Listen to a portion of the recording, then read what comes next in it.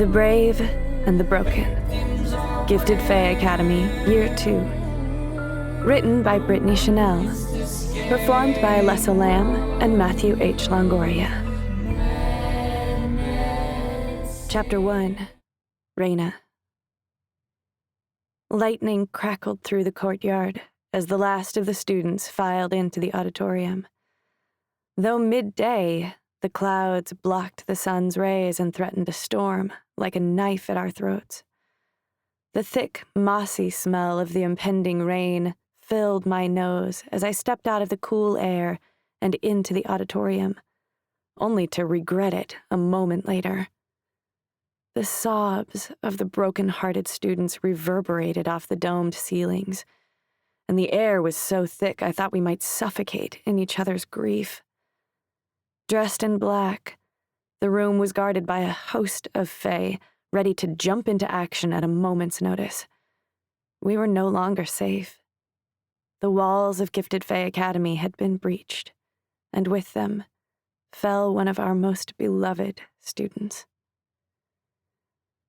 I took my seat beside Briara, with my head pounding from a night spent crying, but unlike her, I had no more tears to shed.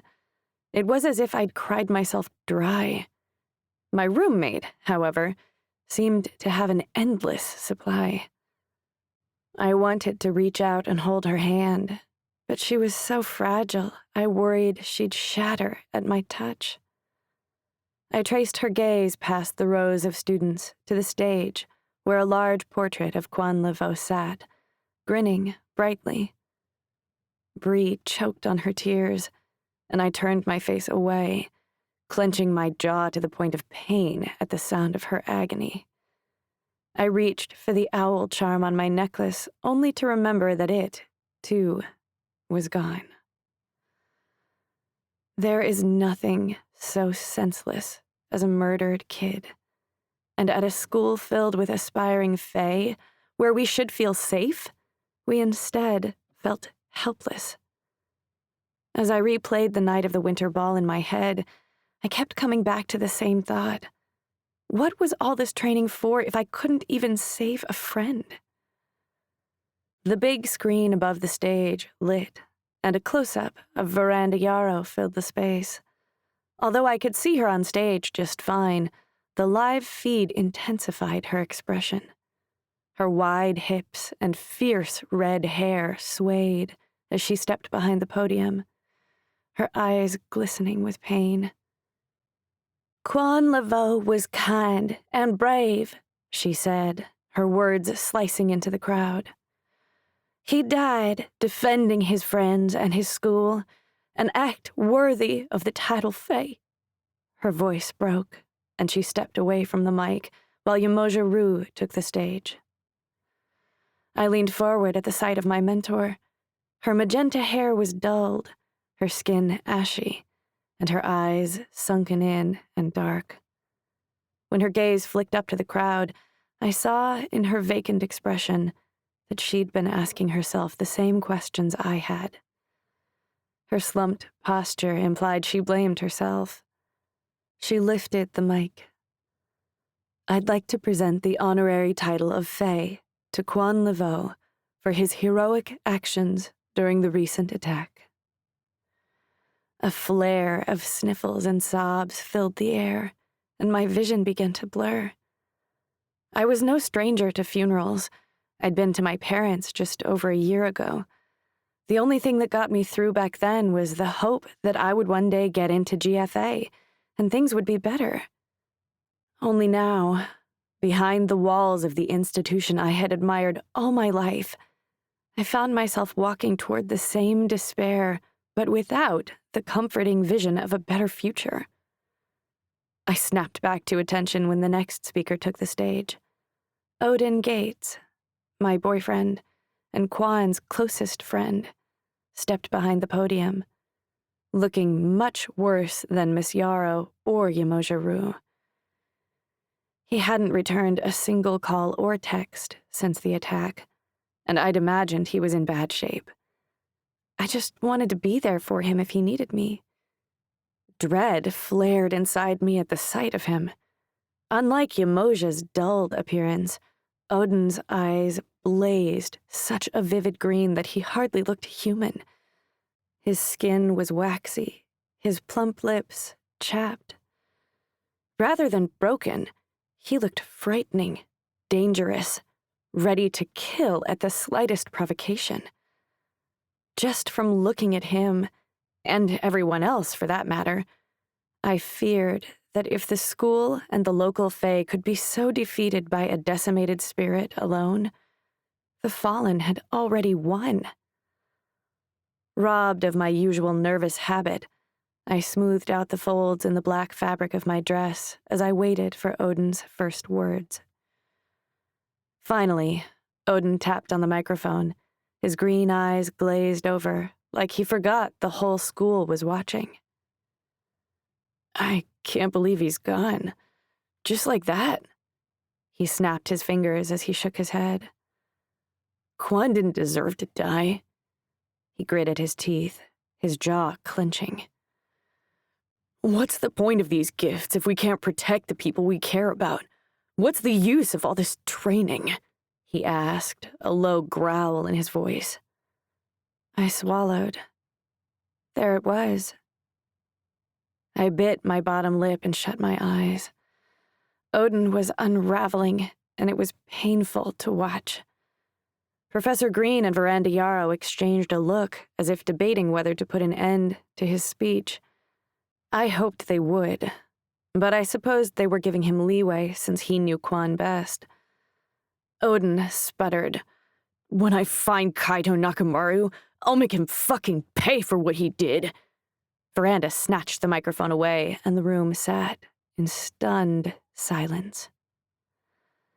I dropped my head, the heat of fresh tears streaking my face.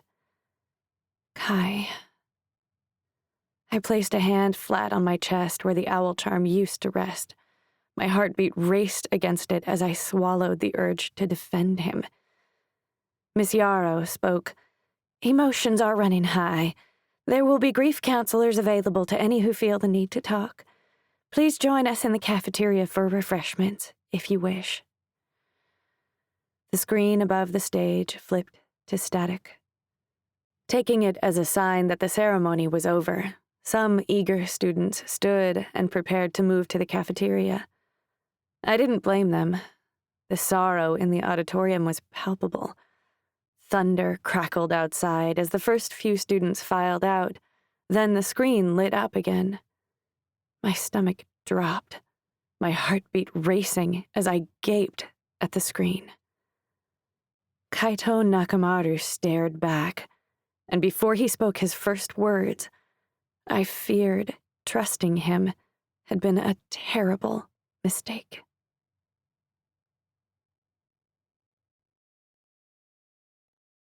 Two. Kaito. I glared into the blackness of the camera lens and took a steadying breath before I shattered my former life. Willing myself not to think about who would be listening, I interweaved my fingers to keep my hands from shaking. I felt DT looming over me, heard the scrape of his boots as he paced behind the camera, his eyebrows raised and his head cocked at my hesitation. I sighed, knowing I'd agreed to this, as the camera's static red light urged me on. I spoke. By now you know of the Fallen's involvement in the attack on Gifted Fae Academy. Now that we have your attention, we'd like you to know why. This unwarranted hero worship must end. Wake up! The Fae's hands are covered in blood. Their power has been absolute, their victims slaughtered without a trial. Why should some be praised for these violent acts and others punished? As a society, we've been brainwashed by the media, taught to love and trust the unchecked Fae as we reward them for their violence. They grow richer, while the rest of us starve on the streets. We die. They profit. According to the Fae, there is no benefit in financially assisting the poor or ungifted. Gifts alone determine whether we starve or thrive with no merit given to any other aspect of our being. The fallen merely seek to correct this injustice, to take back the wealth and power that belongs to the people. We are driven by the ones we couldn't save, the fallen among us. We have grown in numbers, gifts, and strengths, and we will purge this city of the corruption that has placed the Fae upon pedestals, allowing them to play judge and jury. The leaders of this city have turned violence into an exalted enterprise, paying the Fae with the funding that should be helping the less fortunate. It's time to stand up and rise against the Fae. My name is Kaito Nakamura, the leader of the Fallen. Join us, and together we'll build a better world, one where your gift won't define your life. The red light on the camera blinked out, but the tension in my body didn't ease. DT stepped in front of me. Very good, Kaito, very good.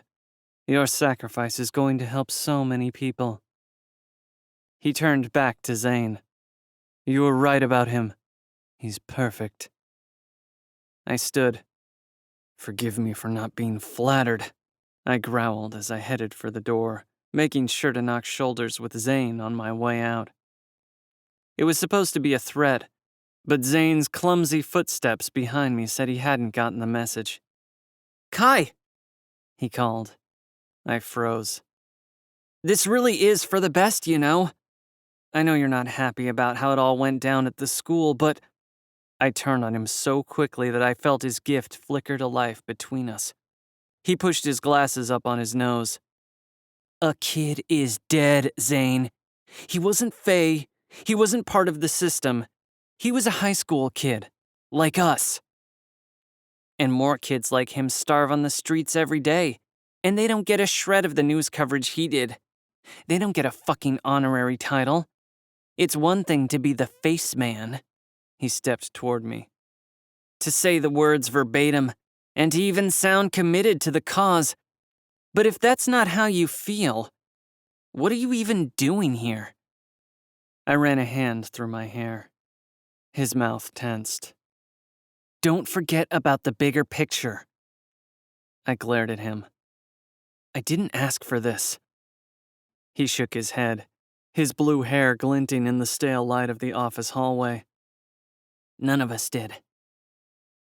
DT walked out from behind Zane, and my hair stood on end. Is everything okay? He asked, his voice teeming with sincerity and concern. I'd met with him on several occasions, but I never quite got used to the look of him. He was, in a word, transcendental. His skin looked ceramic, like carved marble, his polished features delicate and almost feminine. His white hair further emphasized his youthful, almost ethereal appearance. But it was the ease with which he moved through the world that unnerved me. He was all things pleasant, gentle, and charismatic. Hardly the type I would have thought capable of masterminding the Fallen. Alongside DT, Zane wilted like a flower exposed to too much sun. He leaned away as if his body instinctively fled DT's dark gift. Before Zane could get out of reach, DT draped his arm over his shoulder like an old friend. But Zane's panicked gaze snapped to me so quickly, I could tell we feared the same thing. My breath caught as I waited to see if Zane would drop dead then and there. The last thing you wanted was to be touched by the harbinger of death. Instead, DT grinned and said, Be easy on him, Zane. Kaito is burdened by what he lost today. Give him time. His gaze moved to me, but he spoke to Zane as if I weren't there. In a few short minutes, he accomplished more for our cause than our entire enterprise. He's a hero. I felt like many things. A traitor. A liar. But certainly not a hero. Without a word, I turned and headed for the elevators, leaving Zane to fend for himself. I wanted nothing more than to hide out in my new apartment. DT was right about one thing. I did need time. He knew that by making me the face of the fallen, I would be sacrificing my reputation and any chance at a normal life. That was certainly true enough. But as I moved into the elevator and the doors closed in front of me, the sick pang in my stomach said that what I lost that day was much more precious. I reached up and ran my thumb over the owl charm on the chain around my neck, the one that once belonged to the girl I finally realized I love. I'm sorry, Raina.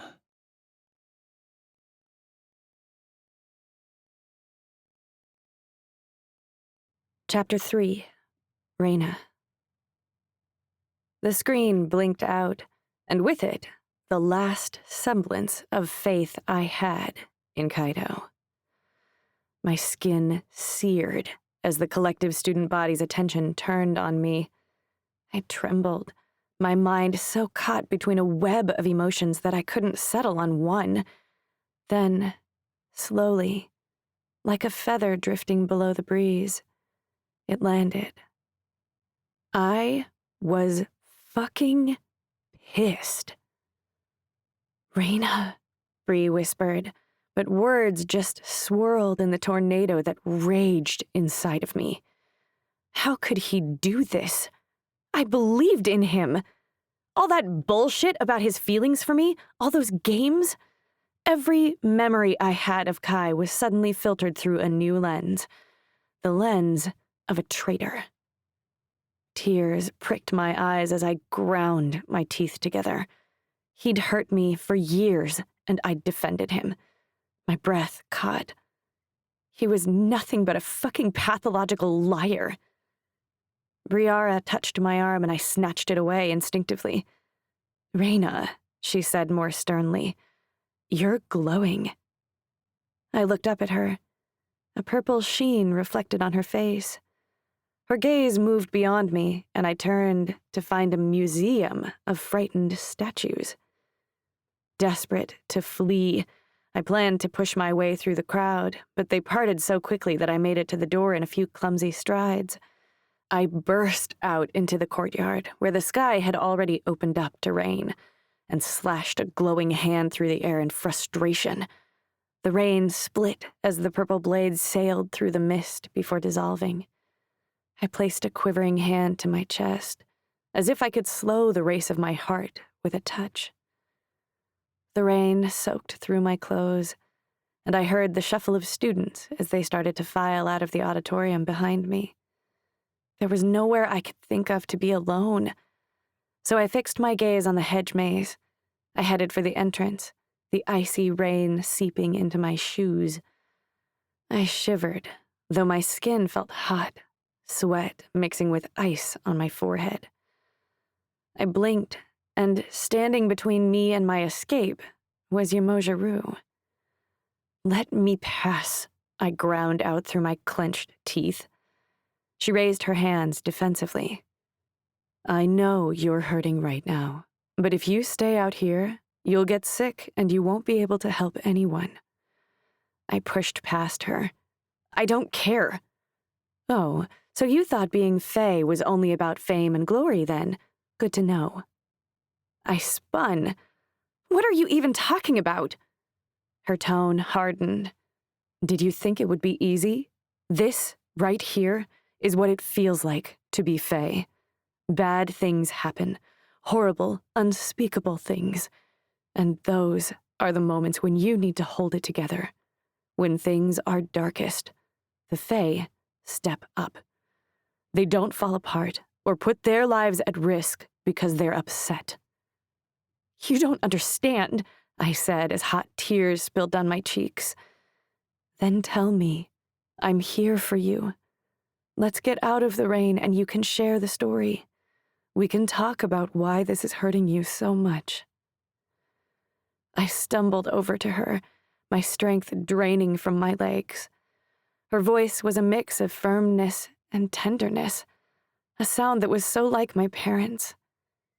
It soothed me, so I moved towards it like a flower towards the sun. I collapsed into her arms and cried while she carried me inside. I got you, she whispered. Bree dashed after us with no regard for the rain. Can I come along, please? I think I should come, she said, her gaze moving between me and Yamoja-Rue, her dark makeup already running down her face. Later that afternoon, after I'd dried off, I sat with my hands cupped around a gold-rimmed teacup and held it to my face as the steam warmed my nose.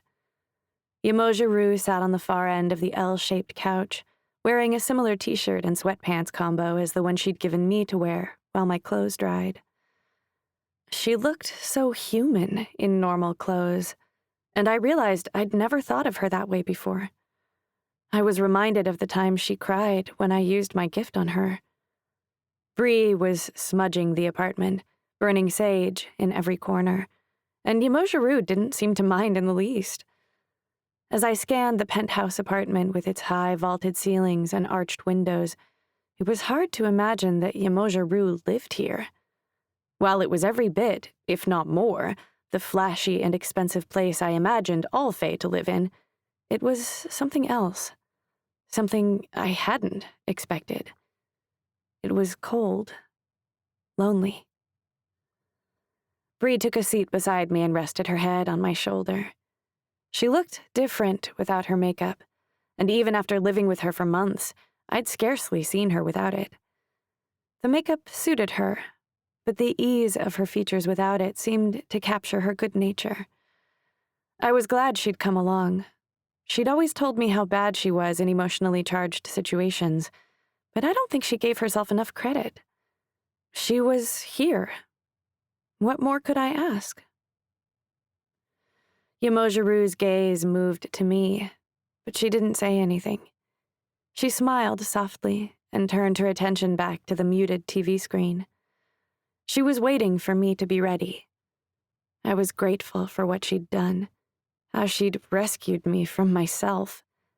And though I wanted to say so, the ache inside me was so strong, I knew that a single word would set me off again.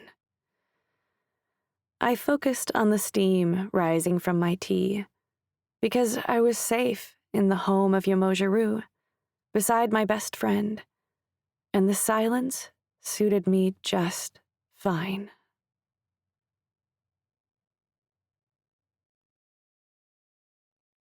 Four. Kaito. I didn't know I was asleep until a knock at my door jolted me awake.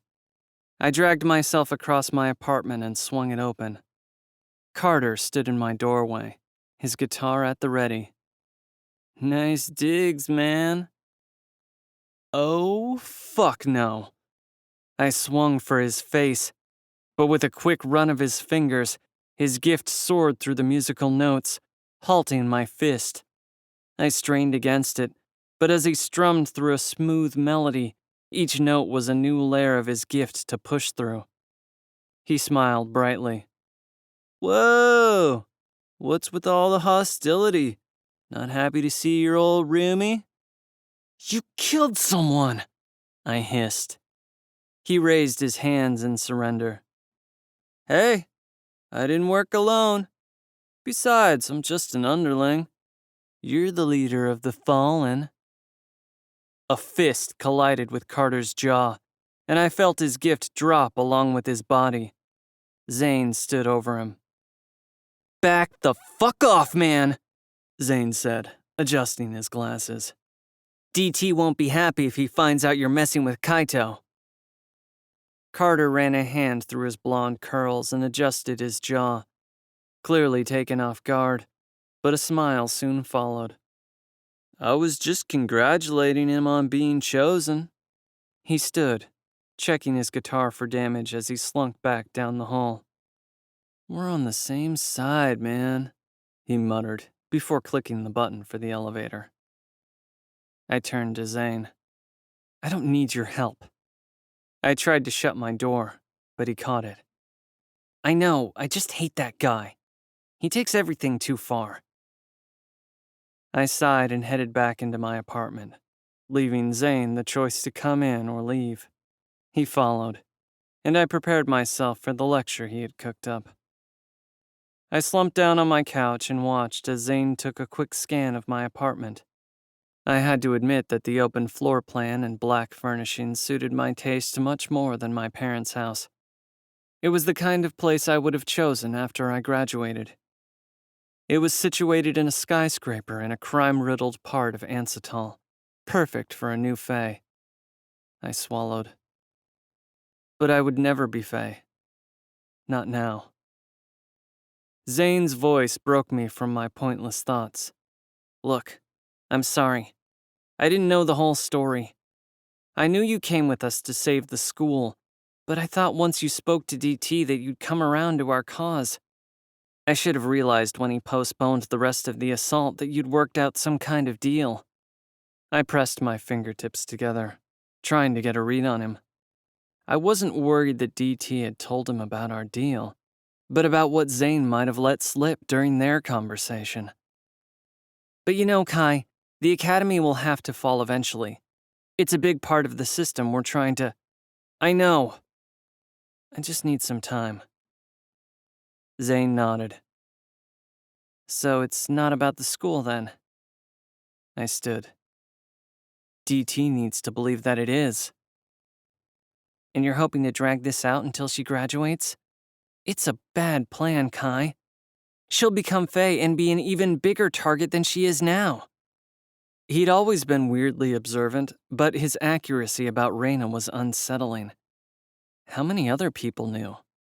Did Carter? Fear licked at me like a flame reaching for dried wood. They'd target her if they knew. They could use that information to control my every move. I tried to remember my time with Carter. How much had I told him? I have never been so grateful for not being the type to share my feelings. Still, I had to know. Who else knows? Does Carter? Did you mention it to DT? He shook his head. I didn't mention it, and I won't. I'm not trying to screw anyone over, I just believe in what we're doing here. I don't know about Carter. Maybe. He tucked his hands into his pockets. Never mind. What is it? Maybe we should hang out with him. I sighed. Like keep your enemies closer? Don't you think that'll just give him the same opportunity? He shrugged and rustled his blue hair. I actually came here to show you something. You mean you didn't stop by just to punch Carter in the face? I asked. I felt a slight tickle running up my arm between my wrist and my elbow. He smiled. That was just a bonus. Come with me.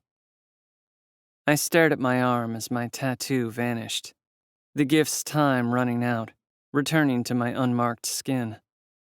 Zane eyed it. Bummer. You going to get a new one?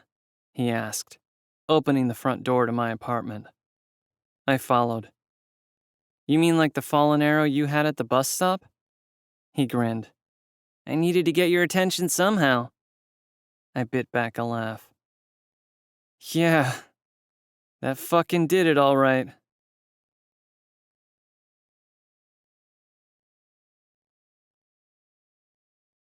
Chapter 5. Reyna. Bree gaped at me, her purple locks bobbing in the messy bun on top of her head. He said that?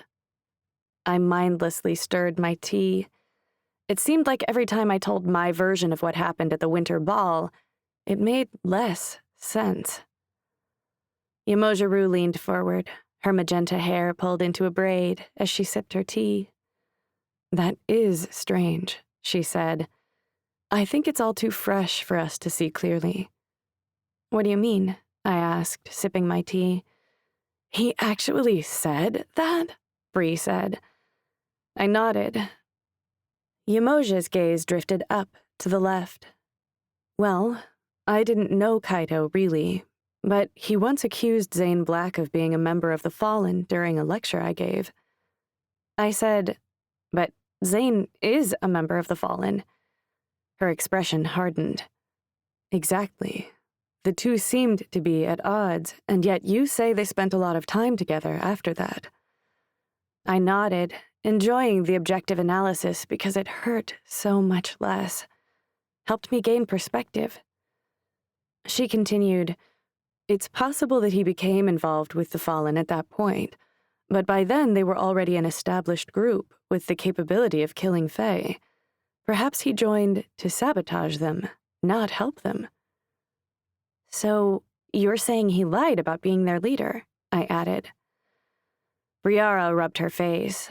"Well, if he lied about that, he could have lied about that other thing."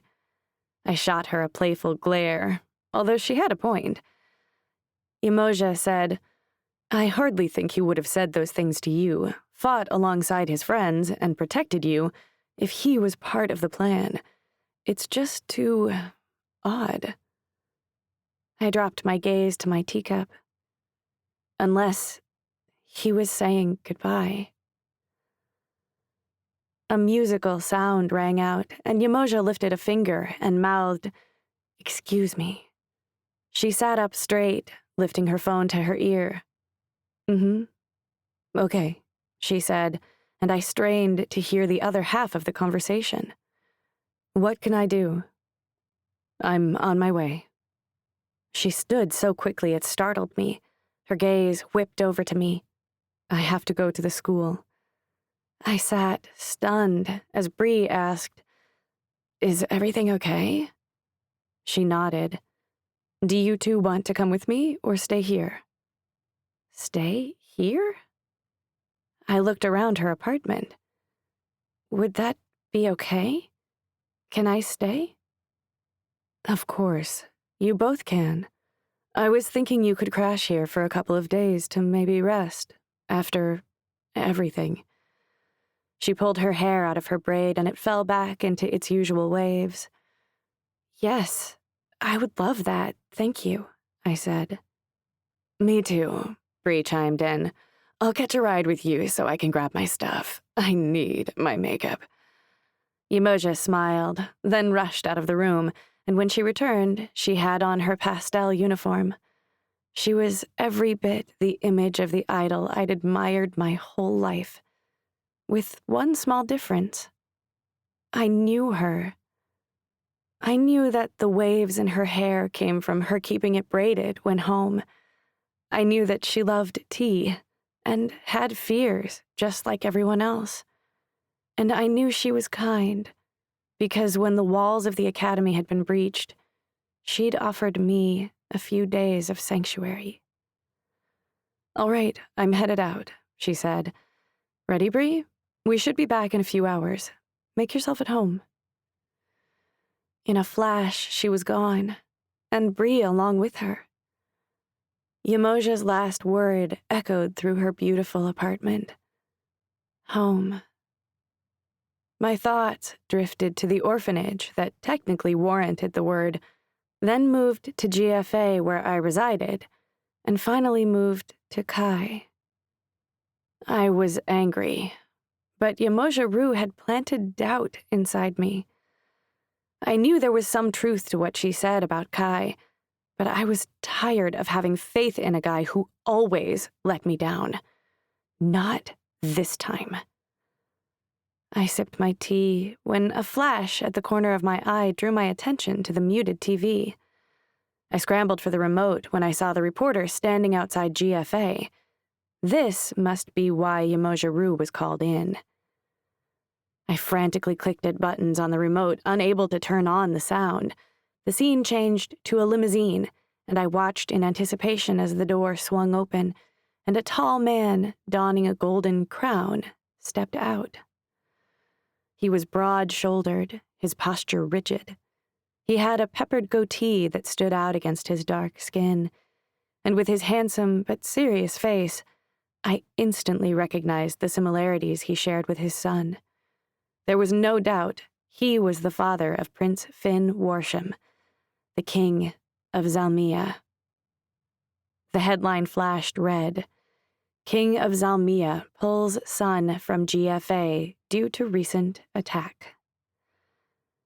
I stared and wrapped the blanket tighter around me, but the next headline caused me to leap from the couch and head straight for GFA. Could GFA be closing its doors permanently?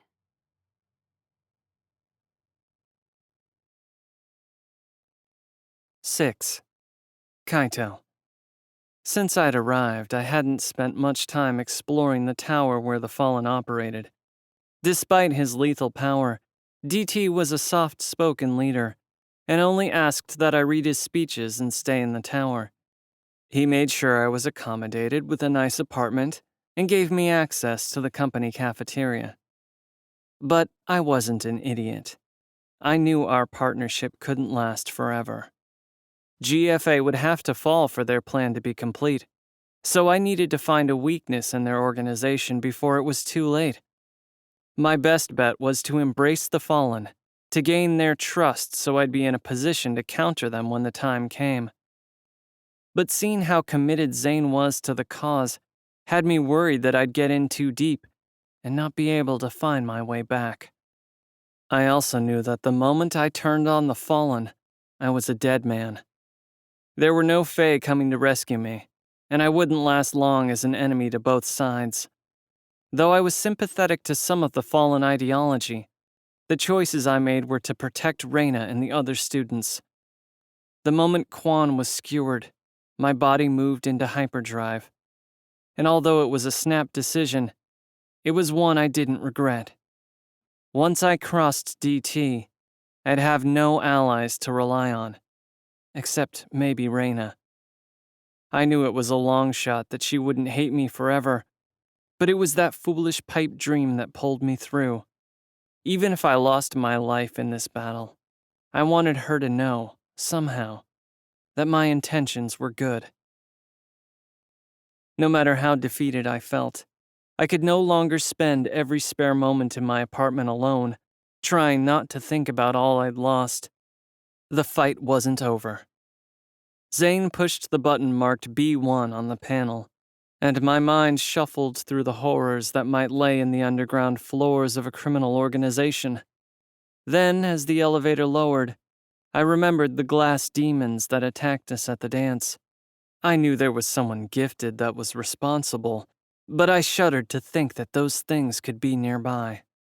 We stepped out of the elevator, and Zane tossed me a mischievous smile before leading me to a pair of double doors. He nodded for me to enter. Okay. I pushed open the doors and threw my hands in front of me defensively. After a stunned pause, cheers burst through the room. I gaped as I scanned the crowded hall. There were about 200 people all turned to me, smiles plastered on their faces. Zane patted me on the back, ushering me further into the room.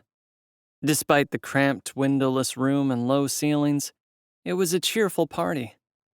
Most of the occupants had drinks in their hands, and the walls were covered in screens with colorful lights dancing and shooting around the room. At the back of the room, DT strode out onto the stage. He wore a white-fitted suit with a purple scarf slung over one shoulder. His musical voice flowed from the microphone. "Welcome, Kaito," he said. "We've thrown this party as a token of our appreciation for your bravery and sacrifice." Heat burned my face as I waved off their attention. A party? It was literally the last thing I'd expected. DT left the stage and the crowd resumed their conversations, but I couldn't shake the feeling that they were all waiting to talk to me. I turned to Zane, hoping to give him shit for setting me up, when a petite girl with a bright grin and a lavender pixie cut walked over to us. 2 beer bottles were floating beside her as she motioned them to our hands. I raised an eyebrow. Impossible. Levitation? She shook her head. "I wish. It's more like strings and a puppet. Plus, I can only do it with glass." I nodded. "Ah." "Mr. Nakamura," she said, her words jumbled together. "Kai."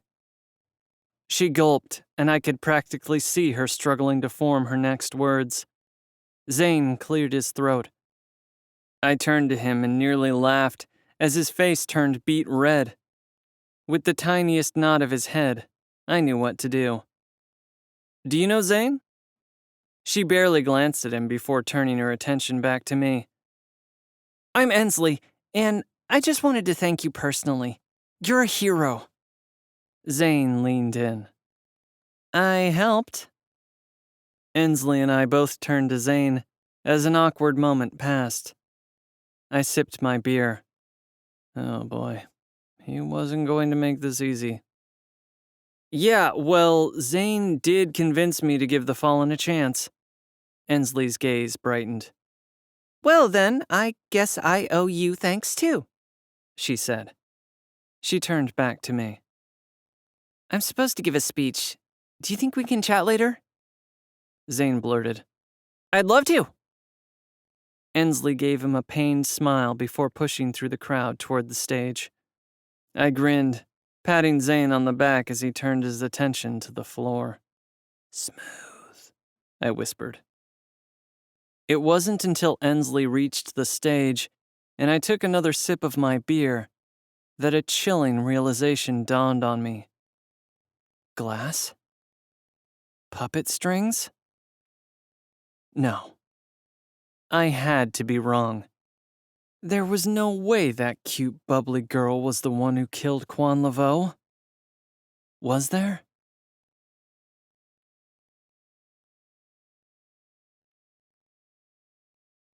Chapter 7. Reyna. I wasn't able to catch Bree and Yamojiro before they left, so by the time I made it to the school, there was a mob of media outside the gates. Camera flashes, waving microphones, and gloved reporters were all being kept at bay by 4 bronze-tier Fae. I dropped my head so my curls could hide my face and snuck my way toward the front of the crowd. I scanned the Fae. They were familiar, but I didn't know them by name. I hoped they'd recognize me from my meltdown that morning, and I waited until one of them made eye contact. His face lit with recognition, and I lifted a shy hand to confirm. He whispered to another Fae, and the two ushered me through the gate and the school's new barrier. It might have been that the school's reinforced barrier was thicker, so less light shone through. Or maybe it was the clouds refusing to lift the ominous gray blanket the sky had become. Either way, the school that had once captivated me with a single glance now looked haunted, ghostly. The sheer number of Fae lining the halls of the main building and the speed with which they ushered me back to where the campus was located told me that the King of Zalmia was still present. I came to a halt when I noticed Miranda shuffling through the hallway toward the balcony stairs that led down to campus. We weren't exactly friendly, and I didn't want to engage in any unnecessary battles, so I slowed to match her pace. I didn't immediately notice that she was dressed more casually than usual, with sweatpants, an oversized t-shirt, and a puffy jacket that didn't look like it belonged to her. I didn't even register the dullness of her usually sleek ponytail. It wasn't until I heard her sniffle that I realized she was crying. "Miranda," I called as I hurried over, and she slowly turned, her watery eyes fixed on me as if she was waiting for me to set the tone of our interaction. Even with a pink nose and no sign of makeup, which I'd never seen her without, she was stunning. Maybe even more so. "Are you okay?" I asked. It was as if those 3 words broke her, because fresh tears spilled out onto her cheeks as she wrapped her arms around me. Stunned, I rubbed her back as she shook. Her cheek brushed mine. My body went rigid as both my gift and hers awakened. What had Odin told me about her gift? She was a seer? I didn't see any immediate danger in that, but I didn't want to take any chances. We were at each other's mercy. Noticing my tension, she pulled away, wiping her nose with the back of her hand. "Don't worry," she croaked. "I won't do anything. I was thinking we could, she sniffed, be friends or something. It wasn't what I expected, but I was in no position to turn down a friend. We'd had a complicated start at GFA, but everyone seemed to be affected by losing Quan. I nodded. Yeah, that would be nice. I didn't want to push, to mess up whatever we'd just agreed to, but my curiosity overtook me. Were you close to him? She shook her head. I always thought he was kind of a perv, you know? I was confused. Looking at her, it seemed like she'd lost a beloved friend, but that obviously wasn't the case. Was grief just some accessory she was trying on? Her eyes widened. Oh, you mean, why am I upset? Kinda, but if you're not ready, no, it's okay, she said, seriousness and dread seeping into her delicate features. My anxiety rose to meet hers in anticipation. So, now that we know for sure that Kai's betrayed us, I just keep thinking. Before she even finished, I regretted asking. I had sex with him, a few times, and I really loved it. Why am I always attracted to these bad guys, you know? I sighed, unable to mask my annoyance. She shook her hands like they were on fire. I told everybody about it, too, and now they probably think I'm a traitor, and when we were doing it. Lord, please just strike me the hell down. Miranda, I'm sure nobody thinks that. I fought against a wave of nausea as she pulled me in for another hug. I patted her back. You're such a good friend, she said. Desperate to change the subject, I asked, have you heard anything about the school? Is it really closing? She shrugged. I'm waiting here for updates, but they've been kind of tight-lipped about it. Finn might know since, I nodded. I'm going to ask around. Okay, bestie, she said. I wasn't jealous. I was angry. As if I needed more reasons to be furious with Kai. As if it wasn't enough that he was tearing the whole city apart, I had to get a play-by-play reminder of how toxic our non-relationship had been via Miranda, of all people. Before today, it was as if Kai's little confession at the dance had given me amnesia about all the crap he'd put me through, his escapades with Miranda included. Since I had proof that Kai's declaration was real, I held on to a shred of hope that it was all a mistake. That is, until the video this morning stamped it out, making the betrayal that much worse. Now Miranda seemed genuinely upset, but I couldn't comfort her. I was barely holding it together myself. As I stepped out onto the balcony stairs that led down to the campus, I could see students wandering around the misty grounds, aimlessly, like the undead. And a shudder shot down my spine as 3 began to move quickly toward me. I couldn't see them through the fog, but whoever they were, they might have information about the academy. I made my way toward them, and the shapes grew more defined. I recognized Odin's first. A flutter of nerves racked my body as he approached, Finn and Enzo at his sides. Ray, he said. How'd you know it was me? I said, moving closer as the 3 figures finally became clear. You're glowing, he said. I looked down at my hands. Shit, I don't know why it does that. A half smile slipped from his face so quickly I almost missed it. I could practically hear his thoughts remind him that Quan was gone. He took a deep breath. Everything is so fucked up. I nodded. I heard they might be closing the school. Prince Finn Worsham stepped forward, and I stepped back from sheer intimidation. Then I noticed a gruesome slash across his forehead that looked straight out of Frankenstein. My mind raced to the dance, the attack, the monsters. I didn't remember when Finn got injured, but it suddenly made sense that his father was here.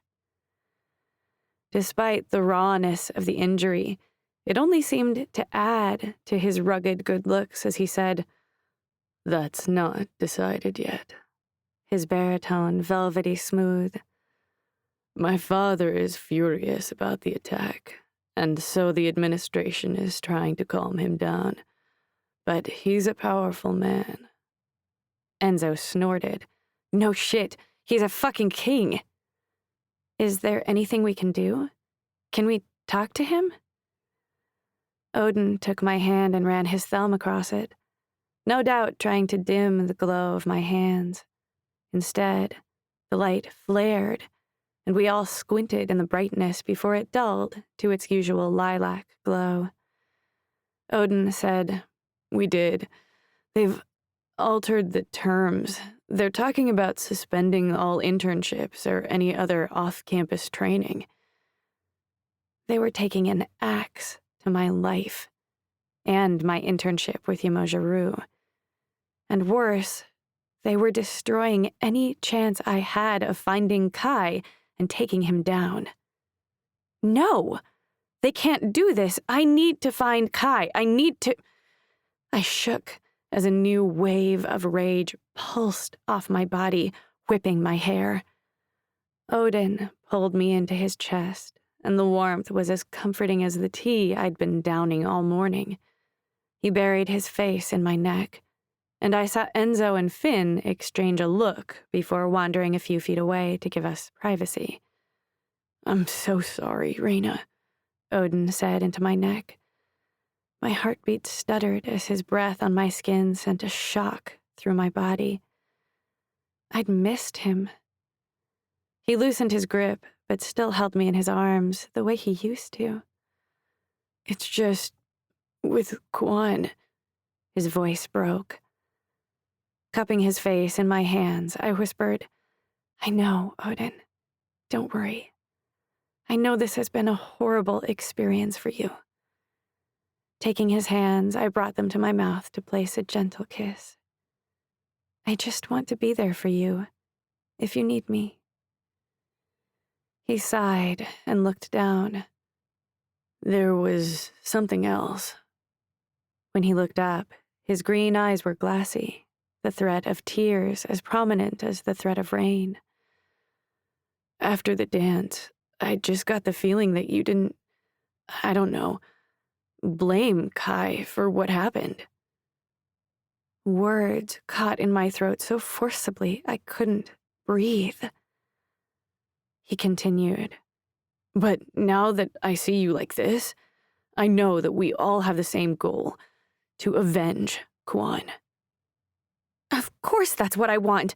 He fooled me most of all," I spat, tears sliding down my cheeks.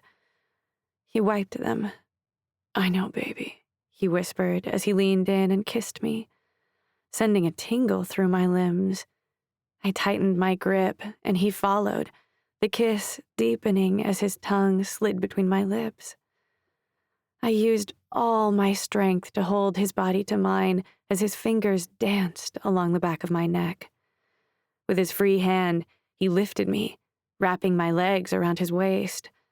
A new hunger awakened. I didn't want to stop, because for the first time since the dance, something felt good. A new presence surged through the fog. I screamed as fingers clutched a handful of my hair and snatched me out of Odin's arms, slamming me to the ground.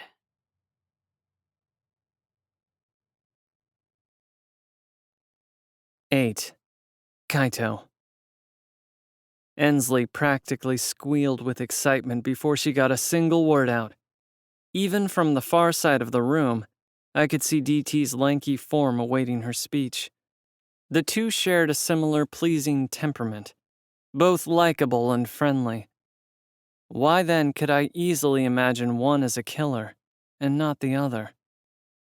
The way Ensley was so starstruck differed from DT. She didn't share his quiet confidence or the unsettling calm within which he operated. I settled on the possibility that I was wrong about her involvement. She was more likely the friendly hostess for parties, not the ruthless killer that had been offing Faye and attacking schools. She spoke. "I'm very happy to be here. For years, the Fallen have been trying to give a voice to those passed over by the system. But this morning, Kaito delivered our message to the world beautifully." She gestured to me with a bright smile, prompting another round of cheers. I shifted, my face hot from the attention. I just didn't understand why I was getting any praise at all. I hadn't joined willingly, and I'd read the speech verbatim. It was a safe bet that no one else but Zane knew that, though. When the cheers died down, Ensley continued. "The response has been far more positive than expected. Ansatol's major news outlets went so far as to refer to Kaito and the Fallen movement as visionary and thought-provoking. Just this morning, we've received over $30,000 in anonymous donations." Her eyes glittered.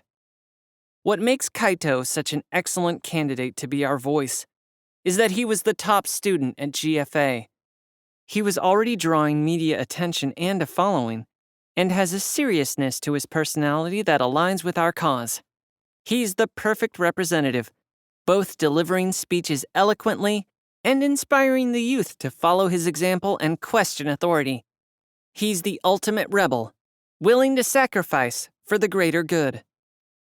I winced. Well, that solved that little mystery. She obviously didn't know about my deal with DT. I'm sure it was better for him to let them believe I was who they needed me to be. Perhaps DT's plan was to win me over with the acceptance and praise of his members. Ensley's theory as to why I was chosen, I suspected, was a little off. If I had to guess, I'd say it was because DT figured I was attention-starved and emotionally vulnerable enough to be easily manipulated. But being underestimated could work in my favor. I only needed to play the part. Someone near the stage said something to Ensley that I didn't catch, and her eyes moved over to DT. He gave an approving nod, and a few seconds later, all the television sets flicked on. I cringed the moment I heard a clip of my voice mixed in with a chorus of news reporters and talk show hosts. The TV sets all muted with the exception of the one at the back of the room. Luckily, it didn't show my speech, but rather a set of middle-aged bronze-tier Fae chatting on leather couches. "It's ridiculous," one said. "If the Fae couldn't attack with lethal force, we'd lose every fight." The other man seemed reluctant to agree. "I mean, obviously you're right, but we're putting a lot of faith in our government." "What do you mean?" "I mean that if someone from the Fallen gets elected, technically they could order us to target whoever they wanted, and we'd have to obey." The man shifted, his features lined with frustration. "They're killing Fae! And the Fae are killing them, too. They have been for years. Surely you know this has never been one-sided." I felt Zane's hand pat me on the back. I turned to him, his gaze locked onto the screen. He had the same pleased grin as the rest of the people in the room. A pang of guilt hit me as it dawned on me just how important their cause was to them. And here I planned to derail it the first chance I got. My attention snapped back to the broadcast as an off-screen voice read, "Next up, an exclusive interview with the parents of Kaito Nakamura." It felt like all the air was sucked from the room as every TV screen blinked out, and the entire room's attention slammed onto me. I froze. I'd be lying if I said I never thought about how my parents would react to my speech, or if I said I wasn't curious what they would say in an interview. But the last thing I wanted was pity, and if I didn't pull it together quickly, everyone here would start treating me like I was defective. I sucked in a shaky breath. This was nothing new. Even before I got mixed up with the Fallen, my parents hadn't approved of me. I knew what they would say. I wasn't their son. I've always been a fuck-up. It didn't hurt less, but I was used to faking it. I swallowed a lump of grief, lifted my beer, and flashed my most convincing smile. To the cause! Let's party!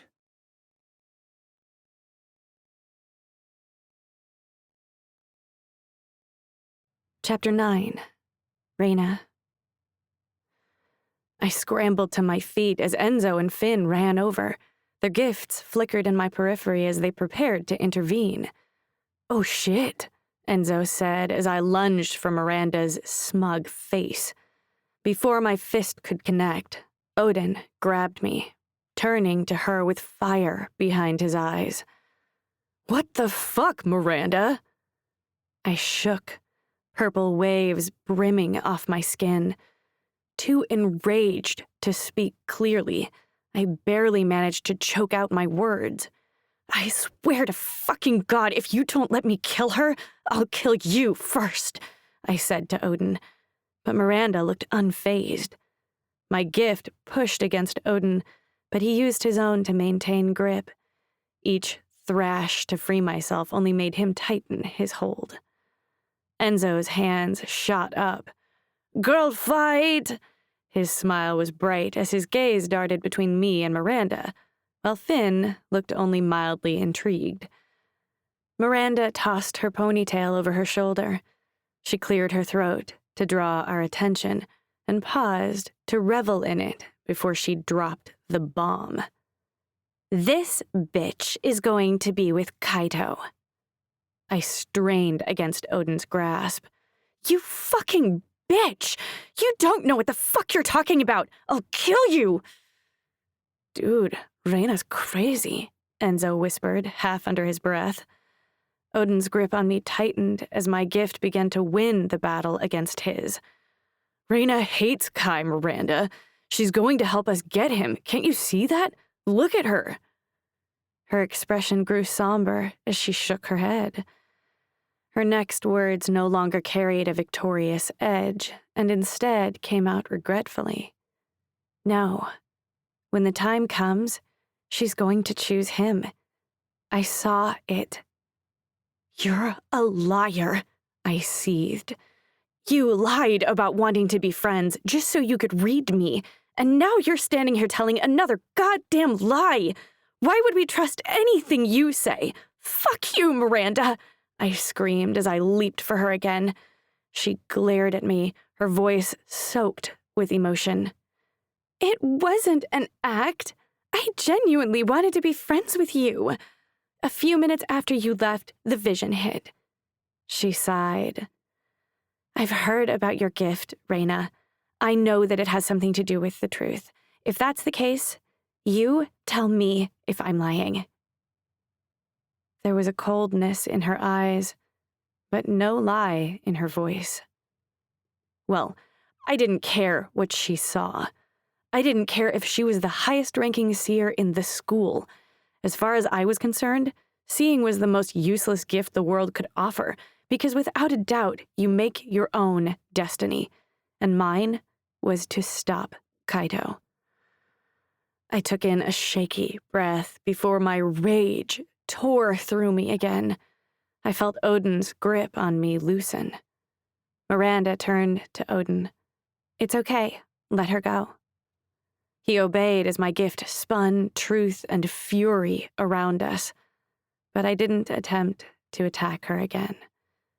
Doubt seeped through the cracks in my defenses. How could that be the truth? She smirked. "It's too bad we can't use her gift on her. But you know my gift, Odin, and how strong I am.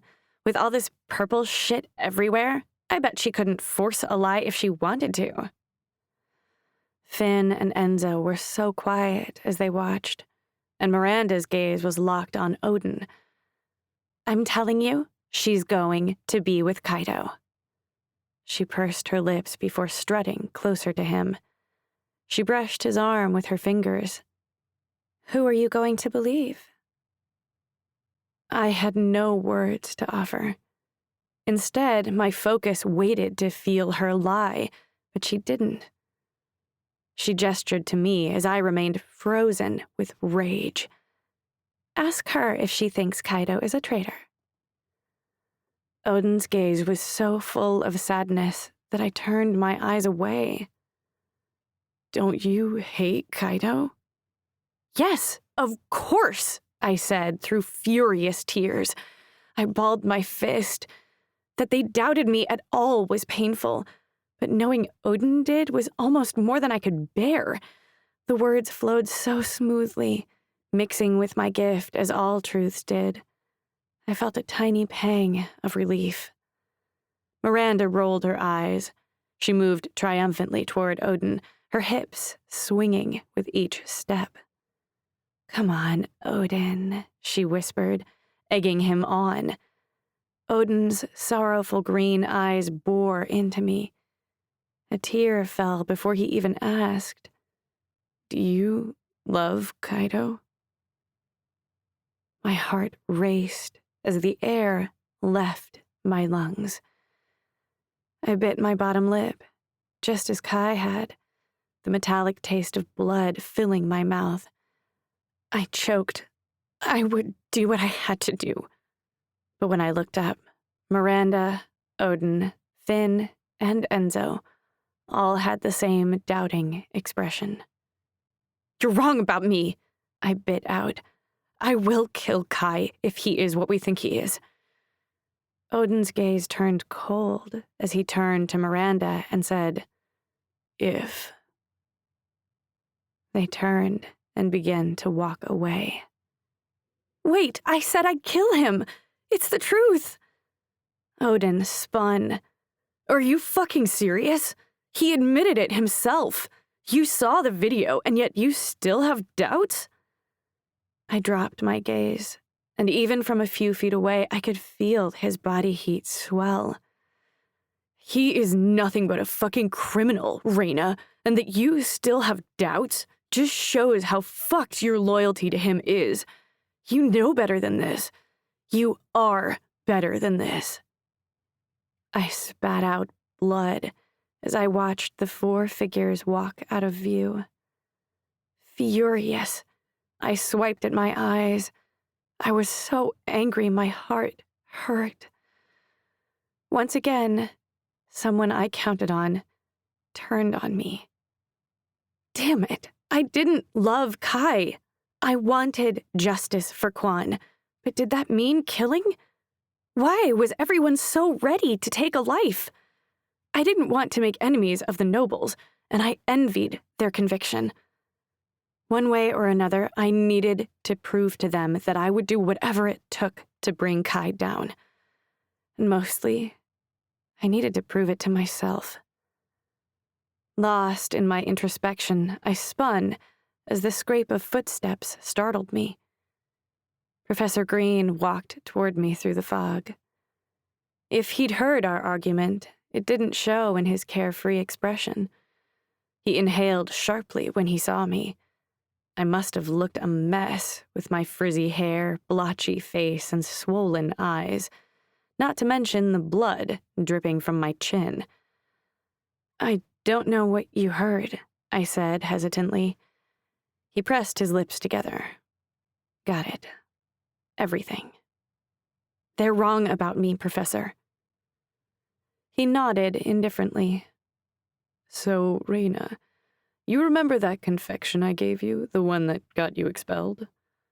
I nodded, though I'd never blamed him for what happened. It wasn't exactly by chance. You know of Maxim Dubrow. He was at your exam. Yes, sir. He's a retired seer, right? That's correct. He never mentioned why, but he told me to make sure that particular confection found its way into your hands. I felt quite a lot of guilt when I heard you'd been expelled from your old school because of it. But then you turned up here for the exam, and I understood. I paused, to consider his meaning. So, you're saying you believe Miranda? You believe in seers and their glimpses?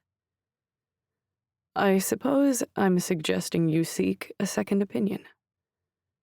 He nodded toward the main building where the teachers kept office hours and gave a half smile before walking away into the fog. Professor, I called, can someone change their path? I mean, as far as you know, has Mr. Tubrose ever been wrong about a prediction?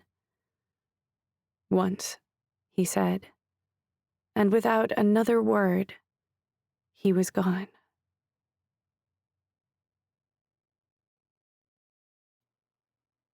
"10. Kaito." As a perpetual failure, there was nothing more bizarre than being at a party thrown in my honor. I was used to everyone trying to take me down a notch, and all this positive attention left me feeling out of my element. Each person I met was eager to tell me how the Fallen movement had impacted them or their family. The owl charm that brushed my chest with each small movement reminded me that the Fallen murdered the Fae. But that's not what anyone was talking about. They all focused on the redistributed wealth and the families who desperately needed it. While I sympathized with their plight, I'd been present during a Fallen attack. I watched a friend die and knew that if I had become Fae, the very people toasting my contribution would be first in line to toast my death. I'd already worked up a nice buzz when I caught a whiff of something fried coming from the banquet table. I made my way over to it, thankful for the quick break in socializing, and eyed the trays loaded with finger foods. On the far end of the table, a young girl, no older than 8, grabbed a handful of cake and shoved it directly into her mouth. I bit back a laugh, but she caught me. She licked her fingers and grinned through missing front teeth. "Did you try the cake?" she asked with wide eyes. "I was going to, but it seems like you beat me to it." Her hair was sandy brown and her features were a little familiar, but I couldn't place them. "We never could afford cake," she said, licking each finger and smearing her face with frosting. "Didn't know it would be this good." "If you eat too much, you'll get sick," I warned, as I began to fill my plate with savory foods. "Are you kidding? I'm never eating anything else again." "Well, would you like me to cut you a slice, or—" I eyed her slimy hands. "Get you a plate?" "No thanks. I think if I take handfuls, the other people won't want any. This way, it's all mine." I nodded. Good plan. But, since it's my party, it's kind of mine. Her mouth dropped open and a little cake fell out. "Are you Kaito?" I smirked. "You don't recognize me from the news?" She shrugged. No one lets me watch new stuff. I'm only 7. I just came for cake." "Well, have at it, kiddo," I said, "before your parents see you over here." "I'm here with my brother," she said, pointing a frosted finger to the far side of the room. I followed it to Zane. "Ah, well, that actually makes a lot of sense. What's your name, kid?" "Wendy Black." "I know your brother." "Don't tell him about the cake," she whispered. Across the room, an icy gaze caught my eye. "Why don't you bring a handful of cake to him?" I said to the girl. "I'm sure he'd love it." "Great idea," she squeaked. I took the opening to make my way over to DT. The crowd parted to let me pass. At the back of the room stood the Fallen's mastermind. His stark white suit rolled up to his elbows, exposing his lethal arms and hands. DT's eyes brightened when he saw me approaching. He smiled, his teeth almost unnaturally white. He held out his beer. "Kaito," he said. I tapped it with mine. "My friends call me Kai, actually." his eyebrows raised. Friends, huh? You want to be my friend? I shrugged. Why not? He sipped his beer thoughtfully, an impish grin in his icy blue eyes. What do I have to do? I suppressed a laugh. For friendship? I don't know. What do you got? Let's hear your sales pitch. He scratched the back of his neck, then pushed a handful of white hair out of his eyes. I don't know what to say. I shook my head. Well, what are your skills?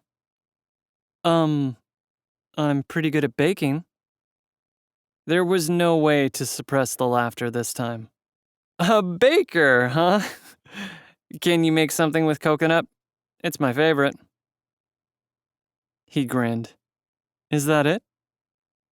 That'll do it. I patted his shoulder and hyper-focused on not touching his skin. He seemed taken aback by the gesture. I couldn't imagine many people risking touching him. He always seemed to have at least a few feet around him, even in a crowded room. He was a wild card, each interaction a game of Russian roulette. More so because he was so unpredictable and unreadable. But I liked the uncertainty and welcomed it as I awaited his response. His gaze turned on me as he said, Kai, then. It was a strange move to offer DT my friendship. He seemed satisfied with letting me stay at an arm's length from his organization as long as I kept my end of the bargain, not to mention he asked very little. But I felt oddly drawn to him, like we were two oppositely charged magnets. His sweetness masked the monster inside, while I fought to prove that I wasn't the devil everyone thought. The music changed and I winced. It was the same song that Raina had drugged me into dancing to. It felt like a lifetime ago, but the embarrassment still felt fresh. What is it? He asked. I smirked. This song. Not good? I kinda like it.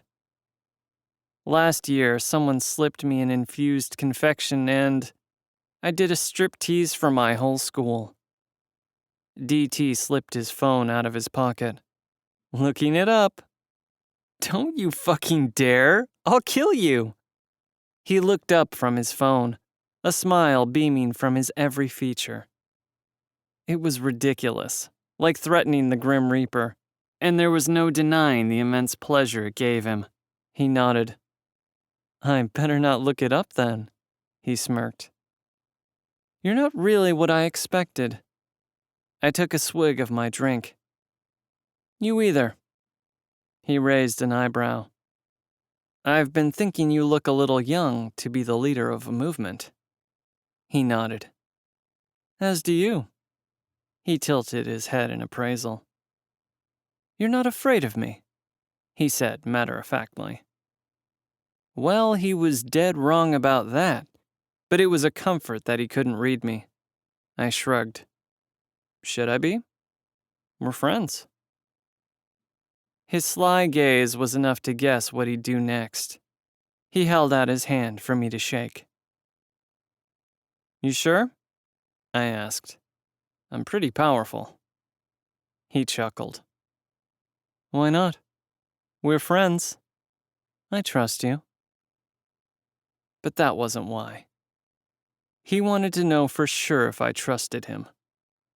I wasn't sure that I did, but I wanted to give him what no one but Raina ever gave me, the benefit of the doubt. The moment his hand met mine, my gift awoke, and I tossed him into the air.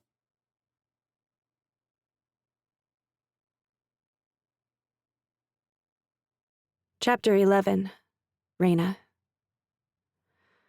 All I needed was a chance.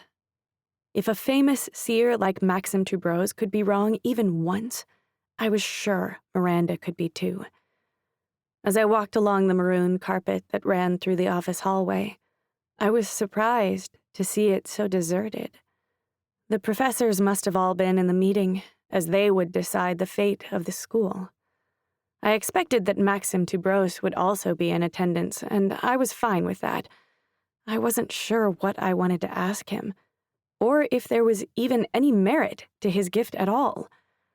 To my dismay, the door beside the name plaque that read Professor Maxim Tubros was ajar, and I could tell from the shuffle of objects that he was inside. I took a deep breath. "I can't help you," a weathered voice said from behind the cracked door. "But I fear you're going to come in anyway." I wasn't certain he was talking to me or if someone else was inside, but a glimmer of light on the other side of the door compelled me to push it open. I stopped in the doorway. There were 1,000 mirrors of every shape and size packed into the small room. Some had gold frames and looked old. Some were simplistic and new. Some hung from the ceiling and walls, but most were packed into the small space, leaving only a small path to a wide redwood desk that sat at the center of the room. On the desk was a single picture frame turned towards the maroon armchair. Sitting motionless in the center of the desk was a snow-white rabbit. The back of the room had windows that tossed natural light off each of the mirrors. Mr. Tubros arranged a mirror by his desk, then sat. If I was a seer non-believer before, I was now convinced that the whole lot of them were mental cases. I took a step in, and my reflection multiplied through the room. At the center of the dizzying display was Maxim Tubros. He was white-bearded, his face heavy with wrinkles, his gaze tired and light blue in color. I started when the rabbit moved toward him, nuzzling beneath his hands. Nice rabbit," I said. He glared at me. "Badgering an old man for answers because you're unable to see the thoughts in your own head. Typical. So painfully typical." "I'm sorry. Should I come back?" He stroked the back of the tiny white fluff ball, whose nose twitched at his touch. I stood awkwardly without an answer, trying to catch a glimpse of his framed picture. He looked up vacantly and sighed. "Rampant blindness," he muttered. "Look," I said, "I'm not even sure if I believe in seers or whatever, but—" "I wonder, then, why you bothered to come." I stared blankly. For an old guy who looked so much like Santa, he was awfully harsh. "Did I do something to upset you?" He straightened. "Not at all. I just find humanity to be a disappointment in general." He tapped on the far side of the desk, and the rabbit scampered to his other hand. "So many wasted opportunities." "Professor Green said you're the whole reason I even ended up at GFA." His white eyebrows shot up. "And how's that going so far?" I bit my lip, wincing from the soreness. He had a point. The rabbit moved toward the picture frame, knocking it over. My eyes widened as I stared down at the picture of Miranda. "She's my mentee," he said. "She's quite talented." "Well, she made a mistake. She thinks I'm going to take Kai's side." He adjusted the picture, placing it back upright. "Are you?" "That's why I'm here." "You want me to tell you how you feel?" Well, it did sound stupid when he said it like that. "Of course not. I know it's not true." He laced his fingers together. "Wonderful. Another satisfied customer." As expected, this was a total waste of time. "Can I at least hold your rabbit?" "No." But his rabbit didn't seem to share his opinion and hopped over to my side of the desk. I reached, just in time to catch him and shoot the professor a victorious look. I felt my anxiety lift.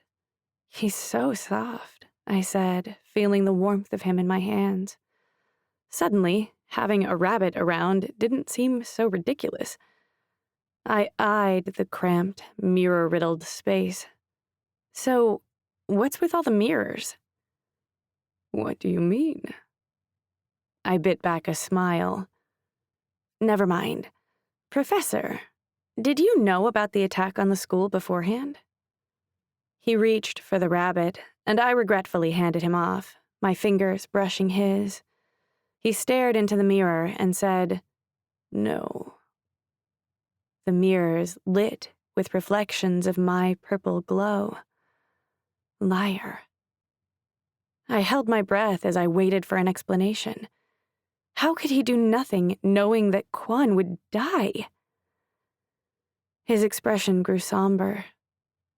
"Everyone always thinks they're one tragedy away from destruction.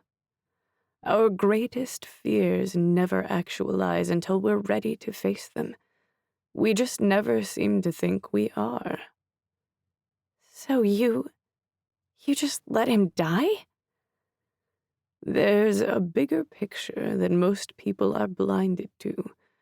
We're only able to see the current moment, our vision halted by negative events. But the darkness of tragedy gives way to the brightest light. The painful links in life's chain, the strongest. Just as every good is necessary, so is every evil.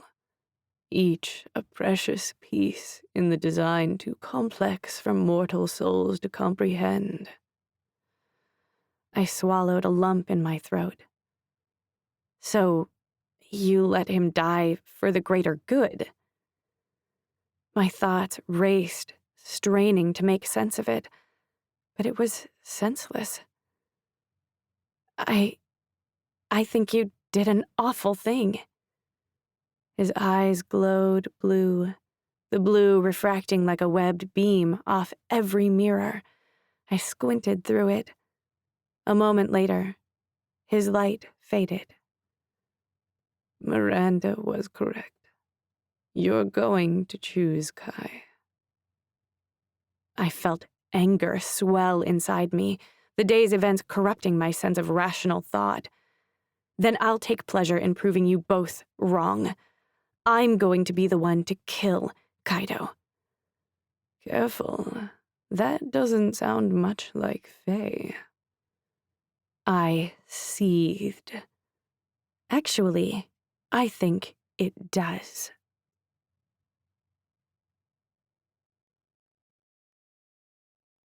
12. Kaito. As I lowered DT gently to the ground and his face glowed with delight, he looked almost like a divine entity or an excited child. "That was amazing," he said. "I mean, I heard your gift was levitation, but that was insane." "I thought you might like that." He shook his head. I never felt anyone's gift besides my own. It's so different from the feeling of mine." "Oh yeah?" Wendy, the little girl from the buffet table, tore through the crowd, Zane following closely behind. "My turn!" she screamed. "I want to fly!" Zane grimaced. "Is it okay, Kai?" I held my hands out and the little girl high-fived them, smearing my hands with frosting. I lifted her and the entire party stopped to watch. I'd never thought to make a kid levitate before, and it was a shame. In the course of 3 minutes, she'd been an astronaut walking on the moon, a mermaid swimming in the ocean, and an angel jumping from cloud to cloud. It was impossible not to smile while watching her. I realized that I was actually enjoying myself. It was almost unsettling how easily I fit in here. There was no fight, nothing to prove. For the first time, I felt like I was enough. My joy shattered as my attention was drawn to the muted TV screens behind Wendy's imaginary castle.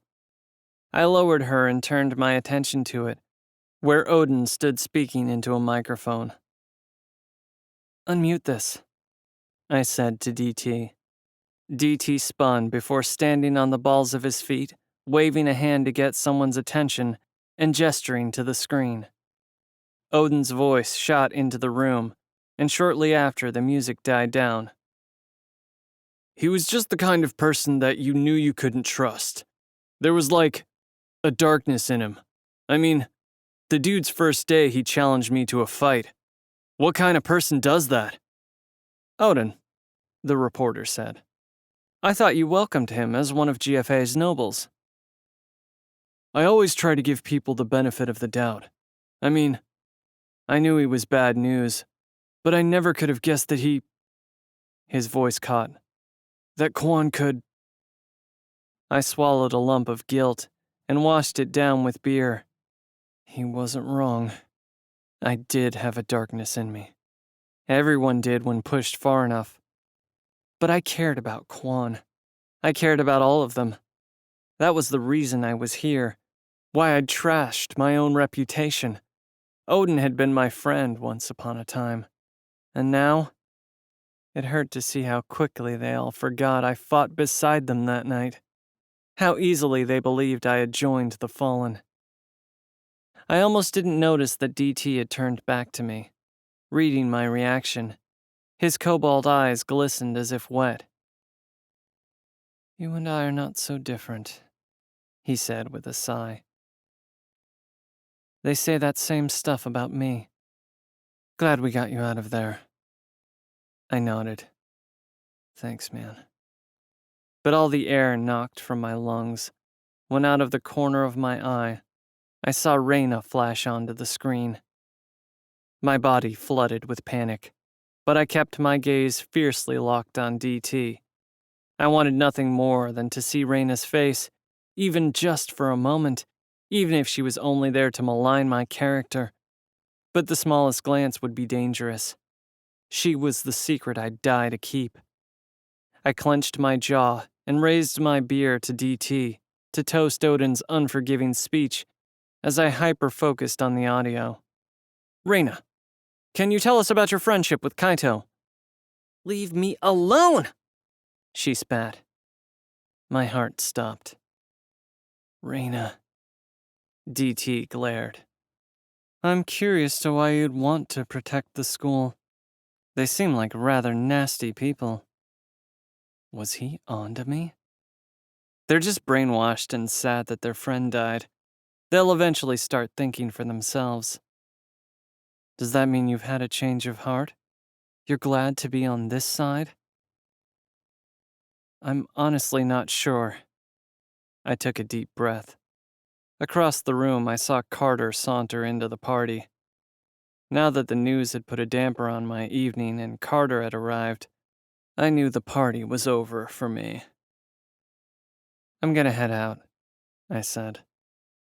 DT gestured to the screen once more and it muted. The music turned back on a moment later. "Thanks for coming. I'm a little surprised you made it." I shrugged. "Thank you. I actually had a good time." "I don't mean any offense by this, but you fit right in. Why are you so apprehensive to join the Fallen?" I sucked in a sharp breath, my gaze dragging over to Carter, who was quickly approaching. "I don't like feeling manipulated. The whole time I was learning about what the Fallen stood for, I had Carter in my ear." His mouth rose on one side. "Oh, makes sense." I shrugged. Later, I managed to slip out of the room without speaking to Carter, but at the expense of not being able to thank Zane for forcing me to attend. I was sure he'd stop by later anyway. Maybe DT would too. I wasn't about to start offing Faye, but it was kind of nice to be around people who understood and appreciated me. I was almost optimistic as I retreated to my apartment and sunk into my bed, blissfully unaware of my mistake. Someone was about to die, and it was entirely my fault.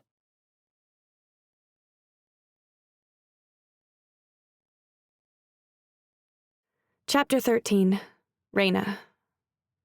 After attempting to head back to Yamojiru's apartment and being bombarded by reporters, I decided to go back through the school's barrier and wait for her outside the office building. I wondered if Bree was faring any better than I was. I considered heading to our dorm to check on her, but I was terrified. I felt like I was teetering on the edge of my sanity. I'm sure Miranda already told her everything. What if Bree took the side of the nobles? It would be just enough to push me over. Fuck it. I had to face her sometime. I hurried to Pink House and raced to my room, hoping to get there before Miranda did. I opened the door just in time for Miranda to strut out of my room with a malicious grin.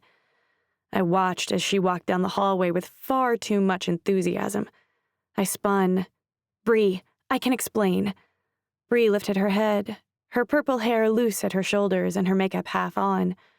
She raised her hand to stop me. Did that bitch put her hands on you?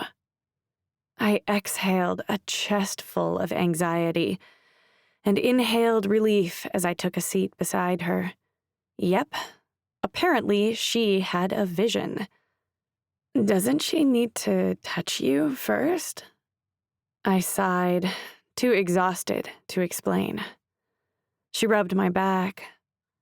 I can't believe he's gone. We had this kind of flirtation, you know. She sighed.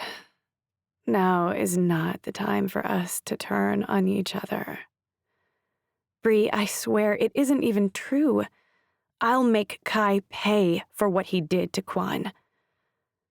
We sat in silence on Bree's bed, our hands clasped together. Then I asked, "How are you holding up?" She stared down at her hands. I feel lost, you know. Would you hate me if I stayed here for a few days instead of at Yamoja's with you? I need a little time to myself. Of course I wouldn't hate you. But if you need anything, message me and I can be here in 10 minutes. I can't believe Miranda's trying to start shit. She glanced around the room. I wonder if I have the materials to make a voodoo doll. I snorted, and she looked at me, her eyebrows raised in surprise. She forced a smile. Do you think she or anyone else really cares about Quan? I do. Everyone does. That's why we're all at each other's throats. None of us are coping well. She choked. I need some time.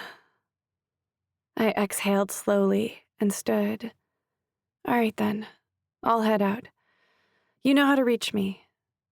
She nodded. Thanks, Reina.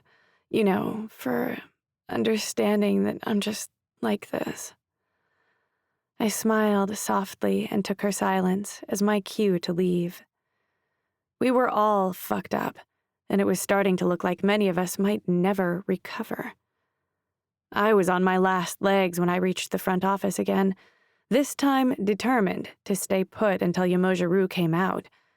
Luckily, a moment later, she emerged from the office building. She stopped short, and I remembered that I was still bleeding, likely looking as rough as I felt. So, I said, reaching for a charm that was no longer around my neck, are they closing the school? She sighed. No, but they've canceled the varsity games and most of the internships. My stomach dropped. Hours? I fought for it, but they only agreed under the condition that you get permission from your guardian. My mind slung back to the torturous grip of my group home mother, Ms. Vivian. Fuck, I said without thinking. There was no way she'd do anything to help me, even if it was just a signature. As I remembered my former group home mother, I could practically feel her gift pinching at my skin as I screamed. I could still see my bloodshot eyes in the mirror just after our last encounter. Oh, boy, I said. Yumojiru put a hand on my shoulder. You're not the same person as you were last year. She's not going to be able to hurt you the same way. I gulped. That's not the point. It's the fact that she wants to hurt you. I nodded. But it doesn't matter. I can do this. Don't worry. She bit her bottom lip. There's one more thing. I put my hands on my hips. Lay it on me. We're no longer allowed in the field with less than 3, so I'm bringing Odin into our team. I bit back a laugh. Perfect. Things just kept getting better. At least with Odin around, I'd have the chance to prove to him that I was capable of bringing Kai to justice. That was, if I could even convince Vivian to sign for me. I clapped my hands. All right, well, I have my work cut out for me. Where's Bree? Is she coming? She's gonna stay here, I think. She raised an eyebrow. Is everything okay?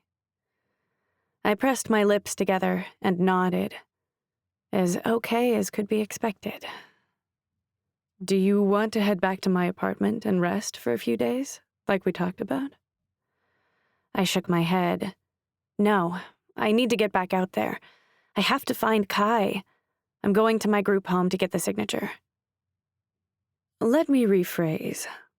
You've had too much happen lately. Give yourself 3 days rest and then go. She turned away. Something in you is different. You're changing. I'm afraid you'll... I took a deep breath. If Yumojiru could see me unraveling, then I really knew I should heed her advice. 3 days rest, then I'll go. The lines on her face softened. You don't want me to come? No, it's okay. I think I need to face this one alone.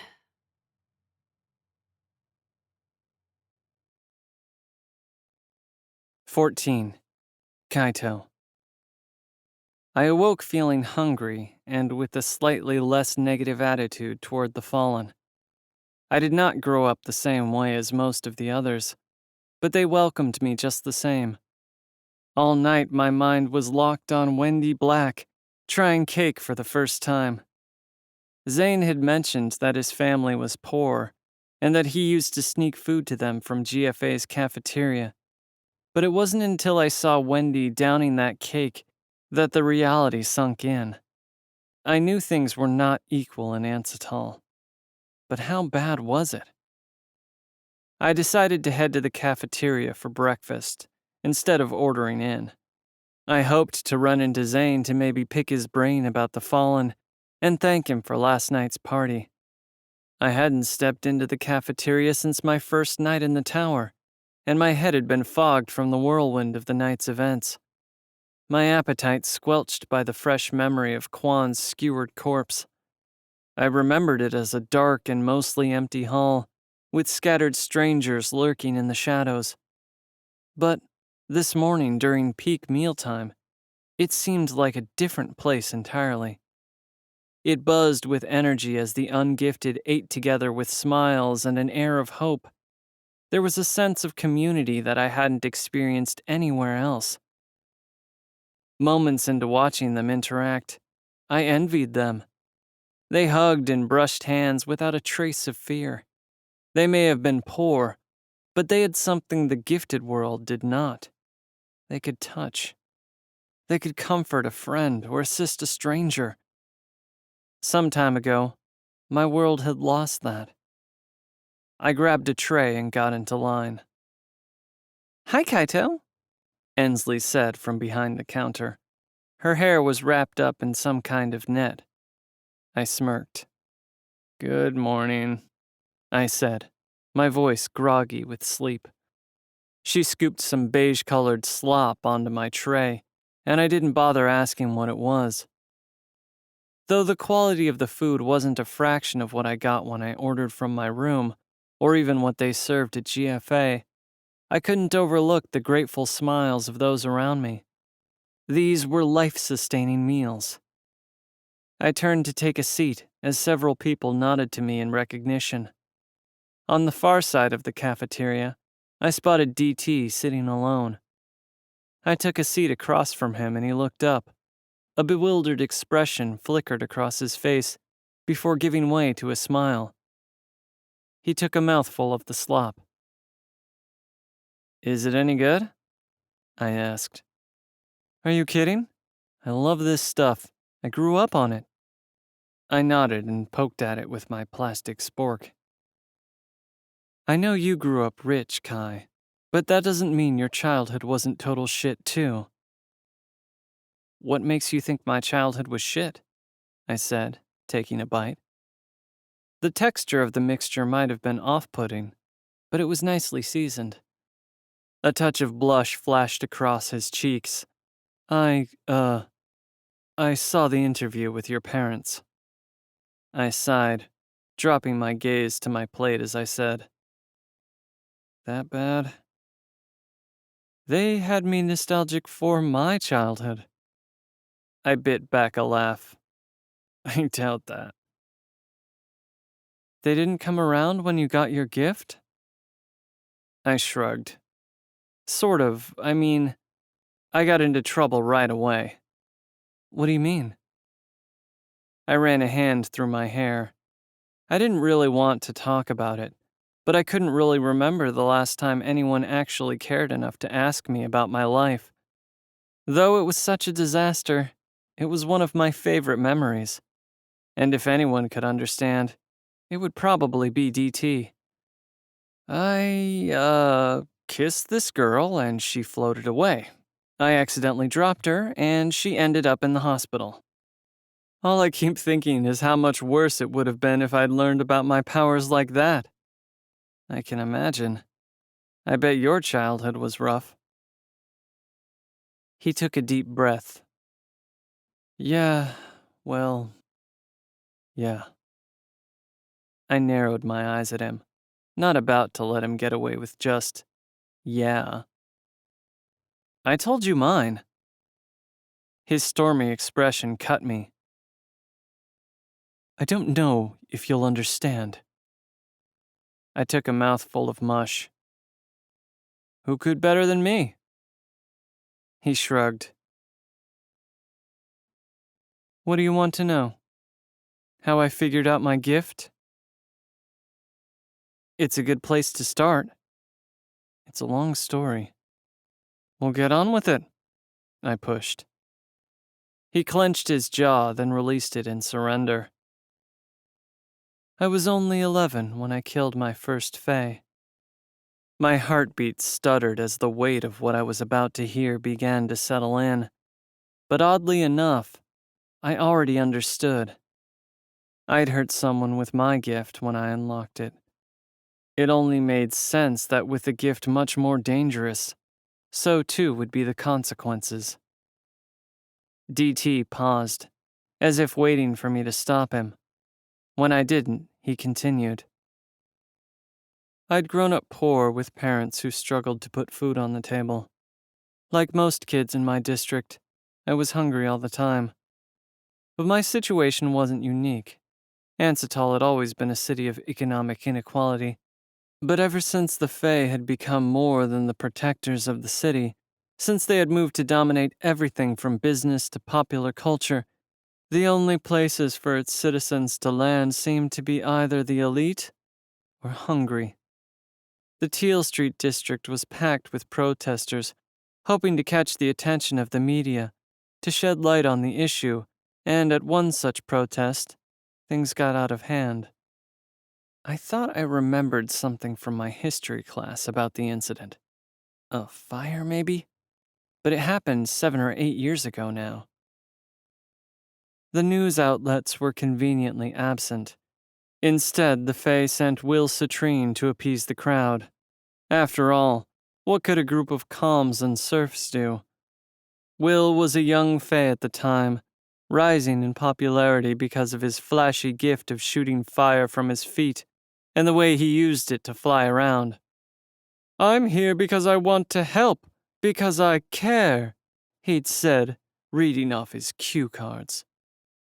"Please, you must all go home for your own safety." The crowd grew agitated, and in a matter of minutes, the peaceful protest turned violent. In a panic, Will Citrine cast a wall of fire between himself and the crowd and called for backup.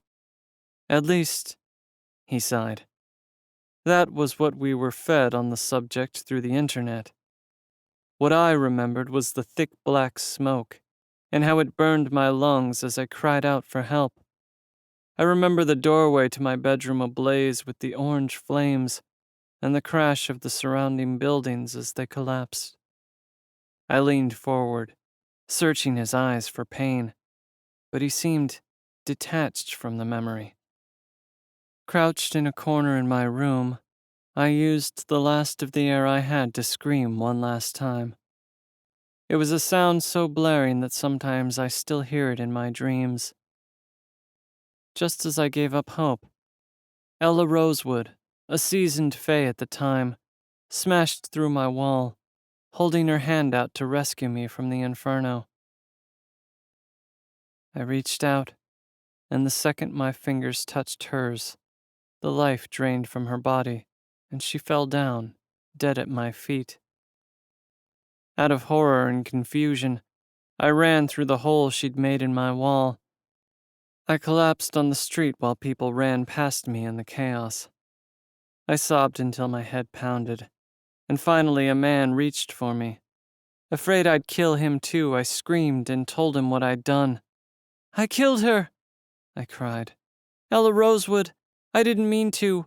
I think it was my gift. She just died." My eyes pricked and my vision blurred from tears I held back as he continued. The man didn't know what to make of me or what I was saying, but a moment later Yamoja Rue stepped out of the flames carrying the motionless fae. The man raised a finger to his lips and tossed me his gloves. He renamed me DT. Death Touch. I had 1,000 questions, but before I could ask, he leaned back, sort of regained focus, and said, "Oh shit, man, sorry. I wasn't trying to bum you out. Let's talk about something else." I shook my head, hoping to loosen the unsettled feeling in my stomach. Suddenly, my sense of fairness felt confused. "Can I ask you one thing?" He nodded, but his slightly raised eyebrows said he was a little irritated. "Can I ask you what your real name is?" He paused as if trying to remember it. Calvin. Then the corners of his mouth curved up. "But my friends call me Cal." I smiled. Cal it is.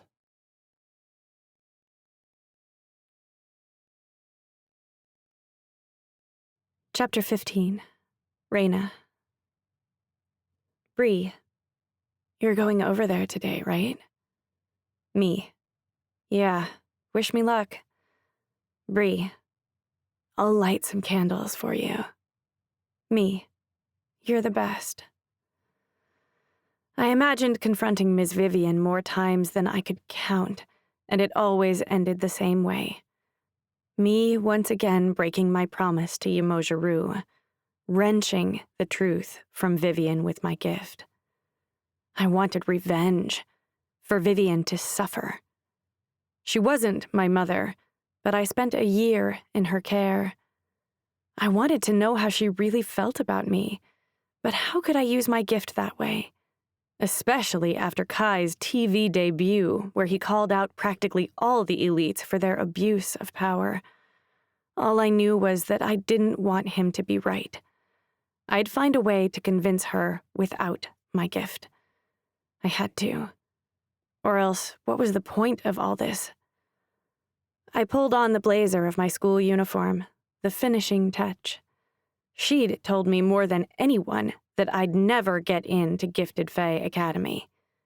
I was certain that she already knew from the news, but if I wasn't going to be able to get actual revenge, I at least wanted to rub my uniform in her face.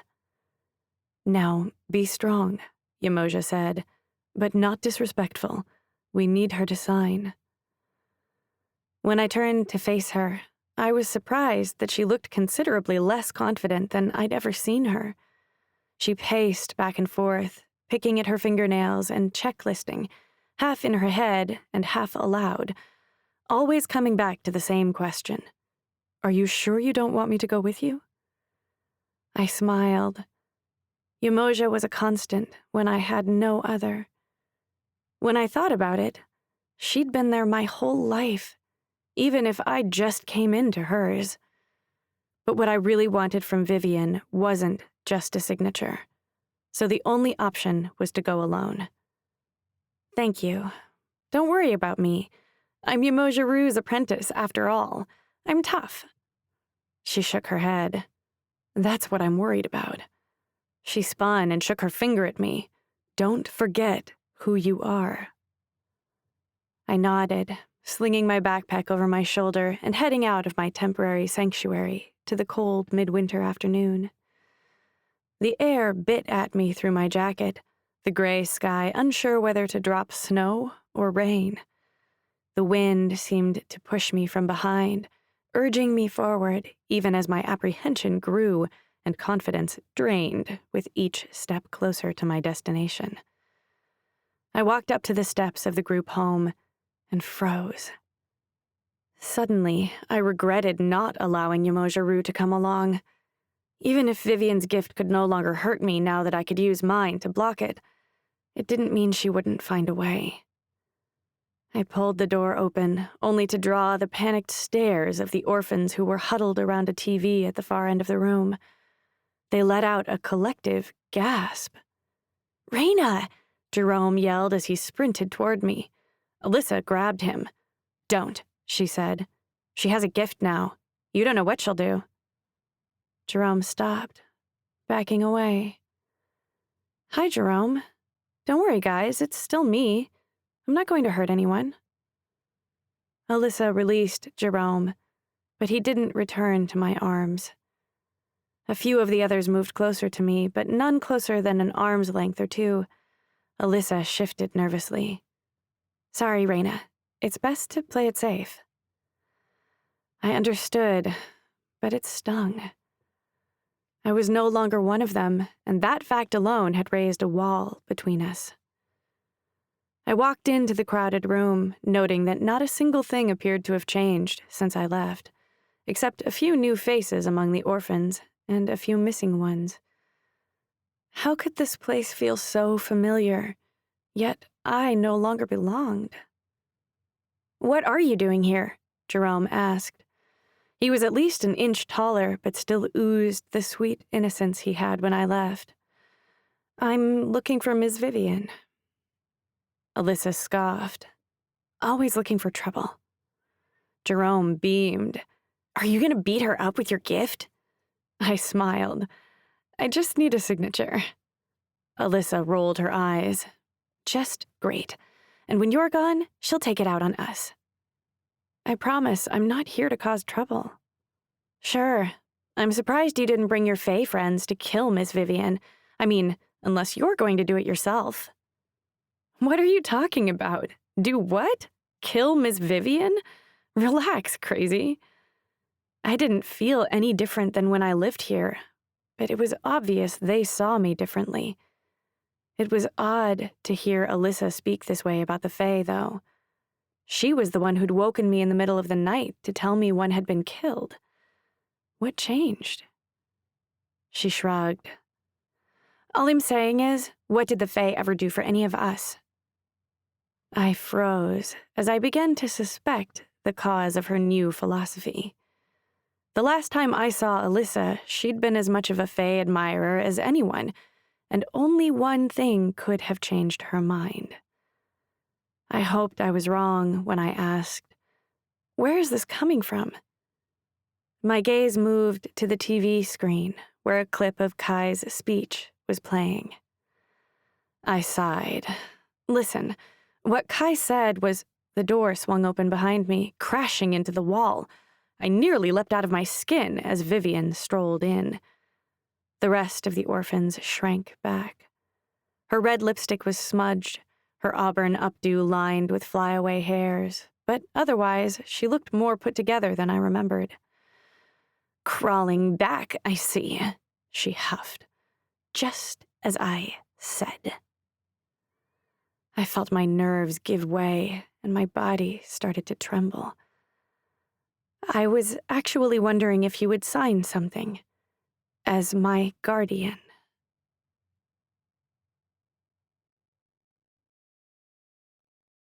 16.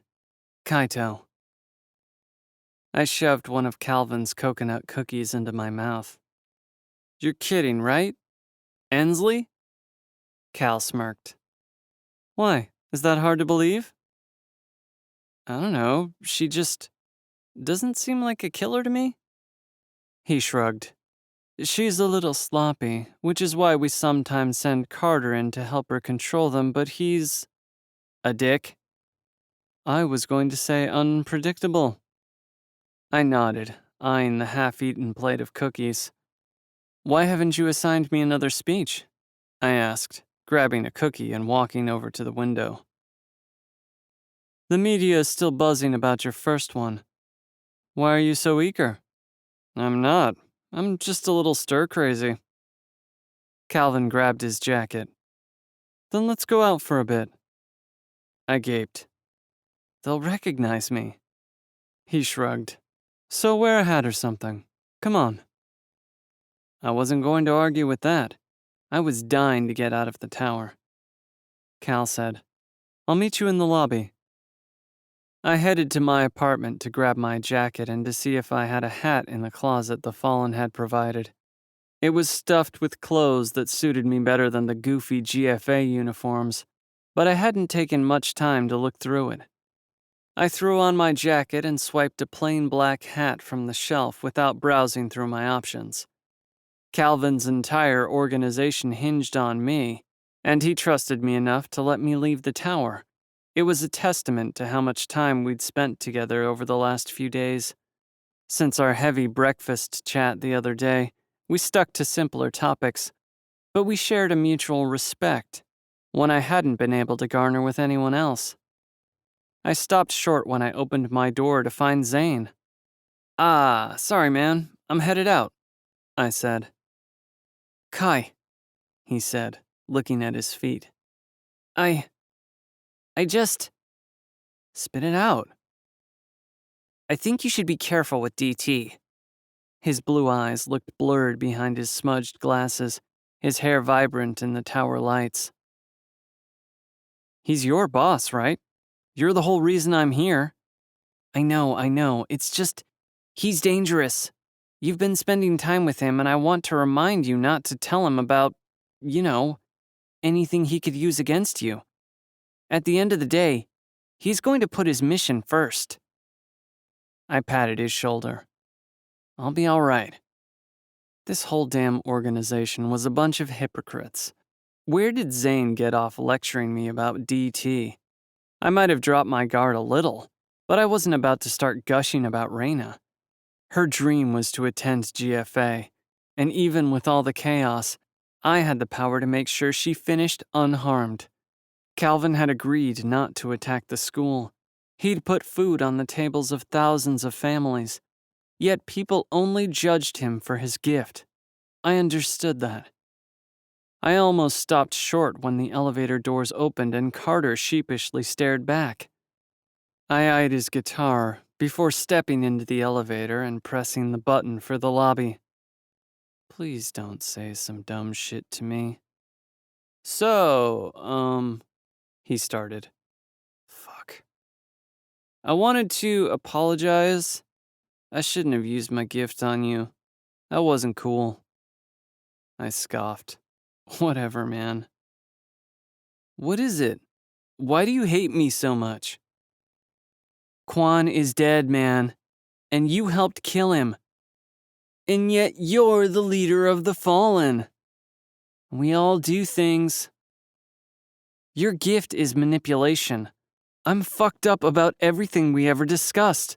I never saw you without your damn guitar, and I can't help but wonder what kind of shit you were tricking us all into.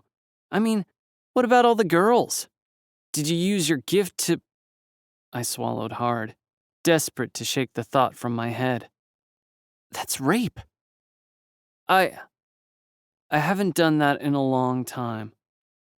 I turned away, pleading with the elevator to go faster. Don't act like you're Mr. Perfect. I saw the video of what you did to Raina. You think that wasn't against her will? You think that wasn't fucked up? This isn't a contest. It's just what always happens when one person gets too much power. What about Yamojaru? She's the most powerful fae in the world. He smirked. She has just as much blood on her hands as your new buddy DT. Carter pulled a small box from his backpack. I was headed to your apartment to give you this, but now I'm thinking you're not ready. I hated him. He was everything I didn't want to become, but I couldn't deny that I agreed with some of what he said. It seemed no matter what side you were on, there was no way around getting blood on your hands.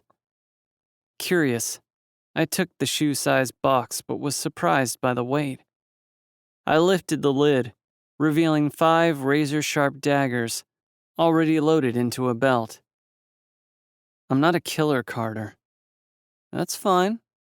But every fae in the city wants you dead. I thought you might want something to defend yourself. You know, just in case.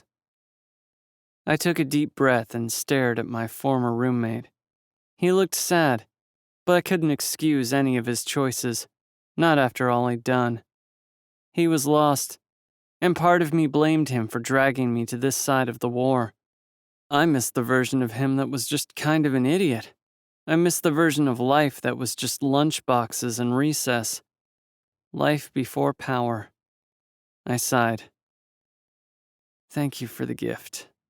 The elevator doors opened and I stepped out and said, I know we all sometimes do questionable things, but our reasons why matter. Who are you protecting, Carter? He nodded to the gift in my hands. I thought it was obvious. The doors closed between us. This is shaping up to be a fucked up day. Rather than carry Carter's gift around, I put on the belt and got rid of the box. I touched each dagger, feeling their sharpness move into my magical range. I'd never used my gift on a weapon before and felt guilty as I relished the possibilities. I told myself I'd only use them in self-defense, but that wasn't the kind of world I lived in. The lobby was crowded. I watched the sea of people part around Calvin, giving him a wide berth. He was unfazed, numb to the coldness of the very citizens he strove to protect. He wiggled his eyebrows when he saw the belt, but didn't mention it as he ushered me into a car. He told the driver to take us to a familiar area on the outskirts of the city. There was a nice park there, one I visited often when I first moved to Ansatal due to its proximity to my closest friends' houses. I was pleased to learn that Calvin had planned to walk the park all along, and we did so mostly in silence. It wasn't long until my thoughts drifted to the last time I was there. It was summer then, and unlike today's bare trees that cut through the gray sky like cracked porcelain, back then they were full and green. My ankle was sprained from a scuffle I'd gotten into at school with the elites, so my arm was slung around Raina's shoulders as I limped along. I could almost feel the brush of Raina's wild curls against my face, or feel the summer heat beat down on me while she gave me a break from my own life. Thinking about your parents? Calvin asked as we moved into the more thickly wooded part of the park. Zane's warning pushed into my head. Yeah, I lied. You? He shrugged. I hardly ever think about them anymore. The pine trees in this area were thick and pushed onto the walking path, scraping our jackets as we passed. I knew Zane was right about hiding my connection to Reyna, but I resented the wall it cast between me and my new friend. He'd trusted me enough to let me out of the tower. He trusted me with his history, and I was nothing but a liar. "I actually have a gift for you," Calvin said, pulling me back to our conversation. I held out my hand. "Gimme," I said with a grin. "We're not there yet. It's a little farther ahead." I scanned the path, and in the distance, I saw a figure I recognized from the night of the winter ball. He was the Gemini who ported us from GFA to the tower. Like his twin, he was tall, red-haired, and freckled. Despite the comfort I'd developed around Calvin, apprehension seeped into my bones as we approached. "Are we going somewhere?" I asked. Cal flashed his white teeth. "You'll see." My pace slowed and I instinctively slipped my hands into my pockets. As I waited for Calvin to reveal his gift, my thoughts raced. Suddenly, our isolated location didn't feel charming or refreshing. Danger hung over us, and Cal's calmness that I'd come to enjoy over the last several days now felt like a joke he never let me in on. Calvin's red-headed companion waited for orders, but Cal turned to me instead. "I wanted to do something to show you my appreciation." I looked into his cobalt eyes for a clue, but I saw no trace of the monster or friend. Instead, I saw a twisted smile and a glint in his eyes that told me I wouldn't like what was coming next.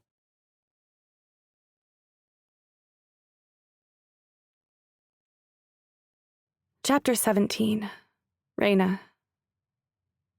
Vivian glared at me, her brown eyes wide as if I'd slapped her. After a long pause, a smile stretched across her face. "Well, well, well, isn't this a treat? All that talk about when your gift came in and how you would go to GFA and never come back." She straightened her spine, peering down at me with a raised eyebrow. I handed her my tablet. "All I need is your signature." She pushed past me. "All I need's $1 million. "Miss Vivian, please." Before I got the words out, she spun, her hand clasping around my wrist. My gift rose to block her, but her malicious grin said she didn't know I couldn't feel it. Instead of freeing my arm, I yanked my gift back, allowing the electric pulse to burn me as I ground my teeth. "You're nothing without me," she said, but a thrash of my gift told me she knew she was lying. "Why?" I muttered through my teeth. I fought the urge to counter her, to learn the truth. She was far weaker than anyone I'd encountered at GFA, and I could destroy her in a matter of seconds. But that wasn't why I was here. "Please, I need you to sign for me," I said. Her gaze shot up. "Get out of here, you little shits," she spat, and I heard the footsteps of the other orphans retreating. She leaned in and nodded to my tablet. "I promise you, I'll never sign that." The dull but relentless pain of her gift dropped me to my knees, and she leaned over me, her grip tightening. "Why?" I asked. "You're not worthy of a gift." Lie. "You'll never make anything of yourself." Lie. "You're going to get yourself killed out there." Truth. My eyes widened. You care about me?" She ripped her hand away as if she'd just remembered I had a gift. I gaped. "You don't want me to get hurt. But Why are you so... She turned away. You wouldn't understand. It's not easy doing what I do. Explain it to me, and I'll leave. Her gaze swept the room, and when she was satisfied we were alone, she helped me to my feet. She took a deep breath. You're all broken when you get here. Every single one, damaged beyond repair. I crossed my arms defensively, already unsure if I wanted her to continue. I'd already made up my mind about her. She was an evil person, but just a few words into her explanation, I felt my opinion of her waver. I don't have pity for any of you. Lie. That's just the way life is, and it only gets harder. Broken children come and go, all looking for some way to feel in control, all looking for someone to hurt. My time at the orphanage ran through my head, the bickering, the anger. But when I thought about where my resentment settled, it was always Vivian. I couldn't recall a single argument between me and the other kids, because at the end of the day, it was us against her. I nodded. You're mean to us on purpose, so that we'll all hate you and not each other. She turned her face away, but a quick brush of her hand across her cheek told me that her cold facade had broken. Get out, she barked. I'm not going to sign. I nodded, slipping the tablet back into my backpack. She sniffled, but the softness was gone from her face. You're the worst fuck-up I've ever known. Lie. I reached for the door. I hope I never see you here again. Lie. I felt my heart beat in my throat, and tears threatened to fall and choke my words. I looked back at her over my shoulder. Thank you, Miss Vivian, I said, for getting me through the worst year of my life. I thought about Vivian the whole way back to Emoja Rue's apartment. I wasn't sure if I agreed with her tactics, and I was sure there were moments when she enjoyed hurting us. Yet I could no longer place her easily into one box or another. It seemed like the more I walked the path of a fae, the less I understood the concept of right and wrong. Vivian, Kai, even me. We all seemed like we were one decision away from slipping from one side or the other. If Vivian had a reason, so did Kai. And I needed to find out what it was before Odin and the others got to him. Or worse, before he got to someone else. It wasn't until I reached my destination and stood in front of Emoja Rue that I even remembered that I'd failed to get the signature. My internship was over. With the school's curfew, I'd never be able to find Kai. Unless I dropped out. I rubbed my face with my hands. He wasn't even in my life, and I was still losing because of him. I take it didn't go well, Emoja said, plopping down beside me on the couch. I shrugged. Actually, I think it went really well. Her posture relaxed as she started to braid my hair. So you got the signature then? No, but I have a plan. Her hands dropped from my hair as she waited. A surge of uneasiness hit me before the words toppled out. I'm going to drop out. She stood quickly and started pacing, her body moving like she was holding back her words. I don't think that's wise, she finally said. I need to find Kai. Her voice came out sharper. It's too dangerous. If I let you go, or even brought you along on my patrol without that internship, I could lose my position, and you could die out there without me. I shook my head.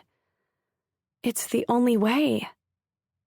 Actually, she sat beside me. I had a thought while you were gone. She wrung her hands. What if I adopted you? The air left my lungs. I could sign on your behalf.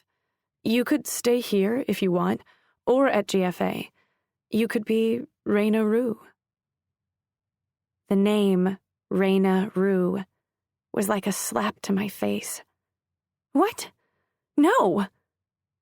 No? I'm not available for adoption.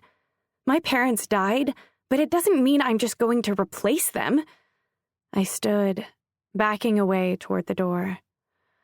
I'm sorry, Umoja Rue said. I didn't mean to spring that on you. I was just thinking. No. I wasn't trying to be cruel, but the word kept falling out. I'm sorry, I said before I pulled the door open and ran out.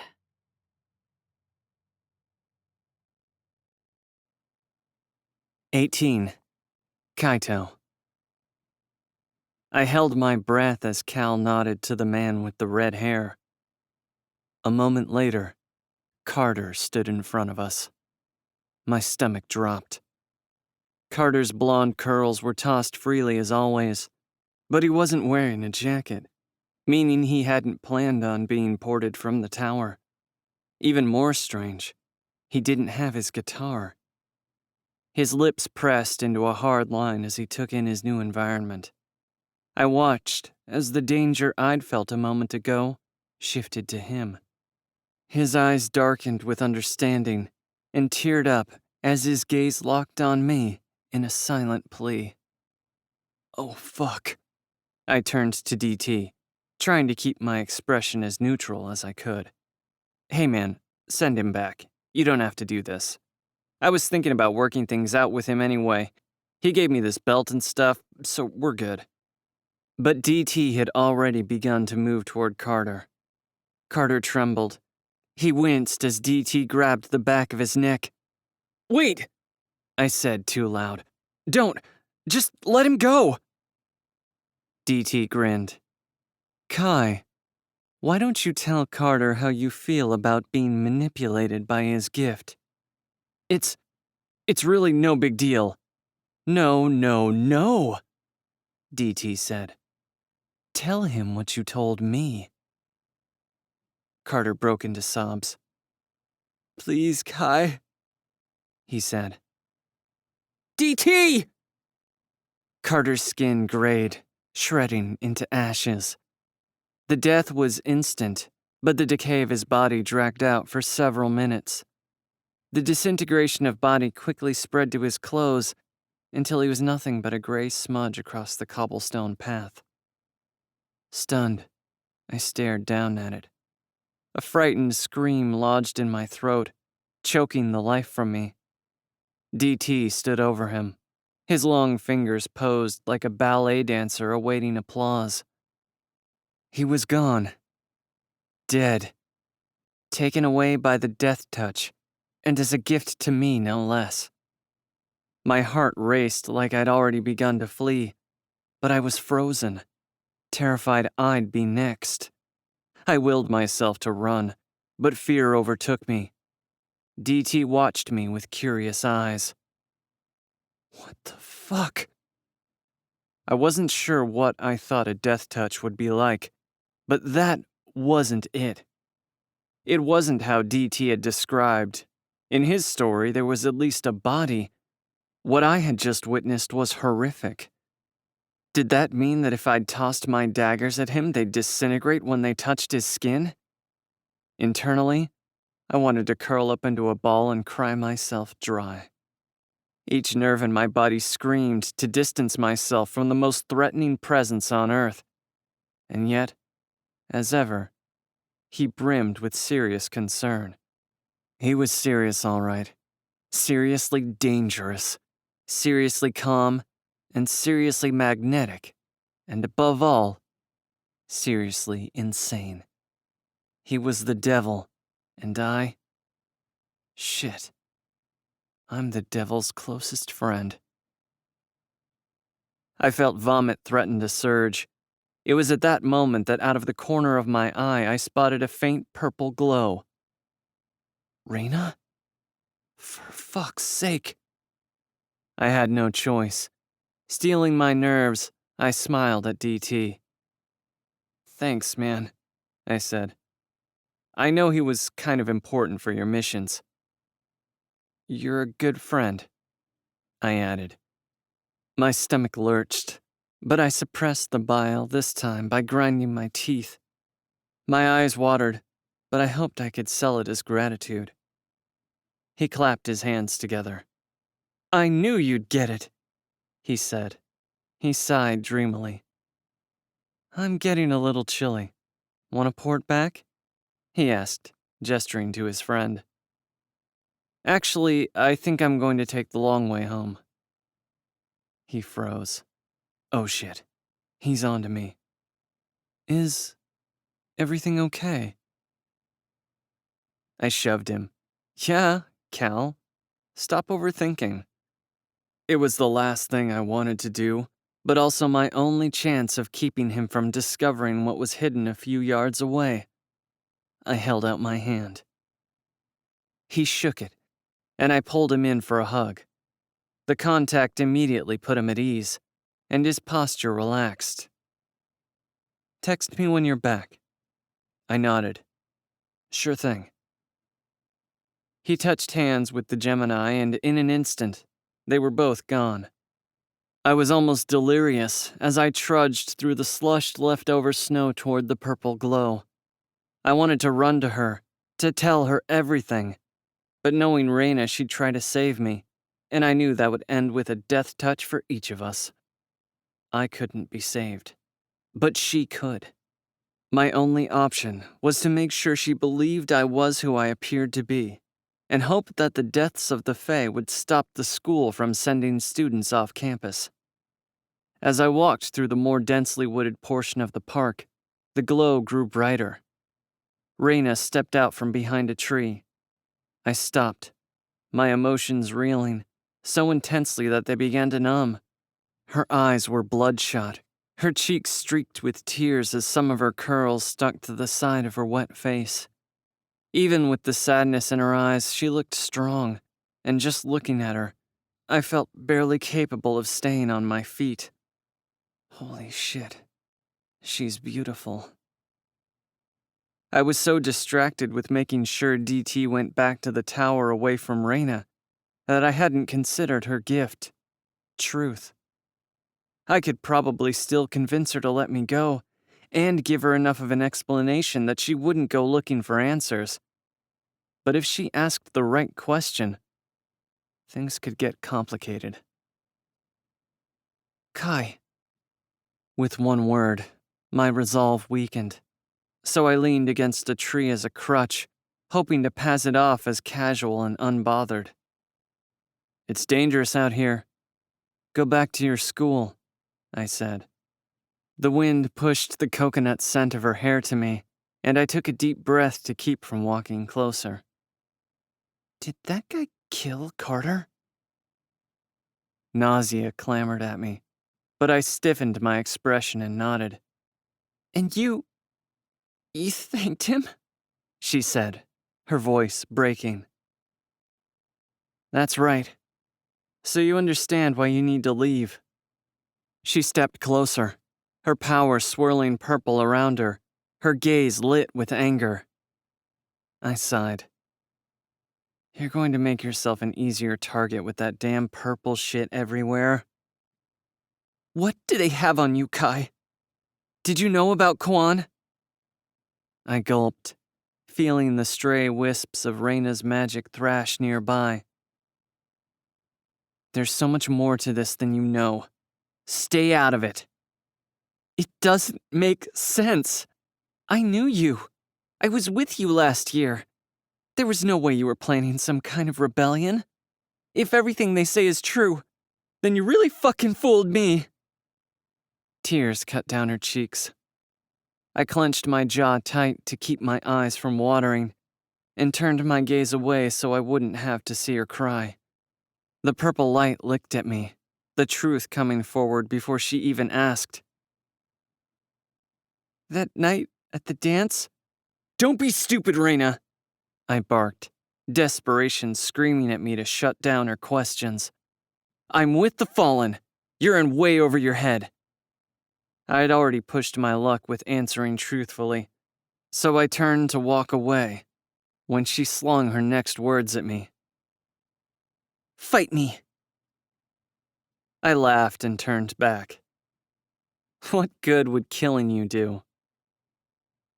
It would prove that I was wrong about you. I'd tormented Reyna on so many occasions, but things had changed.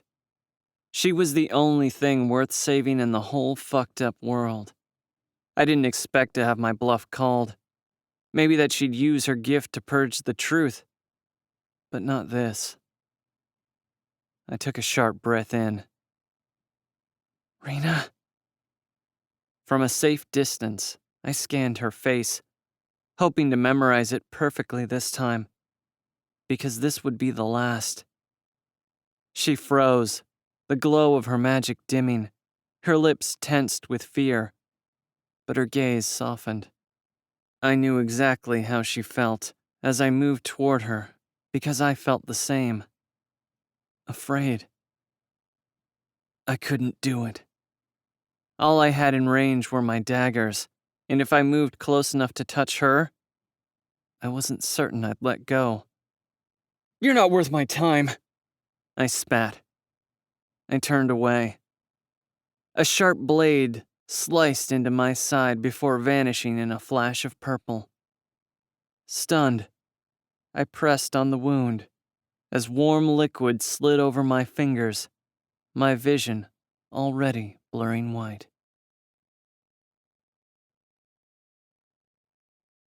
Chapter 19. Reyna. Enough was enough.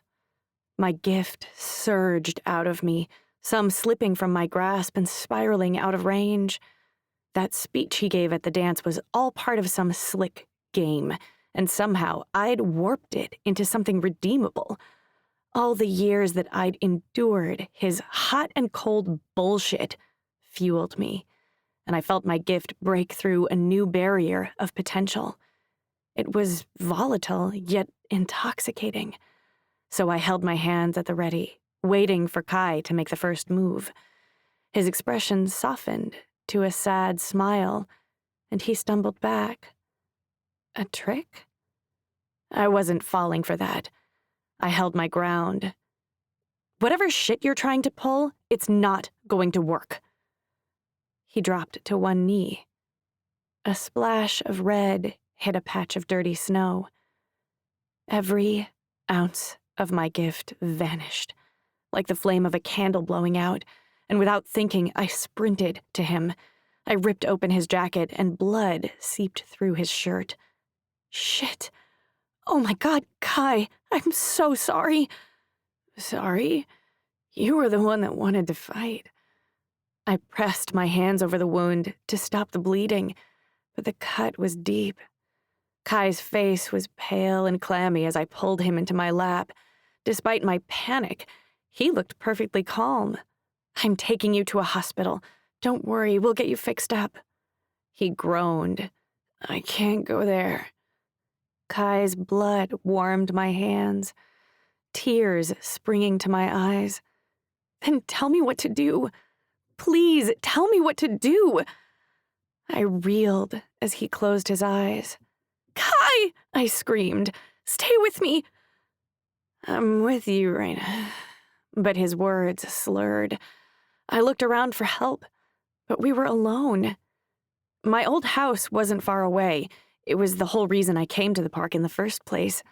I was walking in the park and working up the courage to check on the house when I spotted Kai, Carter, and his horrifying friend. My old house was only 2 blocks away, if that. Maybe there was still something gift-infused there to clot it, but that was a hard maybe. Fuck. I needed a plan B, just in case.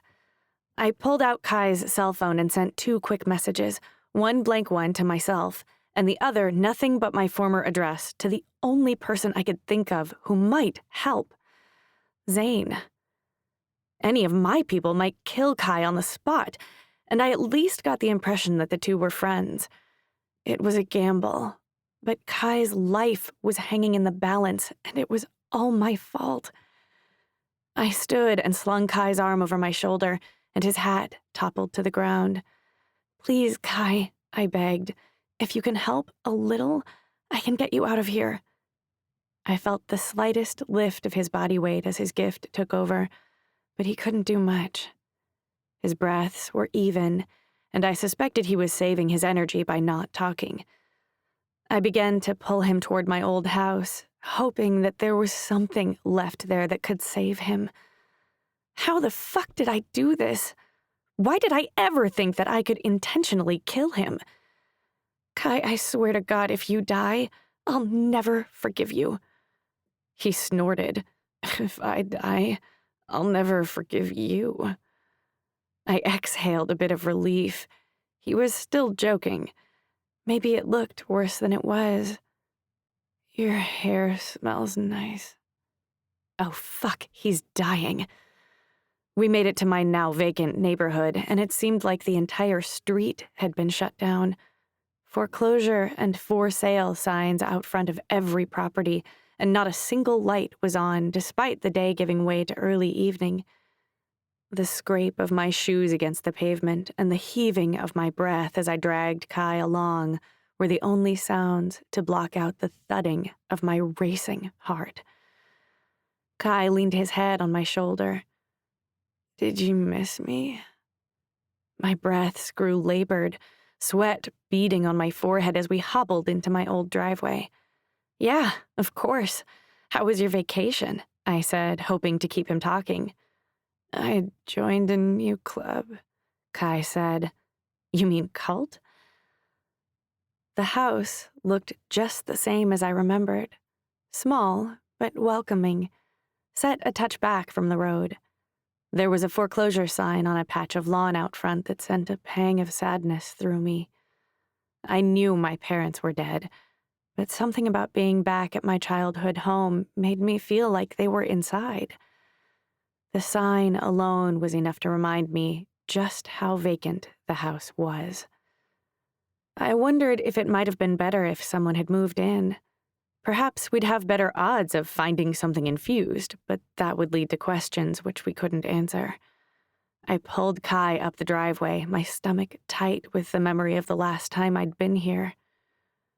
"Are you okay?" Kai asked. I shook my head. "What? No, I just fucking murdered you." "No, I mean, like, how are things with Odin and stuff?"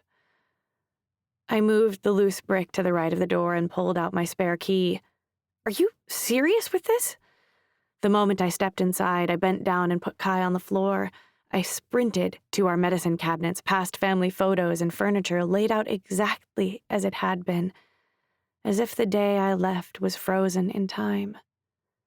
I tore through the cabinets, gauze, ibuprofen, antibacterial wipes, but nothing gift-infused.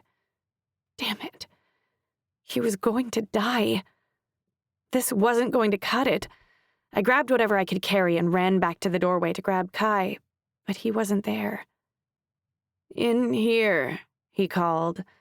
I followed his voice to the living room where he lay on the couch with his feet up. "Any clatters?" I shook my head and dumped the contents of my medicine cabinet on the coffee table. I pulled off his jacket and picked up the scissors. Starting at the bottom, I cut off his shirt. "This shirt belonged to the fallen." "Tell them to bill me," I said as I started to clean the wound. I wrapped my arms around him to reposition him enough to get to the wound and felt something cold brush my lip. I lifted my head and my heart came to an abrupt stop. There, lying against his chest, was my missing owl charm necklace. "Why do you have this?" I asked. "Kai?" I looked up, and his eyes had closed again. "Kai?" I felt for his pulse, but my hands were shaking too hard for me to feel one. I leaned in to feel if he was breathing, but he wasn't. The door slammed open, and I nearly leapt from my skin. He's dying, I screamed, tears rushing down my face as the blue-haired boy rushed towards me. There was an older man behind him. Save him, I yelled. The bearded man grabbed Kai, and in an instant, they were both gone. Zane spun to me. Who did this? I sobbed. I'm so sorry. It was an accident, I said through the tears. Is he going to be okay? You did this? He pushed his glasses up his nose and paced. This is so fucked, Raina. You don't even know. He's trying to protect you, and you fucking kill him? What? I breathed, practically tripping over every word he said. His phone buzzed, and he looked at it, then exhaled. We got him in time. He looked up at me. I won't have to kill you this time, but stay the fuck away from us. Go back to campus and don't leave. I mean it. If you care about him at all, let him go. He turned and headed back the way he came, my thoughts racing. Panicked, I called out, "Take me with you." He stopped in the doorway, head down and fingers to the bridge of his nose, just beneath where his glasses rested. But after a moment, he shook his head. He'd never forgive me, he said, then slammed the door behind him, leaving me alone. I looked around the ghost of my childhood home, my limbs still shaking and drenched in Kai's blood.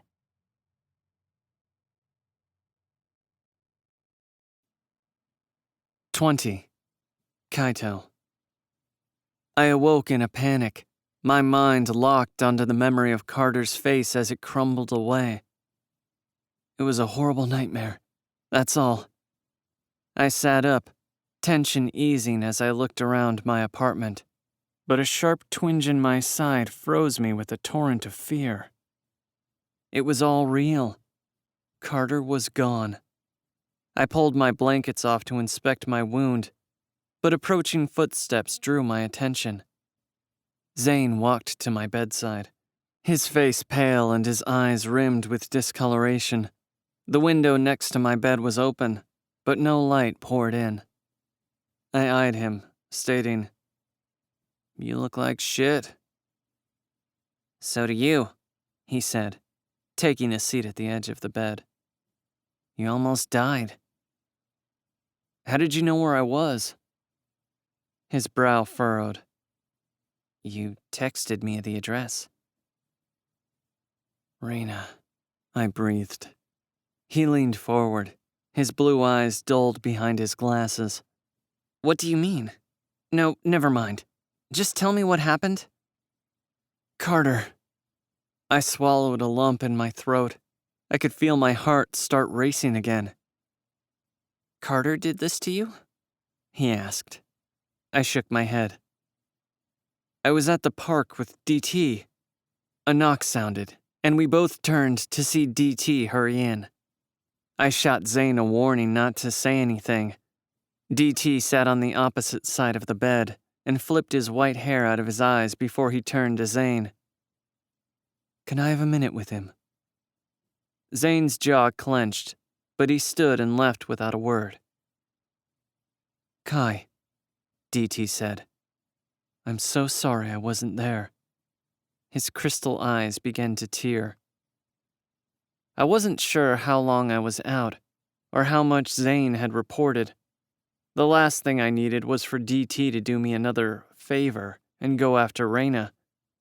Her ability didn't require touch, and it was obviously much harder to control. She might have wanted to fight me, but I doubt it would have come to something like this.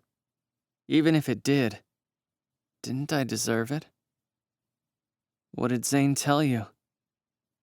"He said you were attacked on your way back, but managed to send him your location. We ported you back here and used our stock of infused clotters, but we were minutes away from losing you."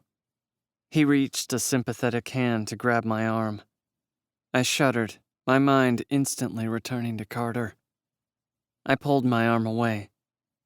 "DT, really, it's okay." His eyes widened. You mean Cal? I paused. His gaze shifted between my eyes like I was a book he was reading. You're angry that I wasn't there. I'm so sorry. No, it's not that. We're fine. Honest, I'm just tired. And a little disoriented from the shock, I guess.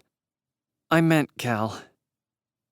I promise you I will find whoever did this to you and I will kill them. He was practically snarling, his white canines gleaming like a rabid dog. No. I want to do it. Put me out in the field. He sat back, his shoulders relaxing.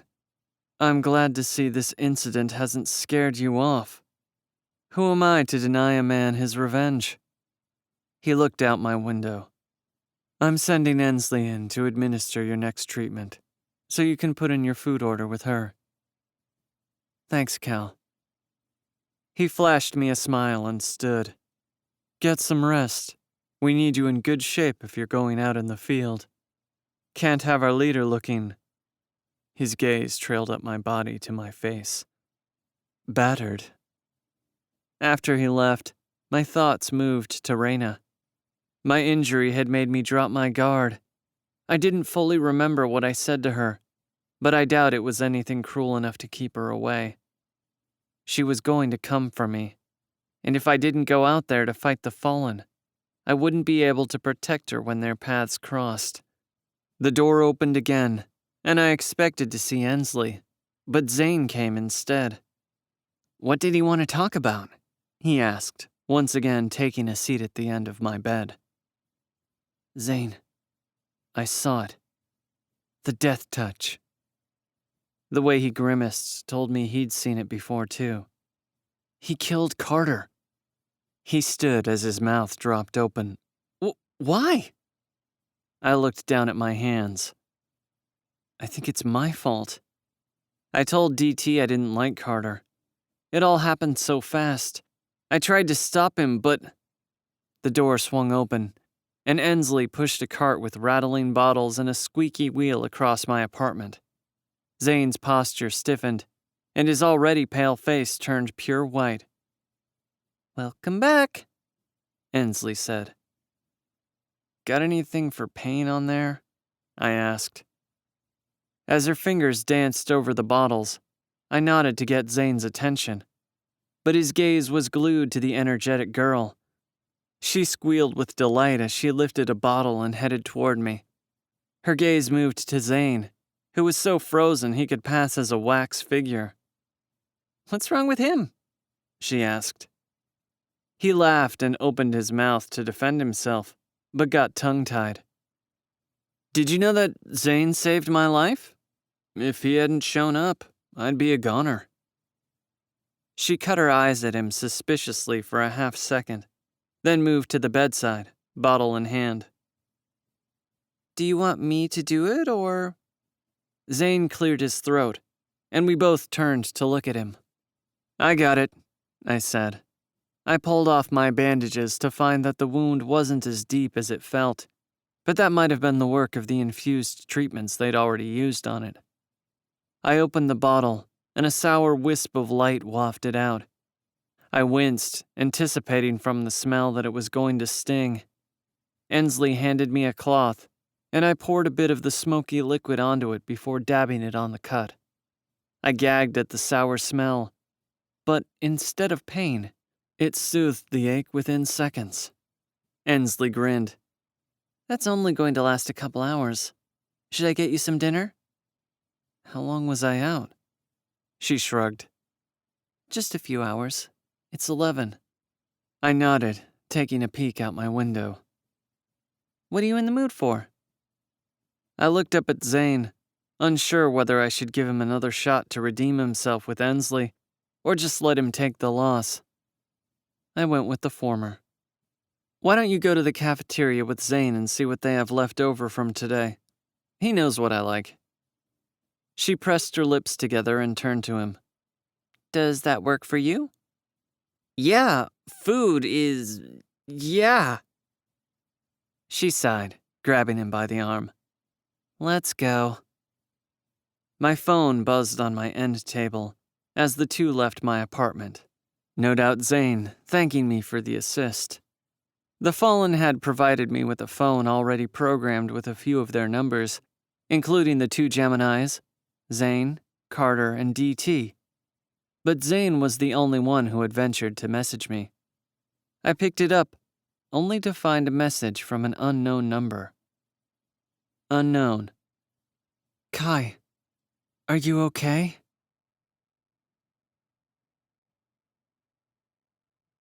Chapter 21. Raina. I hardly noticed the other passengers as I took my seat on the bus. My focus was on my hands and arms as I willed them not to glow. Even though I'd scrubbed them until my skin was sore, I couldn't wash away the memory of Kai's blood smeared across them. How could I let this happen? Kai was out there fighting for his life. No matter what he did, he didn't deserve to die. Who the hell did I think I was? The hand of justice coming to strike Kai down? Is this what it meant to be Faye? All those years I wished for my gift to emerge. Now it was growing more powerful, and I was no longer sure I could control it. At least when I was a serf, my hands were clean. What was wrong with me? One by one, I was destroying every relationship. I wanted to call Bree, but I couldn't put this on her, not after she'd been through so much already. There wasn't a single person I could turn to anymore. Kai was dying somewhere. Odin and his nobles hated me, and I'd refused Umoja Rue's adoption. Why again? Because I didn't want to replace my parents? That made no sense now. I was made up of their combined DNA. They couldn't be replaced. Maybe more than anything, the adoption caught me off guard. Umoja Rue had been my real guardian for months. These days, I talked to her more about personal stuff than training. Why, then, did it freak me out so much? It was just the paperwork at this point, wasn't it? I had my apology all worked out in my head as I knocked on her door, hoping that my blood-stained clothing wouldn't make her change her mind about adopting me. I needed her. I'd done something terrible, and I was afraid of using my ability. The door swung open, and my heart leapt to my throat as Odin gaped at me. "She's here," he called back over his shoulder. He yanked me into the room that was packed with people. A few of them were Fae I vaguely recognized, but most were police officers. I could tell by the turquoise uniforms with their gleaming badges, the same as my parents had worn. Umoja Rue pushed through, her magenta hair tied into her ponytail. "Oh, thank God," she said, pulling me into her chest. "What's going on?" I asked. "Are you hurt?" she asked, looking at my shirt, then pulling my face into her hands. "Where did this blood come from?" "It's not mine, it's—" Her eyes bulged a warning for me to stop talking. "Officers, thank you for coming. She's safe." An older gentleman with a salt and pepper mustache walked over. "We need to debrief her. She's obviously had a run-in with the Fallen." He turned to another woman. "Contact her guardian and have her come downtown to the station." Umoja Rue stepped forward. "Tomorrow. Can't you see she's injured?" "Oh, well, yes, of course," he said, looking slightly abashed. And with a nod, the officers followed him out. The Fae gave sympathetic looks to Umoja Rue as they left. Odin moved toward the door behind them, but instead of leaving, he shut the door and rushed back over to me. "Whose blood is it, Ray?" I gulped, my gaze moving past him to Umoja Rue. "Kai's."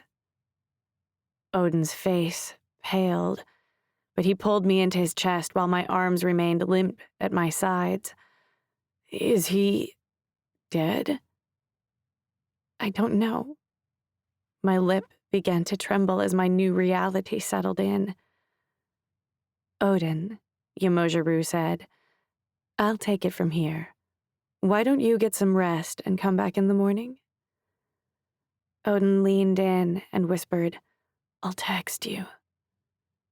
The door closed behind him, and I turned to Yamojaru, ready to accept whatever punishment she would hand down to me. She rushed to me and pulled me in for a hug. I'm so mad at you, she said.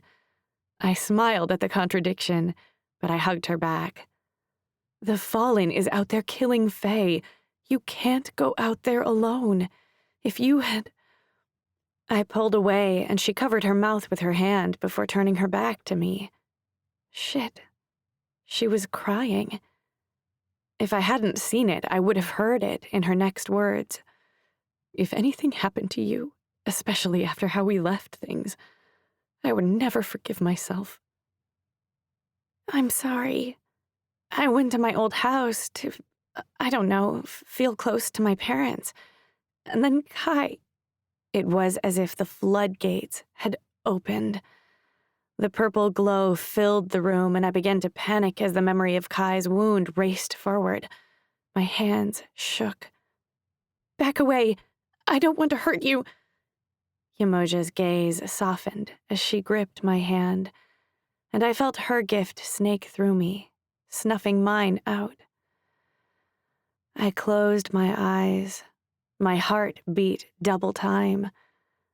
Breathe, she said. You're safe. It's okay. I took a steadying breath. Yamoja's voice was gentle and familiar, like I could hear my mother whispering to me through her. She looked me in the eyes. You're a mess, she said. I nodded, biting back a laugh of surrender. Do you still want to adopt me?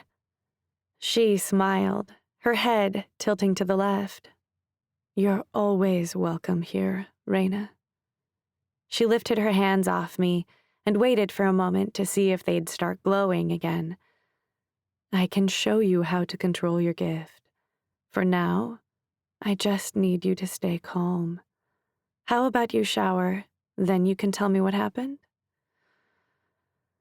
A few minutes later, I stood motionless under the hot water, letting it beat down on me, watching the red swirls of blood from where it had soaked through my clothes circle the drain. My thoughts were empty. The whole terrible day washing with the blood down the drain at my feet. I must have stayed in there for more than an hour. Yet, when I emerged, in the oversized t-shirt and sweatpants Yamojaru had given me, she sat patiently on the couch, with a cup of tea. I took a seat beside her. Is he dead? I shook my head. I don't know. I recounted the events, and she listened without any sign of emotion. Occasionally, she asked a question. I saw her objectivity slip when I got to the part about Carter and how he'd been killed. She seemed most curious about the mysterious white-haired boy who'd turned him to dust with a touch. It felt good to let it out. I shared every detail with her except one. The text to Zane wasn't the only one I sent. The first sat unopened on my phone.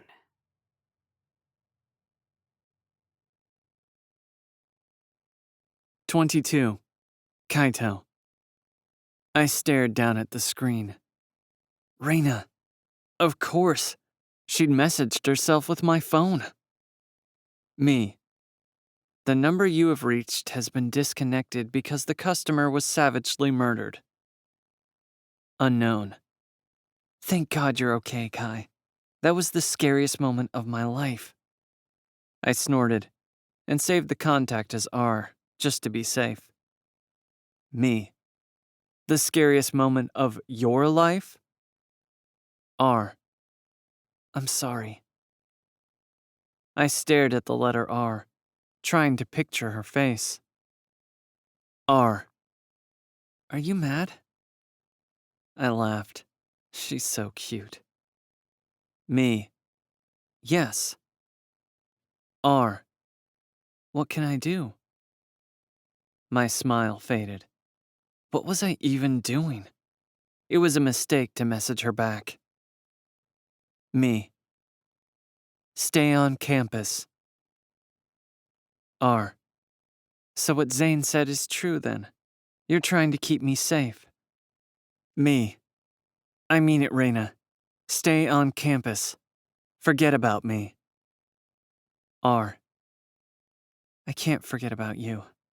Believe me, I've tried. My breath hitched my chest with heavy sadness as I rolled over and stared at the message. When the light on my cell phone blinked out, and there was nothing in the dark of night but my thoughts, I felt the tears come.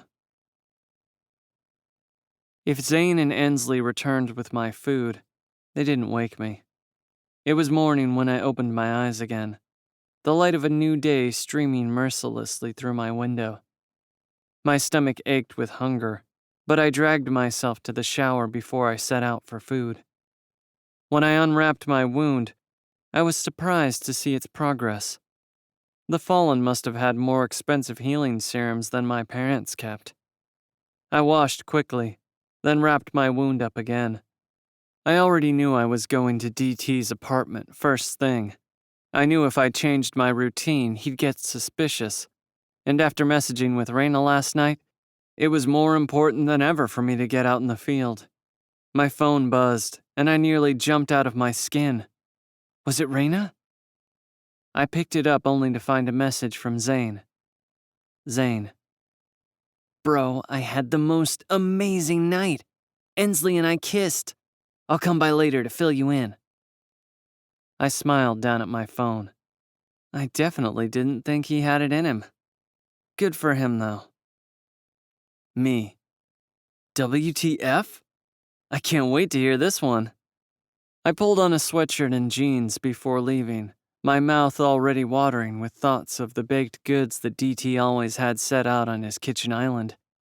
I hesitated before knocking, reliving Carter's ashy death. Yes?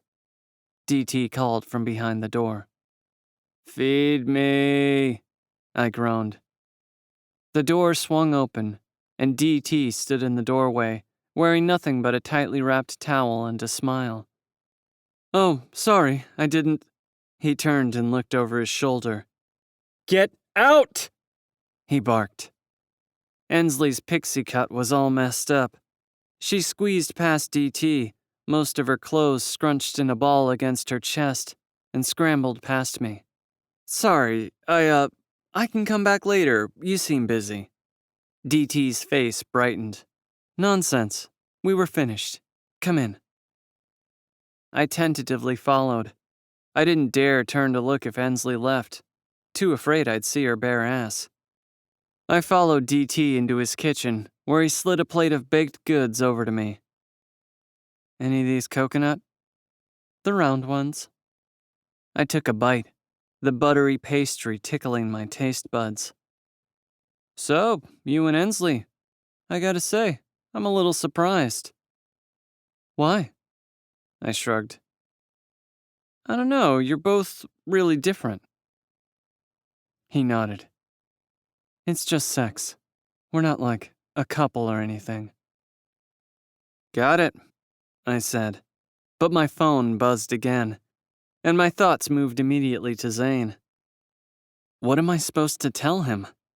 Of all the women he had to go for, he chose DT's? Shit.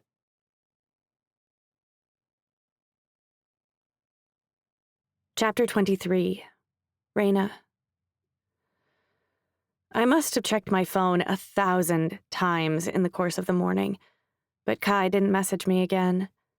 The sun was barely up, but I slept as much as my anxiety would allow. I walked around Yamojaru's guest room. The white canopy bed was lovelier than any bed I'd ever seen, and the vanity was fit for royalty. But like the rest of the house, it didn't feel like home. With her connections, she'd likely have the adoption paperwork ready to sign when she woke up. A few clicks, and it would be done. I wondered what my parents would say about it. I was sure they wouldn't protest, but guilt still bubbled at the pit of my stomach. I headed into the living room, only to find Odin already seated on the couch, his hands pressed together. His body was tense, his dark hair covering his distinctive green eyes. He smiled when he saw me. "You look better," he said. I crossed my arms, suddenly aware that I was still wearing an oversized t-shirt with no bra. He patted the seat beside him, and I sat, the warmth of his leg pushing through my sweatpants. "I'm sorry, Raina," he said. "I'm so sorry. I was wrong about you. Miranda got in my head, and I'm upset about Quan. I just..." He cradled my face and rubbed my cheek with his thumb. "I will never doubt you again." For the first time since the dance, I saw a spark in him, the same one that drew me to him to begin with. It reminded me of when we were happy, before the attack, when everything seemed simpler. I rested my head on his shoulder, and he rubbed my back. The morning sun drifted through the windows, and all was still except the steady beat of Odin's heart and the comforting circles he drew on my back. My phone buzzed, and my heart jumped to my throat. If Odin knew I'd messaged Kai, or that I even had his number, he would lose it. He looked into my eyes, reading my agitation. Why am I like this? Why was I thinking about Kai and my phone when Odin was here, apologizing? If I really liked him a few weeks ago, I could feel that way about him again, right? I leaned in to kiss him, but the moment our lips touched, he pulled away. "Oh, you didn't mean..." I shook my head. "I thought..." His contorted expression made him look like he was in pain. "It's not that. I want to be with you so much." I tried to look into his yellow-green eyes, but he kept his gaze on the floor. "Odin, what is it?" "I had sex with Miranda." I stood. The wind knocked from my lungs. "What? We've been broken up for like 12 hours. I know. I was angry at you, and Miranda, well, she was there, comforting me." "Oh, I bet." My skin seared with heat, but I remembered Yamojiru's warning. I needed to stay calm, or else I might lose control. I certainly didn't want her to wake up to a bloody mess and a corpse. In the last 24 hours alone, I'd put her through so much. I couldn't add a murder to my rap sheet, even if I did kind of feel like it. I turned to walk back to my room, but Odin grabbed my arms. He said, "It meant nothing. I'm in love with you." I ground my teeth and said, "You don't get to say that to me." I felt my emotions swirl, and my hands began to glow. "Please, Raina." "Back away. Now." Suddenly, my vision was obstructed with a memory of Kai as he bled out. No, not again. My gift snuffed out. Taking it as a sign that I was calming down, Odin stepped closer. "Stop! I just can't," I said before bolting back into Yamojiru's guest room, locking the door behind me. I lay back in bed. Maybe I just won't do it today. I'll just stay here and try again tomorrow. What an asshole. Dating was a ridiculous thought. This wasn't just a regular school year, it was a war, and people were dying left and right. Still, my tears slipped from my eyes and rolled down to my pillow. I reached for my owl charm, only to remember that someone else wore it now. Perhaps I was just confused because I wasn't experienced with sex. But why did every guy suddenly love me after sleeping with Miranda? Ugh. I waited until I heard Yamoja's voice in the living room before I dared leave the protection of my room. It might have been a guest room and felt like a hotel, but it rescued me from Odin and gave me some comfort after Kai. I thought I might someday see that room as mine after all. "Good morning," Yamoja said. "You look like you've been crying." My eyes bulged, my cheeks burning. She started taking her hair out of her braid. "Not feeling any better?" "I'm fine," I said, trying to keep my gaze from drifting to Odin. "So, how do you want to play this? We can go to Vivian and I can pressure her to— No, I want you to adopt me." She lowered her voice. "Are you sure? You don't have to decide this now." "I'm sure." I swallowed. "If you'll have me." She smiled and hurried out of the room, no doubt to get her tablet. Odin shifted his weight from one foot to the other. "Congratulations, Irina," he mumbled. "Thanks." She rushed back in with a tablet, as I'd expected, and held it out for me. "You just sign here." I froze. "Can I keep my last name the same?" "Of course," she said. "I'm not trying to replace your parents. I'd just like to look out for you." I nodded and signed, but the sad look in her eyes said that she could tell part of me was apprehensive. She motioned for me to hit send, and I did. Either way, there was no going back now.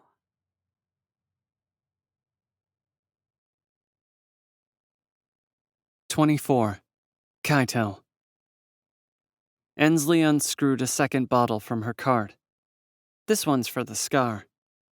I thought of Reyna, her worried expression as she tried to stop the bleeding. "Actually, I think I'll keep it." "Why?" "I don't know. I think it looks kinda cool." She sighed. "Men." I raised my eyebrows. "How interesting that you used the plural there." Her gaze shot to me, a flush of pink across her cheeks. "What are you doing with Zane?" I don't owe you an explanation." "I think you do.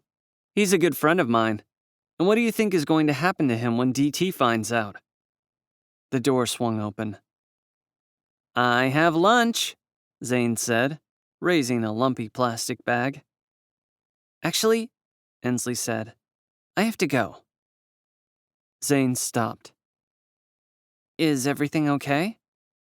"Yep," she said, but her usual pep was absent. After she was gone, Zane shrugged and turned to me.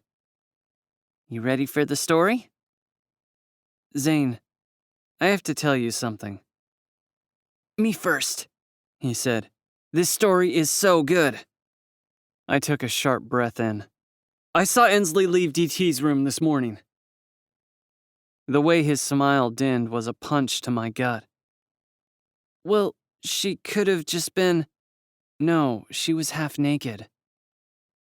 His mouth moved, but he said nothing and moved over to have a seat on my couch.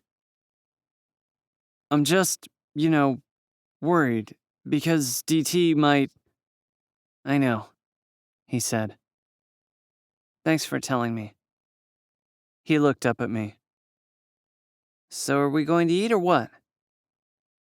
I took a seat beside him, wanting to do more to ease his pain than pretend like nothing had happened. "I have a bottle of gift-infused whiskey in the kitchen." "It's like noon," I smirked. "Where the fuck do you have to be today?" An hour later, we were practically screaming the lyrics to the opening of our favorite childhood cartoons. Zane choked. "Drink! You totally fucked it up!" "No!" I slurred. "That's how the song goes." But the shot was already on its way to my lips. It burned going down, but not as much as the first few. It was hot in my chest and heavy on my stomach before the infusion kicked in, and finally, my worries were systematically stripped away. "Why do you keep checking on your phone?" Zane asked. "I'm not." He glared, his blue eyes resembling DT's as he did so. "Please, don't tell me you gave Raina your new number." "Do you think I'm an idiot?" He laughed, practically spraying me with liquor. Yes, I do." "Can I ask you something? How'd you go from tanking with Ensley to kissing her? I just can't see how you turned that shit around." He leaned back, propping his feet up on the coffee table. "Kaito Nakamura, finally coming to me for dating advice." One of my throwing daggers floated between us before moving into the kitchen. I grinned as I poured him another shot. He downed it and held it out again for me to refill. "Just be like, what's your gift? Hotness? The ability to give me an erection?" I buried my face in my hands as Zane laughed himself onto the floor. "So that's what you said to Ensley? Because I'm pretty sure she'd slap you for saying that." He stared at the ceiling. "No, man, we were talking, and there was this awkward silence, and she was looking at me for a minute, waiting for me to say something." "Yeah, sounds like you." "Then I said, 'I like you too.'" Whiskey practically shot out of my nose. I know, he said. And she looked like almost offended for a second. Then she smiled and kissed me. That's the most fucked up story I've ever heard. I know, right? So, what's the deal with you and Raina? I wrung my hands. There's no deal. I'm here now. She's there. You ever going to tell her how you feel? I glared at him. Actually, I did tell her.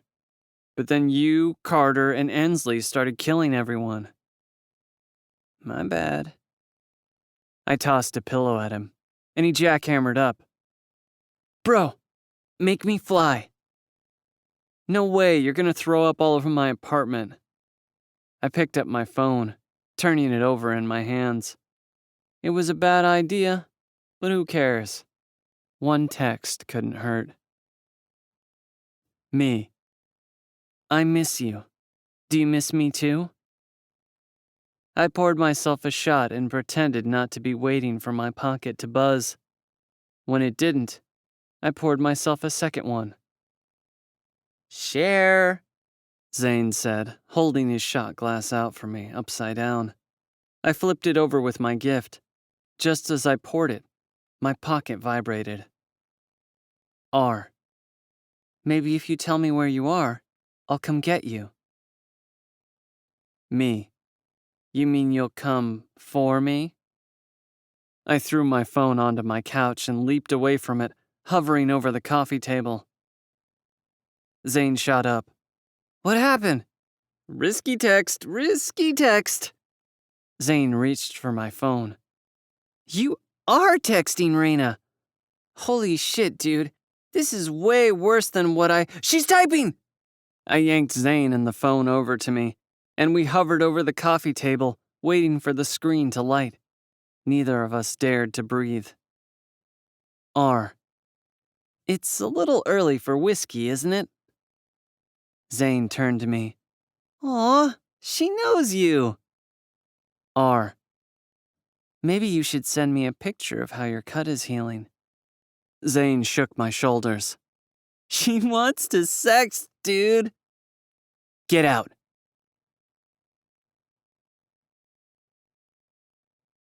Chapter 25. Raina. I had never been so glad I'd opted for a nap when we got home from the police station, because as I stared down at my phone, The image of Kai's bare chest and abs was enough to set my skin on fire. He actually scented. This was wrong. I knew that. But that only made him sexier. Besides, trying to get over him never did me any good. Now that I'd been adopted, my internship was approved. I was going to find him or die trying. And that was the thing, wasn't it? Miranda was right. I was always going to pick him. He made me feel alive. I flew toward the flame without regard for what came next, and I didn't need a seer to tell me how this ended. The hot, dizzy feeling in my head moved to tickle every nerve in my body as I ran my fingers across the screen, wishing I could kiss the cut that ran just above his hip. Kai, I should probably check you for injuries, just to be safe. I pulled myself out of bed and rushed over to my vanity, having a seat in front of it.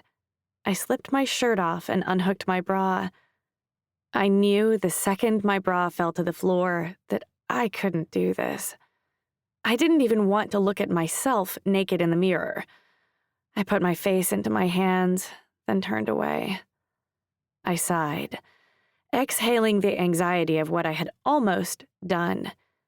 I reached for my shirt and covered my chest with it, turning to look for my bra.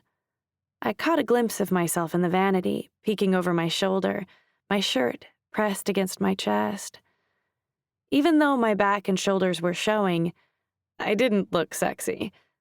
I wasn't sure that I even knew how, but I looked like me. I lifted my phone and took the picture, staring at it for a long time before I got the nerve to hit send. Mercifully, his reply came just a few seconds later. Kai. Raina, you're so beautiful it hurts. Kai. Fuck it, they can execute me. I'm coming over. Send your location. Kai. Better yet, join the Fallen. I smiled at my phone. Me. Doubt my new guardian would approve of that. Kai. You got adopted? Me. I'm sure by tomorrow it'll be all over the news. Incoming call from Kai. Panic tore through my body, and I triple-checked that my bedroom door was locked before leaping onto my bed and answering the call. Hello? Ray, Kai whispered. You were adopted? Mm-hmm, I answered simply, hoping I could mask the shake in my voice. By who? Yamoja-Rue, I said. Wow, that's huge, Ray. Are you okay? Do you want to talk about it? He asked, but I could barely hear him. You sound far away. Oh, sorry. I was looking at your picture. His low voice sent a chill down the side of my jaw and neck. It was like I could practically feel his lips on my neck. Is that better? Mm-hmm, I said in a stupor that felt like I was emotionally drunk. I, like that sound. I smiled. He took a sharp breath in. Oh no, your name is going to be Raina-Rue. He laughed. That's so cute. I opted not to change my name. You really think the media is going to pass up the opportunity to call you Raina-Rue because of a little paperwork? Fuck. I hope you're not thinking of going with Yamoja-Rue on her missions now. I have to. Why? She's one of the Fallen's biggest targets. You're going to get killed. I have to save you. Then I'll have to fucking go with the Fallen to try and save you. You're not going to try and kill me like last time? I haven't decided. He sighed. Damn it, Raina. You're really not going to be happy unless we Romeo and Juliet this shit, are you? I laughed, rolling onto my stomach. Do you mean fall in love or die tragically? Both. Butterflies tore apart my insides, my muscles tightening from the sensation. I'm game if you are. Raina, he breathed. I'm so game.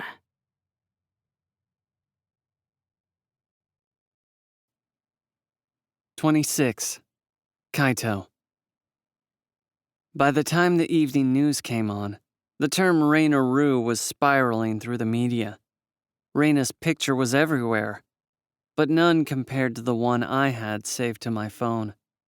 I couldn't stop looking at it. I knew it would be safer to just delete it, along with the rest of our messages, but I couldn't bring myself to do it. We were practically dead anyway, both stuck on different sides of a war.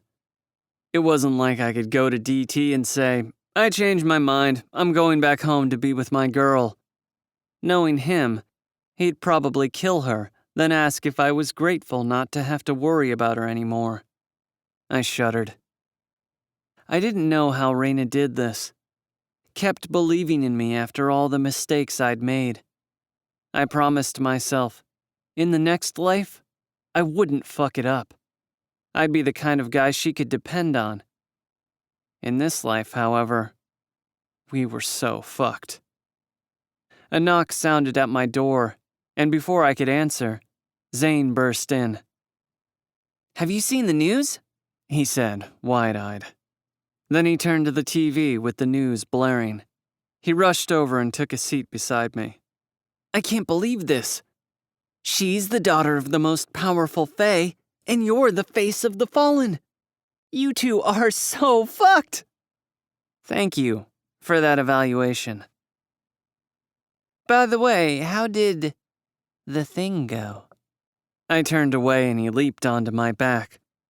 "Why are you blushing like a little bitch?" He berated me with punches. "I'm not," I said, trying to shake him off. I shoved him back onto the couch. "Wipe that stupid smile off your face then." He sighed, leaning back into the couch. "See, that's what I wanted with Ensley." I nodded, taking a seat beside him. "I might still be buzzed from earlier, but if she's worth the risk, go for it, man." "Who even are you today? Let me see what she sent you." "No way," I said, floating my phone across the room. There was a knock at the door. I nodded to Zane, who was closer, and he hopped up to answer it. "Ensley?" he said. I sat up as she pushed past him. "We're going into the city tomorrow night. We're going to take down a Fae to bring media attention back to the Fallen. Apparently some girl got adopted by Yamoja Rue. DT wanted to know if you're ready to head out there." "Yeah, I'm ready." Zane chimed in. "I'm ready too." She bounced onto her toes. "Yes! Okay, we'll train in the morning and then head out at dusk. DT wants to take Roland with us." "Roland?" "You know, Redbeard, Gemgate guy." I nodded. "Ah. So we can port back if we get into trouble." She eyed my coffee table that had the half-empty bottle of infused whiskey. "And maybe you two shouldn't drink any more tonight," Zane said. "Unless you'd like to join us for a drink." "Really?" she said, her face brightening. Then it faded as she looked over at me. "Oh, I better not." Zane jabbed a hard elbow into my side. "You totally should," I said through gritted teeth. Ensley only stayed for one drink, but I enjoyed listening to her and Zane banter. He really did step up his game, and she seemed to find him as funny as I did. If life were fair at all, then Raina would be seated beside me, drinking with us. I missed her. All those precious years I wasted giving her a hard time. No, who am I kidding? All those years humiliating her were gone now, and all that was left was a world that wanted us to be apart. She was going to try to save me no matter what I did or said. That task was impossible. But I had seen her do impossible things before. It might have been selfish of me to want to see her again, and stupid of her to risk her life to find me. But no matter how much I fought the desire to be with her, I always failed. For once, I didn't mind being a failure. I had myself counting the minutes before I had my apartment to myself again so I could look at her picture. I'd need the comforting image of her dark eyes and her curls spilled across her bare shoulders if I had any hopes of falling asleep tonight. Tomorrow promised one of two horrors that were sure to keep me up. Either I didn't have a run-in with Reyna and would have murdered my first Fae, or worse, I'd find her and roll the dice that both of us could make it out alive.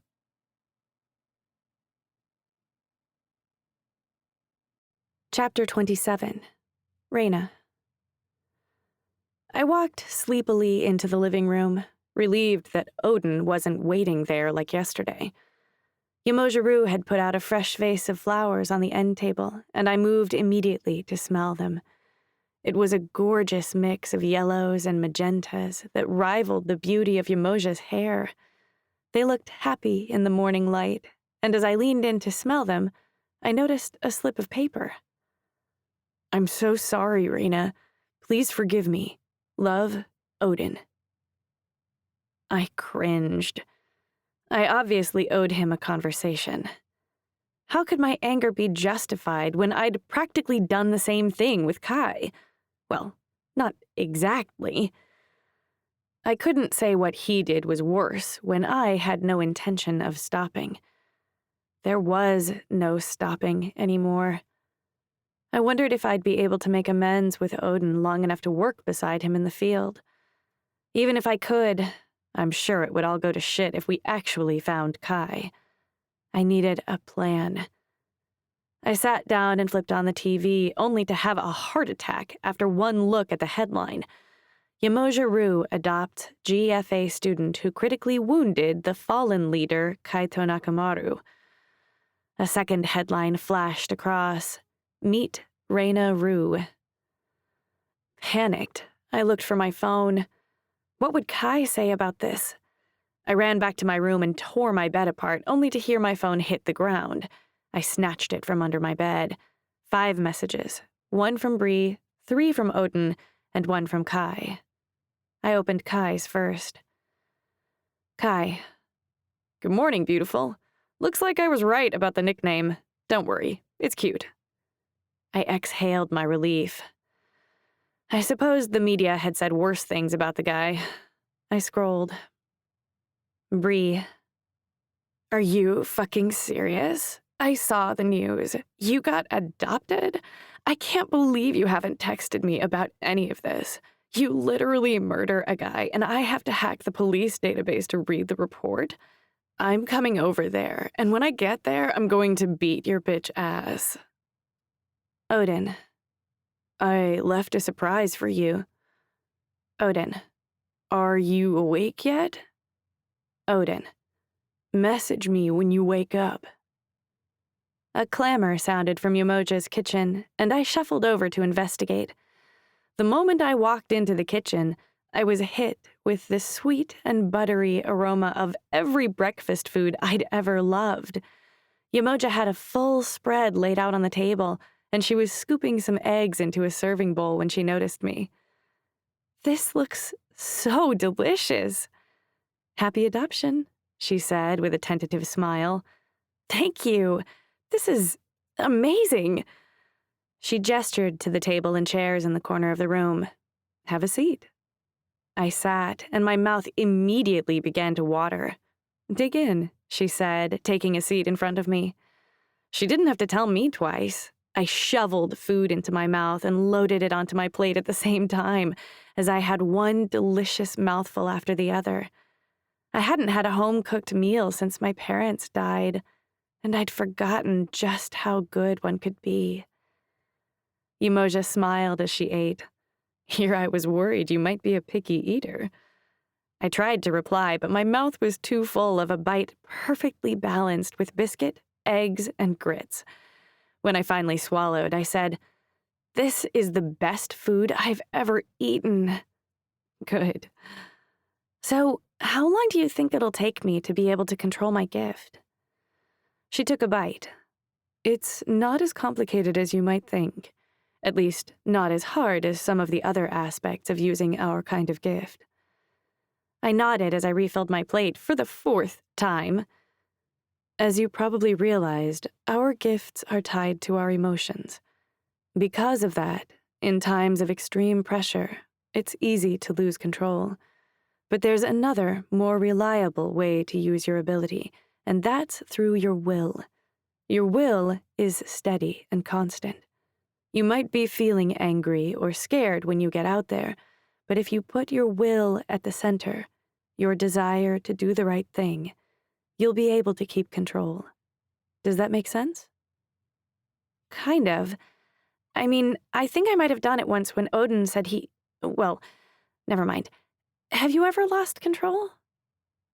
Her gaze rose as if locked in memory before she said, "Oh, yes, many times when I was younger. I've even had to resort to emotion on occasion to do my job, but I wouldn't recommend it. As you well know, that's how mistakes are made." There was a loud slam at the front door. Yamoja looked at me with widened eyes, her eyebrows raised in mock fear. I slumped. That's probably for me. I, haven't been keeping up with Bree. Well, I was on my way out anyway. I'll let her in. Good luck. Yamoja, I said, halting her. You know, I used to cook with my mom. Maybe you and I could cook together sometime? She smiled to herself. I'd like that, she said, and left the kitchen. I heard the front door open and close, and half a minute later, a deranged version of the Angel of Death stormed into the kitchen, purple pigtails and all. "Why the hell didn't you call me?" she said, plopping into Yamoja's seat and grabbing a piece of bacon. "I'm sorry. Things got out of hand and I didn't know what to say." Her face relaxed. "Congratulations on getting adopted." "Oh, but I still hate you." I'd never seen Bree so chatty. She had missed a whole lot in a short time, but a few months ago, she was nowhere near as open with me as she was now. "So, you actually murdered Kai? What's wrong with you? How does that make you any better than him?" "It was an accident. I lost control over my gift and—" I wasn't sure if I should tell her, but I'd already hidden too much. "He's not dead." She stared at me blankly for 3 seconds and said, "Spill, bitch." I took a half an hour of disclaimers before I even got to the meat of the story. I triple-checked the lock on my door as I made my way through the last part of it, the part I felt most embarrassed to tell. She gasped. You've been sexting?" "You don't understand, Bree. I can't help it. I cannot resist him." She looked stunned. "I'm not judging you. We've all dated our share of murderers, putting a pin in that. But has he at least explained himself? The dance? That thing with Carter?" I sighed and chewed on my bottom lip. "I'm afraid to ask." "Don't be a wuss. You have to ask. I'm serious, Raina. Ask him now." "But what if he really did those things?" She shrugged. "Then you'll have all the information and you decide for yourself. But FYI, if you still like him after that, I'll murder him. And you, for that matter." "Okay," I said. "Here goes. Me. Kai, there are a couple of things I need to ask you." I glanced at Bree, but the reply came back right away. Kai. "Fine. I'll answer 2 of yours if you answer 2 of mine." Me. "Can I ask where you are?" Kai.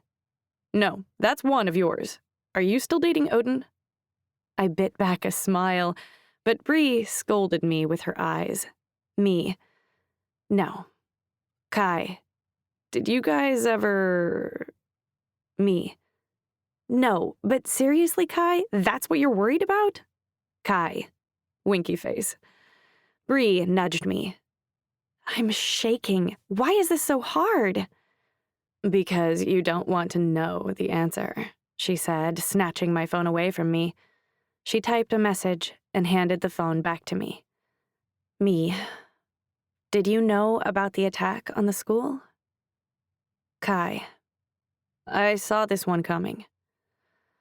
There was a delay before he started typing. Kai. No, I was just as in the dark as you were. When Quan got hit, I started looking for a way to get you out of there. That's when I saw Carter. He'd been using his gift to alter my mood all semester, but the joy in his face as he played, even as those monsters attacked, gave him away. I attacked him, but Zane stopped me and told me this was only the beginning. You were already unconscious. If things got worse, you weren't going to walk out of there.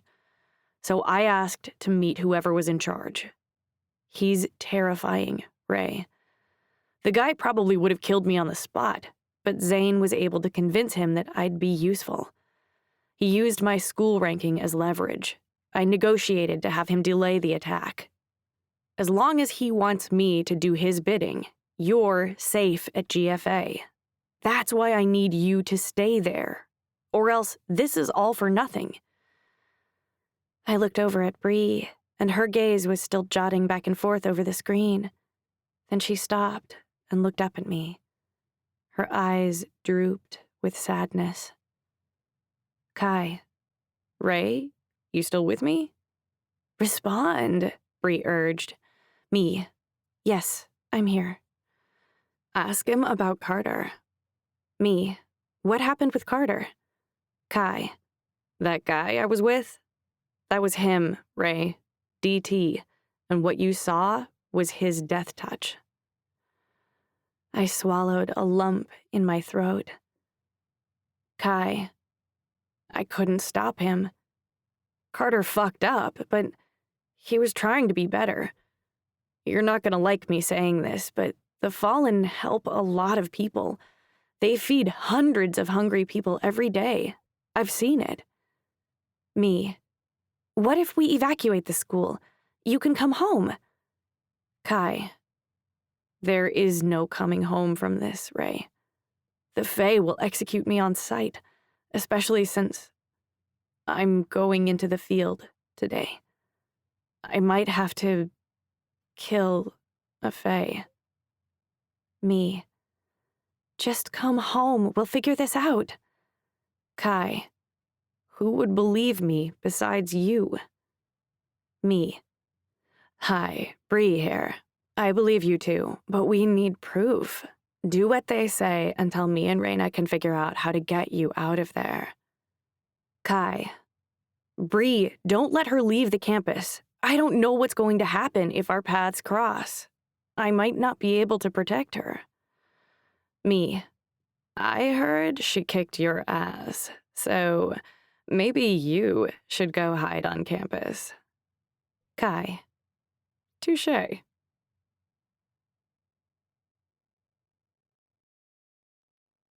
"28. Kaito." I hopped from the car and followed Ensley into the factory, smoke pouring from a vent at the top. "Before we start," I said, "I wanted to apologize to you about, you know." I scratched the back of my neck. "I didn't know your situation and, we all have our shit." She looked up at me with her light brown doe eyes. "Thanks for saying that." She shrugged, her dimmed gaze teeming with sincerity. "I don't know what I'm doing." I simpered. "Join the club."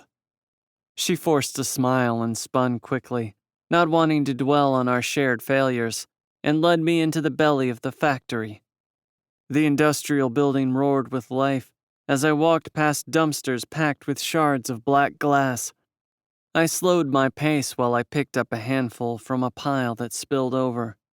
It was enough to bring the memory of the glass demons back with a vengeance, and I shuddered to think how many Ensley, or whoever she'd previously been working with, could bring to life with the amount of glass they had gathered.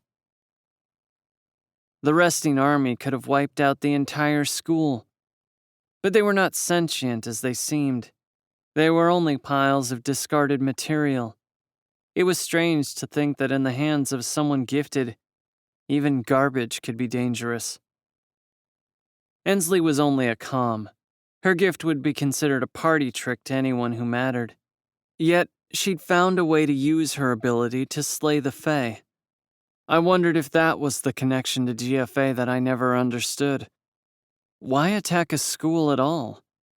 Was it because the administration of Gifted Fae Academy ruthlessly decided whose gifts were worthy and whose weren't? I'd certainly been on the wrong end of that a few times. It was the institution that led all the others. The Fallen had found a strategy. Wound the gatekeepers. If they'd been able to finish their attack on the school, they might even deter enough students from applying to bring the cycle to an abrupt halt. But then where would the elite go to learn how to use their powers without losing control? I wondered if the Fallen had a plan for that. Probably. Ensley waved me on. We've been looking for more people who can puppet them, but it requires a unique set of skills. It's not like we can post the job opportunity online. Where's the rest of your team? She wiped a hand over her face. Let's just say the position has a high turnover. I wasn't sure if she meant people were dying or quitting, but I thought if I asked I might lose my nerve. She smiled at me, but all I could think about was how this small girl had taken the lives of the Fae. You know that's why you were selected to begin with. Finding my voice, I said, I can't promise I'll be any good at it. And by that, I meant I couldn't promise I'd kill anyone. She replied as if she'd caught my full meaning. You better, because we are dealing with Fae, and if you don't kill them, they will kill you. I hadn't given opposing the Fae serious thought before that moment. My whole life I had idolized them. Now I faced the possibility that I'd either be forced to kill one of my idols, or be killed by one.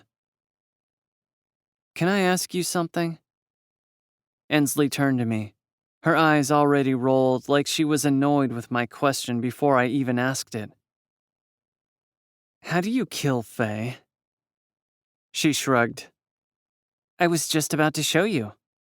That's not what I mean. She exhaled through her nose. Her voice was flat as if the question was hardly worth the breath to answer. I remember that the Fae aren't innocent in all this. Her peppiness had vanished. The girl standing in front of me seemed absolutely capable of being romantically involved with DT. I could tell from her obvious irritation that I should change the subject. So what are you going to do? Roll me in a pile of those things before we head out? That's idiotic. We melt the glass into one sheet. You touch it, then we break it. Do you think it'll work? I didn't know, but the idea was both clever and terrifying. I'm not sure. Worth a shot. It was hard for me to imagine the vicious beings that attacked the dance as just piles of glass manipulated by only a few people. I assumed that's why they oriented the glass in that way. If people believed them to be monsters, they wouldn't be peeking around the corner for the person who was moving them. Not to mention, the Fallen stayed out of harm's way as their piloted demons took on the Fae. That night at the dance, Yamoja struck the dark shifting masses, only to watch them rise relentlessly and continue until she'd used her gift to reduce them to dust.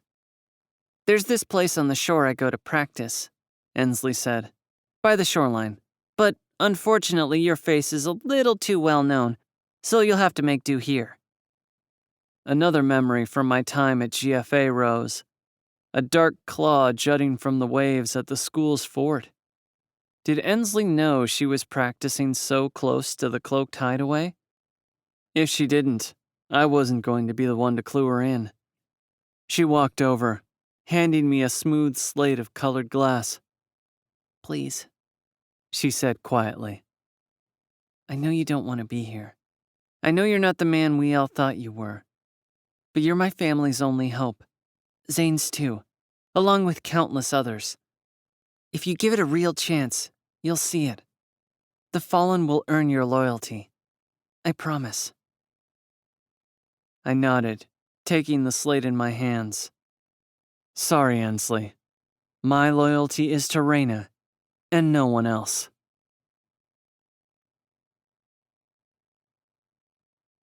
Chapter 29. Reyna. I lay silently beside Bree in my bed as we stared at the ceiling, disappointed that our strategy session didn't yield any decent solutions. "Can I ask you something?" Bree said, finally filling the silence. I nodded, taking a deep breath to steady myself for what was coming next. "Why do you like Kai?" I brought my palms to my stomach and pressed down, allowing myself a moment to brace myself for the memories, though I already had an answer.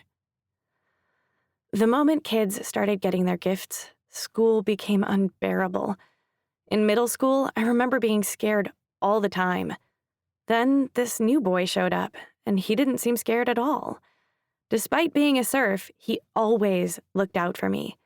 Broken bones, bloody noses, one beating after another to stop the elites from hurting me. I turned to her.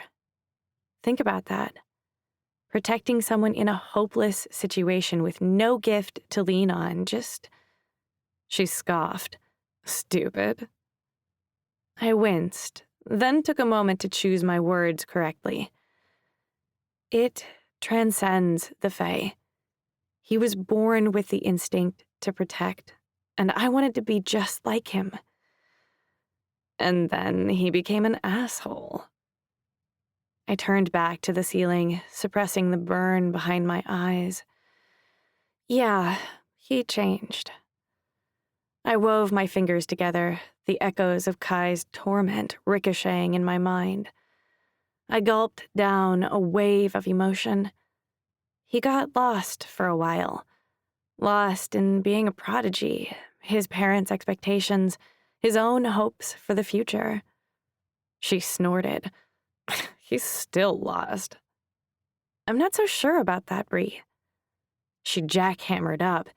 You sure it's not just because you think he's hot?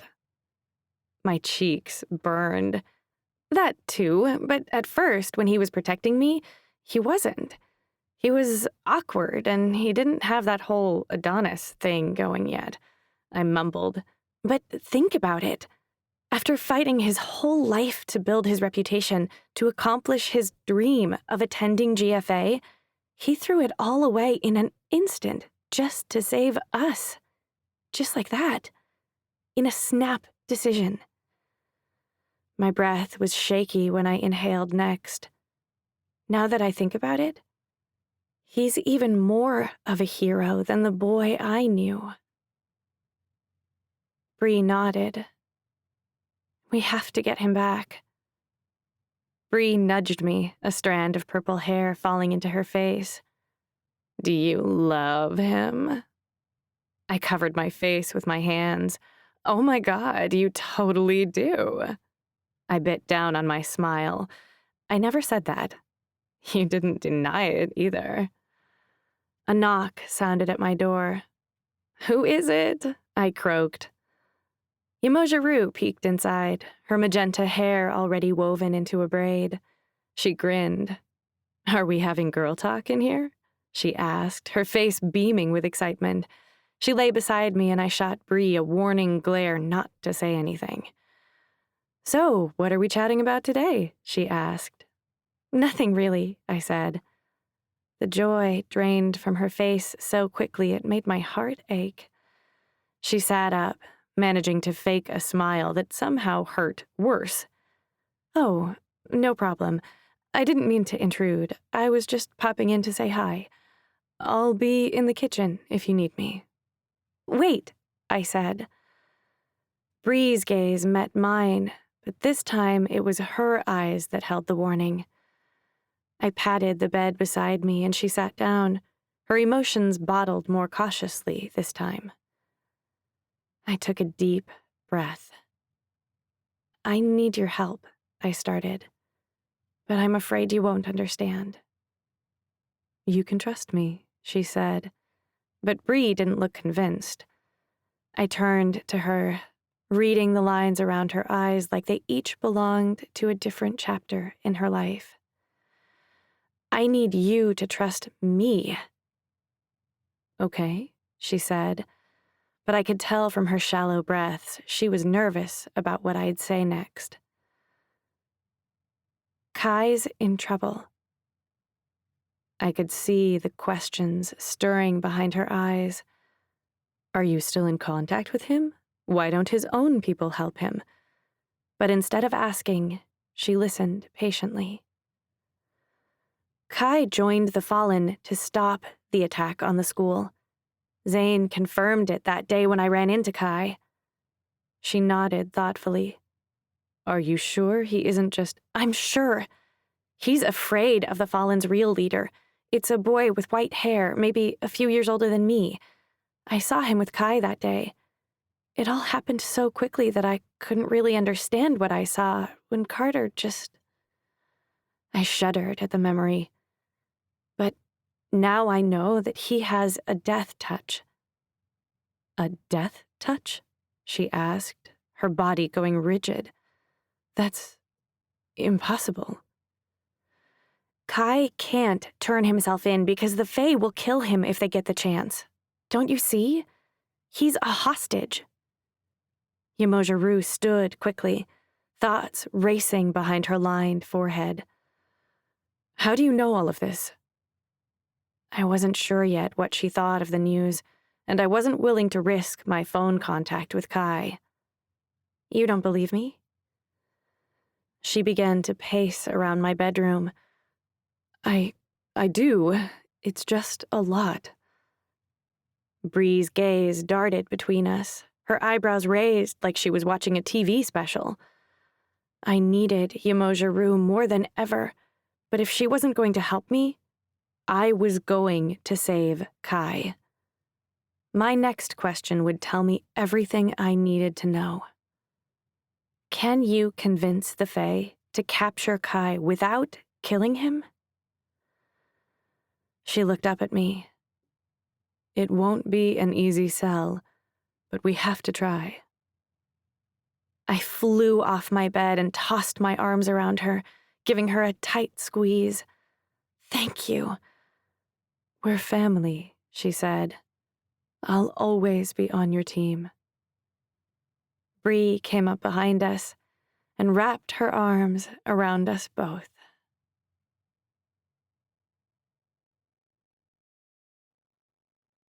"30. Kaito." The glass shattered, and my gift's grasp of each tiny shard remained intact. I nodded to Ensley. "Okay," she said. "Now try moving them." I held out my hands and the black fragments rose like a wave from the pile. "Good," Ensley said, her pep returning. "Can you make any other shapes?" I didn't have enough glass in range to make a demon like I'd seen at the dance, and I didn't want to anyway. Instead, I pulled the shards into a larger version of Reyna's owl charm. With the slightest shift of concentration, I made it flap its shiny wings, though it was my gift alone that held it afloat. It was awkward, but all the glass stayed within my grasp, and Ensley gaped at me, urging me to improve faster. The more that I thought of the glass pieces as one whole slab, the easier it was to make my design work cohesively. "You really are elite," Ensley said. She bounced onto her toes and grabbed another slab of glass. "Here, let's add this one." Slab by slab, we added to the pile, Ensley's admiring gaze filled with more awe each time. "How did you learn to hold so much with your gift, and for so long?" she asked. I thought for a moment and knew instantly. It hadn't been the result of the lessons my parents dragged me to each day, but rather a game I invented for myself. Shortly after my gift unlocked, I started hovering over my bed before I fell asleep, curious if I could hold myself up while I slept. I never managed it, instead waking strewn across my blankets. But as life became more complex and sleep eluded me, the minutes I'd once spent hovering stretched to hours, and my gift flourished. Born lucky, I guess, unwilling to share the rest. We practiced for several hours before Zane showed up. His barrier gift could come in handy in a pinch, but he wasn't going to be able to help with the glass. His tossed hair and drooped eyes said he'd taken the opportunity to sleep in. I'd conjured 3 glass demons at once when he entered, and he seemed genuinely impressed. But shortly after I lost control of the first slab of glass, its pieces dropping to the floor one by one. "Well, well, well," a voice said, drawing our attention. "Here they are." My stomach dropped when DT entered the factory, his white grin sending a shiver down my spine. Then I saw the small arms and legs wrapped around him. My heartbeat raced, and my gaze slid over to Zane, whose ghostly expression mirrored the terror I felt. Gleefully enjoying a piggyback ride from DT was the cake-stuffed little girl I'd met at the party. It was Wendy, Zane's little sister, and it was apparent in her bright smile she was completely unaware of the danger she was in. He walked over to me and grinned. "I'm glad to see the training is going well." He nudged me, and Wendy giggled. I allowed the glass to fall into piles in front of me. I needed to do something before Zane did. "Hey, it's the cake monster," I said, hoping my enthusiasm would draw Wendy to me and away from DT. "We went to the park," Wendy said as she wiggled off DT, but remained at arm's length as he said, "Do you want to tell them the news?" "I got my gift," she squealed and ran to Zane. We both shot each other a quick glance of relief that she was no longer in DT's range. Then Zane turned his attention to his excited sister. "So soon? That's amazing, Wen. What is it?" She hurried over to me with a smile and said, "I saw you at the park." "What?" Her attention shifted and she raced toward the glass with tiny outstretched hands. She's going to get cut. "Careful, the glass is sharp." She paused only for a moment, before crouching down and patting the glass with her palms, then the gray concrete beside it. A moment later, a smoky image filled the space. It was blurry at first, but grew more defined until I could see it more clearly. I stared. It was me. One of my ghostly legs protruded through Wendy, and the other through the pile of glass in front of me. Wendy stepped back out of the image as he lifted his hands and conjured an owl from the translucent glass. "Magnificent, isn't it?" DT said. Zane and I stared, and after a few short seconds, the smoky scene dissolved. Zane's face brightened. "Wow, Wen, that was amazing!" I'd never seen a gift even remotely similar. Not only did she channel my actions, but she was able to project the image back into the room for us to observe. It was beyond elite. "She's a prodigy," I said, before remembering how that word had done me more harm than good. Zane beamed. "Did you tell Mom and Dad yet?" She shook her head. Zane looked up at DT. "Can we go?" "Of course," DT said. Zane pulled his sister up and carried her on his lap halfway out the door before he turned back to me. "I'll be back before the mission. Don't go without me."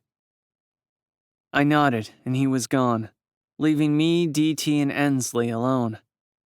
I wanted to ask DT how he ended up spending the day with Wendy, or how they came to discover her gift, but I didn't want him to know I'd grown distrustful.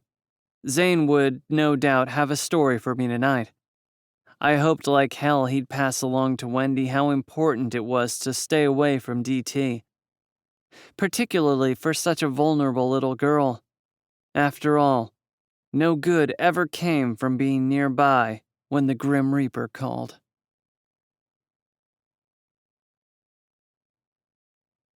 Chapter 31.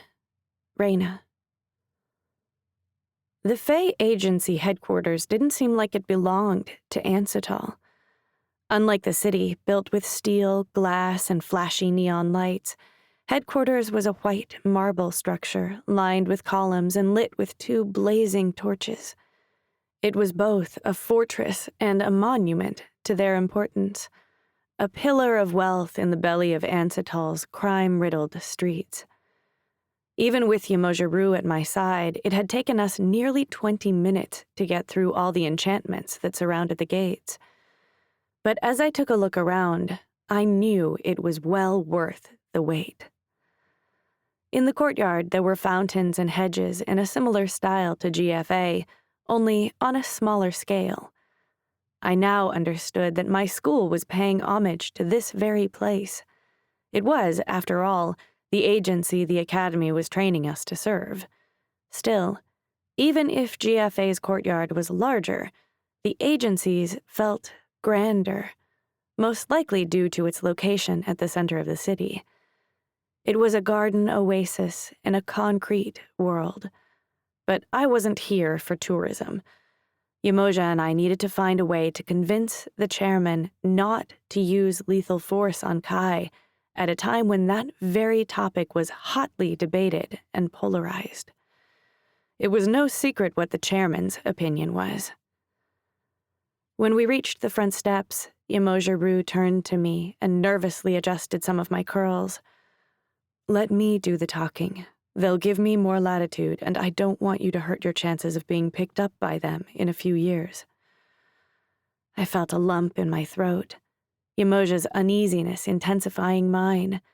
I doubt if I could find my voice if I wanted to, so I nodded instead. Being the greatest Fae on Earth might have got Yamoja and me into the building, but it was an hour and a half before we were allowed to see the chairman. We pushed open the glass doors to find a room that appeared to be draped entirely in deep purple velvet. There were small gaps where white marble peeked through the dusty fabric, and the room felt cramped and dark, despite being the opposite. At the back of the room, the chairman glared down at us from what could only be considered a throne. There were torches on either side that matched those at the front of the building. The chairman's coral-colored hair was pinned to his head in loops, and he scratched at the back of his hand with long, curved fingernails, sharpened to a glittery point. Yamoja-Rue stepped forward, confidence evident in her sanguine movements, but not in her eyes. The chairman flashed an unfriendly grin. "What brings you to my office today so unexpectedly?" "We have a lead on the Fallen. We'd like to ask the Fae not to use lethal force when capturing Kaito Nakamaru, as we believe he can lead us to—" The chairman's smile died. "I'll stop you right there. All Fae will use lethal force if necessary. I won't risk the lives of our city's heroes." I twitched, finding a touch of relief when Yamoja didn't waver. "We think he can lead us to the real leader of the Fallen." He tapped his fingers, his agitation on full display. "It doesn't matter who the real leader is. The Fallen is nothing more than an image, and for the moment, it's the image of Kaito Nakamaru." "He's innocent," I blurted. I could tell by Yamoja's contorted expression that it was a mistake, but there was no turning back. His arched eyebrows rose. "Oh, I hardly noticed you, dear. Is this the famous Reyna Rue?" "It's Bennett. Reyna Bennett," I spat. "Kai is being blackmailed by the Fallen. We have to get him out of there." His smile made my skin crawl. I just love when children burst into my office and tell me how to do my job. I didn't. No. He shook his head. You hush. Now, the adults are talking. My jaw locked, and I could see in the reflection of some exposed marble that I'd begun to glow, a fact that didn't seem to faze him in the least. The fire beside the throne began to thrash. His gaze moved to Yamoja. Of course the agency appreciates all you do, Ms. Rue, but we can't change the policy with so little verification. I understand. I'm sorry to disturb. This is so fucked up, I said, my hands balled into fists. You can't just slaughter people just because you think they might be bad. Who are you to sit up on that throne and decide who lives and who dies? I felt Yamoja's hand grip my arm. That's enough, Reyna. The chairman gave a curt laugh, his face settling back into a mischievous Cheshire grin. He sighed, his head tilted condescendingly. I'm sorry, Yamoja said, but he raised his hand to silence her. His voice was so smooth it was as if he were reciting a poem. I'm the law, the very bones of our society. Without me, Ansitol would be nothing but a pile of rubble in a chaotic wasteland. You can ask your new mommy what happens to a fae who hesitates. I believe she was particularly close to Will Citrine and Raphael Mazarin. Yamoja's gaze dropped to the velvet rug. But you want me to risk the lives of our city's protector to save your broody, gothed-out boyfriend from his own poor judgment? Disbelief over his petty response showed in my half-smile. And I'm the child here? All I'm asking you to do is capture him. And what if he attacks? He won't. What if he does? What makes you so sure? I took a deep breath. I've been in contact. I wasn't sure who looked more surprised, the chairman or Yamoja Rue. I pulled my cell phone from my pocket and walked it over to him. Curiosity flared in his dark eyes as he reached for it, which gave me pause. But I opened my conversation with Kai, handed the chairman my phone, and held my breath as he scrolled through. His expression remained unreadable, except when he came to the picture I'd sent Kai, when he briefly raised an eyebrow, and then scrolled back through the phone. My attention moved to Yamoja Rue, whose gaze was firmly on the ground in front of her. I knew she wasn't happy with me, but this was the only thing I could think of to save Kai. I had to try it. Finally, the chairman spoke. When you're young, it's difficult to see the bigger picture. Fae need to consider the greater good. They cannot worry about one individual with spurious claims of innocence. So even with proof, you're not going to give the order. All this proves is that I was right about him being your boyfriend. I gaped.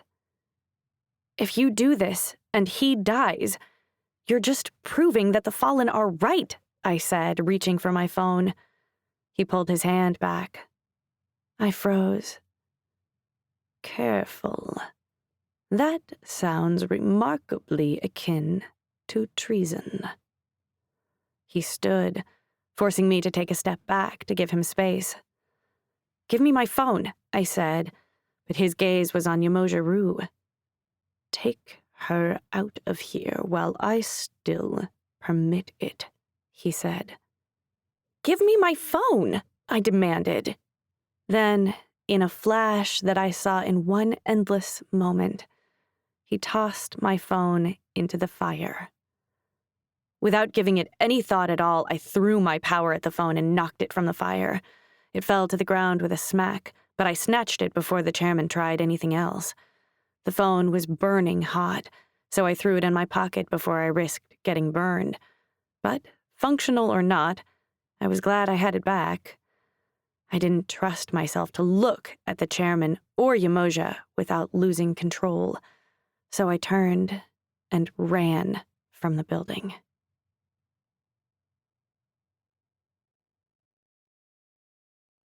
"32. Kaito. Me. Reina. Training went better than expected. I'll be out in the field tonight. Me. I'm getting a little nervous. I don't think I could actually kill a Fae. What do you think the odds are that we won't run into anyone? Me. Are you going out there tonight? Is it still too late to persuade you to stay safe on campus? Me. Ray? Fuck. Something happened. No, she's just busy. If someone got a hold of her phone and found out we've been texting, she might be in a lot of trouble. They might be able to track my phone and send the Fae to take me out. Was I jumping the gun? It had only been a few hours without a reply. "Hey man," Zane said, jogging me from my panicked thoughts. He had a tray of food and sat down in front of me. I slid my phone into my pocket. "Hey, how's Wendy doing?" He took a bite of a chicken burger and spoke through chewing. "She's excited." "I bet. That's the most amazing gift I've ever seen. She'll have no trouble at all getting into GFA." His blue eyes moved to me.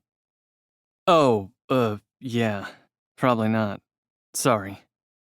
How quickly I'd forgotten. Wendy would never attend GFA. None of the Fallen would. In fact, it would be a miracle if it was still standing when Wendy was old enough to apply. I hung my head. Right. Sorry, old habits. So what was DT doing with her? What a weird way to find out. He shook his head. "I don't know, man. Wendy told me she discovered her gift by accident. When she realized what it was, she ran to the tower to find me but ran into DT instead. He took her to some park so she could try it out in a larger space, then came here when she finally got tired." His gaze was loaded. I frowned. "I know," he said. "I don't like it either. It's hard for her to understand why she should be more careful. He's nice one minute and then Carter?" He nodded. A total wild card. Ensley dropped into the seat beside me, Roland taking a seat beside Zane. Ensley's cheeks flushed pink when she looked at Zane, but her voice came out in its normal, casual tone. "You guys having a strategy session without the rest of your team?" "Did anyone bring me a burger?" I asked, eyeing their trays. Roland smirked. "It's like 10 feet away." I groaned. "So DT has given us specific instructions not to engage Yamoja Rue. If she's the one we run into first, we book it back to Roland, and he'll port us back to the tower. From there, we'll head out to another area of the city." Zane spoke. "You spoke to DT?" This time, Ensley's face turned a dark crimson. "What if we run into another Fae?" I asked, hoping to rescue the conversation from the awkward bomb that seemed to be on a short countdown. Ensley said, "We whistle once to alert the group that we found someone. We follow the sound and try to corner whoever it is, with Zane playing defense for Roland and Kai, and me taking out the Fae. Whistle twice if you're in trouble, and 3 times if it's Yamoja Rue, and we need to get the hell out of there." "Maybe we should postpone," I said. Roland grimaced, and I thought for a second he would speak, but he didn't. Ensley did instead. "Losing your nerve already?" "Of course not," I spat. I looked down at my phone. "It's just..." When my gaze rose to Zane, he shook his head slightly to stop me from saying more. "DT wants the news coverage back on us. There's too much focus on that girl being adopted by Yamoja Rue. Plus some guy from the north side claiming his gift was stolen, she giggled. But if you're not down for this, Kai, we'll go without you. I can handle the glass on my own, even without Carter. Now that I knew how it all worked, I had no real reason to join, except one. If Reina happened to be out there, I needed to be out there too. At least she'd be with Yomoja-ru, meaning my team would retreat if they ran into her. But I couldn't risk it. If she strayed too far from her group, she might be the next victim of the Fallen. If I was there, I might be able to save her. I trusted Zane, but after watching Carter die, I knew Roland was loyal to DT. Ensley's loyalty was impossible to gauge. The penalty for being wrong would be too great.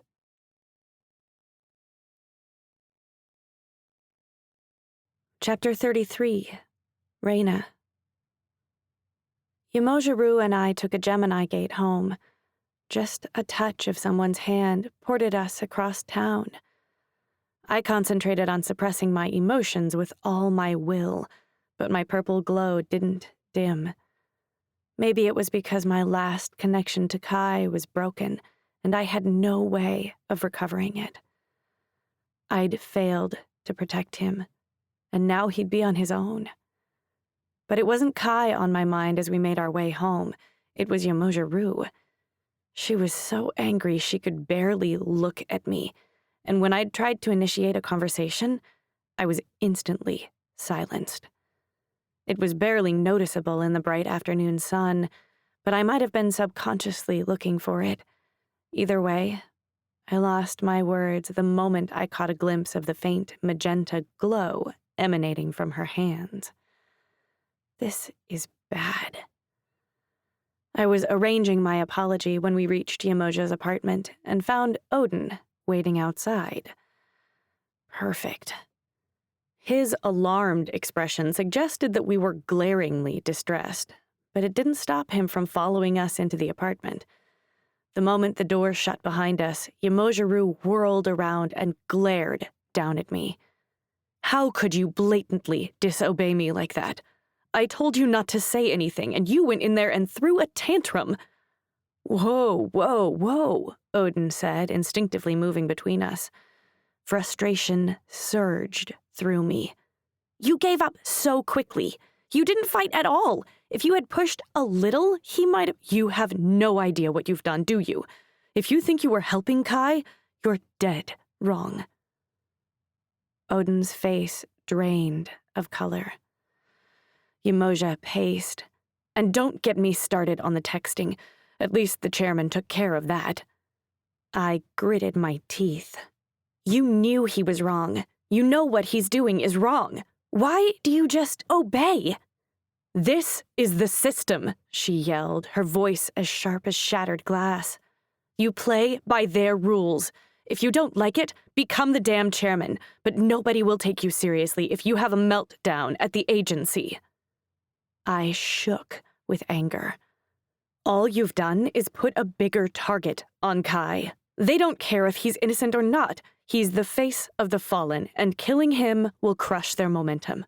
Why do you think the chairman was so quick to destroy the evidence? You're lucky he'll let you walk out of there alive. I stepped back. So it's true then. The Fae are just government dogs following orders. They're executing whoever threatens the system. I'm sorry this isn't all rainbows and unicorns, but this is how the real world works. I can't help anyone unless I remain a government Fae. I follow their rules and make the best judgment calls I can in the moment. I don't have the luxury of falling apart because I disagree with a decision. How many innocent people have you murdered? She scoffed. That's the question, not how many I've saved. Everyone wants to be Fae until it actually comes time to do the job. Life isn't black and white. There's no clear right or wrong. You need to grow up. Everyone is so quick to tell me how I need to grow up and that I don't understand, I spat. I do understand. You're afraid that I'm right because you know this system that you fight to protect is broken. What you're doing, I swallowed back tears. What you're helping them do is wrong. I turned on my heel and headed for the door. Reyna, Odin said. I heard Yamoja say, let her go, before the door closed behind me. I went straight to the school to find Bree. We were on our own now. I nearly knocked into Finn and Enzo as I darted through the office building and bounded down the stairs to the campus. I could also hear Odin chasing me down. I so didn't need this right now. I burst through the doors of Pink House, my chest heaving with exhaustion as I stepped out onto my floor. I stopped short. Sitting in a ball outside my dorm room, with her legs clutched against her chest, was Miranda. My skin burned at the sight of her, my rage still hot from our last encounter.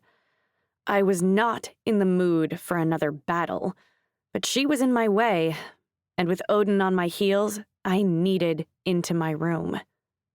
Move, I said, squaring up to her.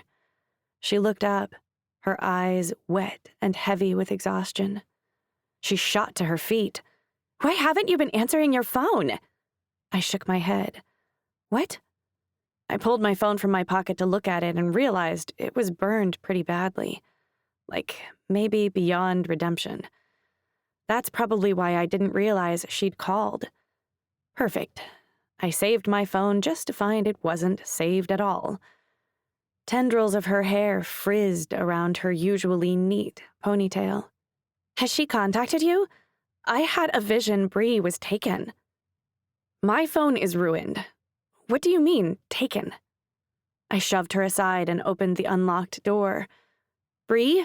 I called out, but the room felt empty. There was nothing out of place, nothing to indicate a struggle, or even a forced entry. Just an unlocked door and an empty room. I spun on Miranda. I swear to God, Miranda, if this is another lie. Standing right behind Miranda was Odin, his green eyes looking colder than I'd ever seen them. If he'd just waltzed into the girls' dorm without being stopped, that certainly didn't give the impression that this place was locked down. It's not, she sniffed. I filed a report at the agency, but they can't do anything until she's been missing for 24 hours. But Reyna, I saw her get taken in my vision. I came here, and when she wasn't here, I waited a little while. I called her, called you, called Odin, called everyone. And when no one knew where she was, I filed the report. I've been waiting here ever since. I was waiting at Yamoja's to tell you about Bree. Seems I walked into something. Something maybe important? That I should know about, Reyna? Odin caught me off guard when he spoke. For just a moment, my heart went into my throat, worried about how much he heard and how much he understood about my conversation with Yamoja. But I didn't have time for this. I didn't have time for him and his hurt feelings. Not now, Odin. Bree is missing, and I just don't have time for this shit show. He bristled. I could see it on his skin. But he'd have to wait. I shook my head. That's impossible. GFA is fully secure. They just increased security. She couldn't have been taken. She spoke again. This time, her voice filled with venom. Why doesn't anyone believe me? She hissed. Her eyes pooled with tears and desperation as she grabbed me by the shoulders. I asked security to check the footage. Nobody came into this building, and Bree can only be seen entering, not leaving. Then what makes you think she was taken? Maybe she's on another floor. Miranda looked around the empty hallway as if worried someone might overhear her. My vision was blurred, but I heard her scream. I saw someone's hand grab her, and she took a deep but shaky breath. Red eyes. My gift flared. Truth. This is so fucked. Panic swelled, but now was the time for a level head. There was no one to turn to for help. Even the Fae wouldn't take Bree's disappearance seriously. I had the two people I cared most about with their lives on the line tonight, and no time to worry about whether I was ready to save them or not. No graduation, no apprenticeship, no further training. It was too late for all that. All I had was what I was capable of now. I could either save them, or I couldn't. No in-betweens. My body shook with fear. If I failed, I'd lose them. My thoughts moved to something Professor Tubros had told me after Kwan's funeral. Our greatest fears never actualize until we're ready to face them. We just never seem to think we are. Well, I couldn't think of a greater fear than losing Kai or Bree. Time to step up. Turning back to Miranda, I said, "We have to go after her. If we wait 24 hours, she could be gone." "What happened to your phone? We need to make sure she didn't try contacting you." No time to go into all that. I nodded. "Right. Okay, so here's the plan. I'm going to get a new phone, move my number onto it. We'll program Bree's number in, try contacting her, and if we don't hear back, we'll head out into the city to look for her. I was heading out there anyway." "How do you expect to find her? The city's huge." "I just need to get in her general vicinity. I'll be able to feel her. Also," I turned and looked at Odin, who was still lurking behind us. Oblivious to my apprehension, she wiped her face. "Got it. You're going after Kai, too?" I glared at her, trying to shut her up to no avail. "Look, I know you're not dumb enough to go after him because he's hot. You must have a reason." Odin glared at me and growled, "I'd love to hear what that reason is, too." Damn it. Why didn't I take the time to explain all this to Odin before? Now he'll just get in the way with his blind vendetta. I couldn't deal with him right now. I turned my back and ignored him, hoping he'd get the message that now wasn't the time. Who else but the Fallen would go after Bree? They're the only ones who have ever dared to target GFA. If we find Kai, he can help us get her back. "And you trust him?" Miranda asked. "Yes," I said, letting the silence hang between us. I saw Miranda's conflicted emotions start to cloud her eyes. She chewed on her bottom lip. The way she avoided eye contact with Odin made me feel it had something to do with him, but every minute we wasted, Bree slipped further out of reach. Miranda grabbed my hand and pulled me to the side, glaring at Odin to let him know to back off. We stepped far enough away that he couldn't hear us, and she whispered, "There's something you don't know, and I don't know how to explain it without upsetting you." "Spit it the fuck out, we don't have time." She started to cry. "It's Odin," she said, so quietly I could barely hear her. "He's so angry all the time. I'm worried about what he might do if he finds Kai." I shook my head. "He seems fine just now, if a little pissed, but it's fake, Ray. He's not himself anymore. There's so much anger. I'm kind of scared of him." My gift sprouted to life. Truth. Why did the whole damn world have to fall apart at once? Thanks for the heads up, but I need you to pull it together.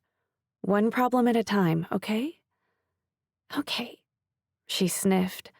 "The phone first, right?" "Yeah," I said, watching as she quickly smoothed out her ponytail, her aqua-colored eyes growing more determined. Odin walked up, once again asking, "Anything I should know about, Ray?" "No. We need to go get a new phone. I need to find Bree, and that's all I can worry about right now. I'm sorry, Odin, but you'll have to wait. We'll be back soon, and we can talk then." Odin looked at me. Then, with as phony a smile as I've ever seen, said, "Sure, Ray. We can talk later." After Miranda's warning and watching Odin's abrupt shift to casual, I had to admit She might have been onto something. I just didn't have time to work it all out. I nodded, dismissing Odin from my thoughts, and turned to Miranda. Follow me.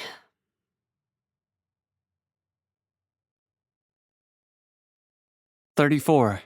Kaito." Night fell with a howling wind outside the factory, cold enough to freeze, though the season so far had been uncharacteristically warm. I sat in silence as some workers toiled away, lining slabs of glass for Ensley and me. Roland tapped away at the screen of his cell phone, and Zane paced as he supervised the workers while Ensley picked at her nails, seemingly unbothered by the actions we were about to undertake. We waited for DT's signal, the moment when I'd truly take to the streets as one of the fallen. My only mission was to find Reyna and keep her safe if I could. But even that was a long shot now that we were no longer in contact.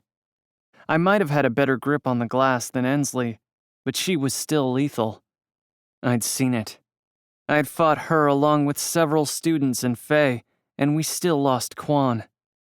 Ensley had taught me more in one day than GFA did in an entire semester, and I hoped it would be enough. We planned to search alleyways separately, so I knew she'd always be 3 blocks away, until one of us found a patrolling Faye. That meant my only chance at success was to find Reyna first. My skin pricked as DT walked in. I stood too quickly to seem casual. "Is it time?"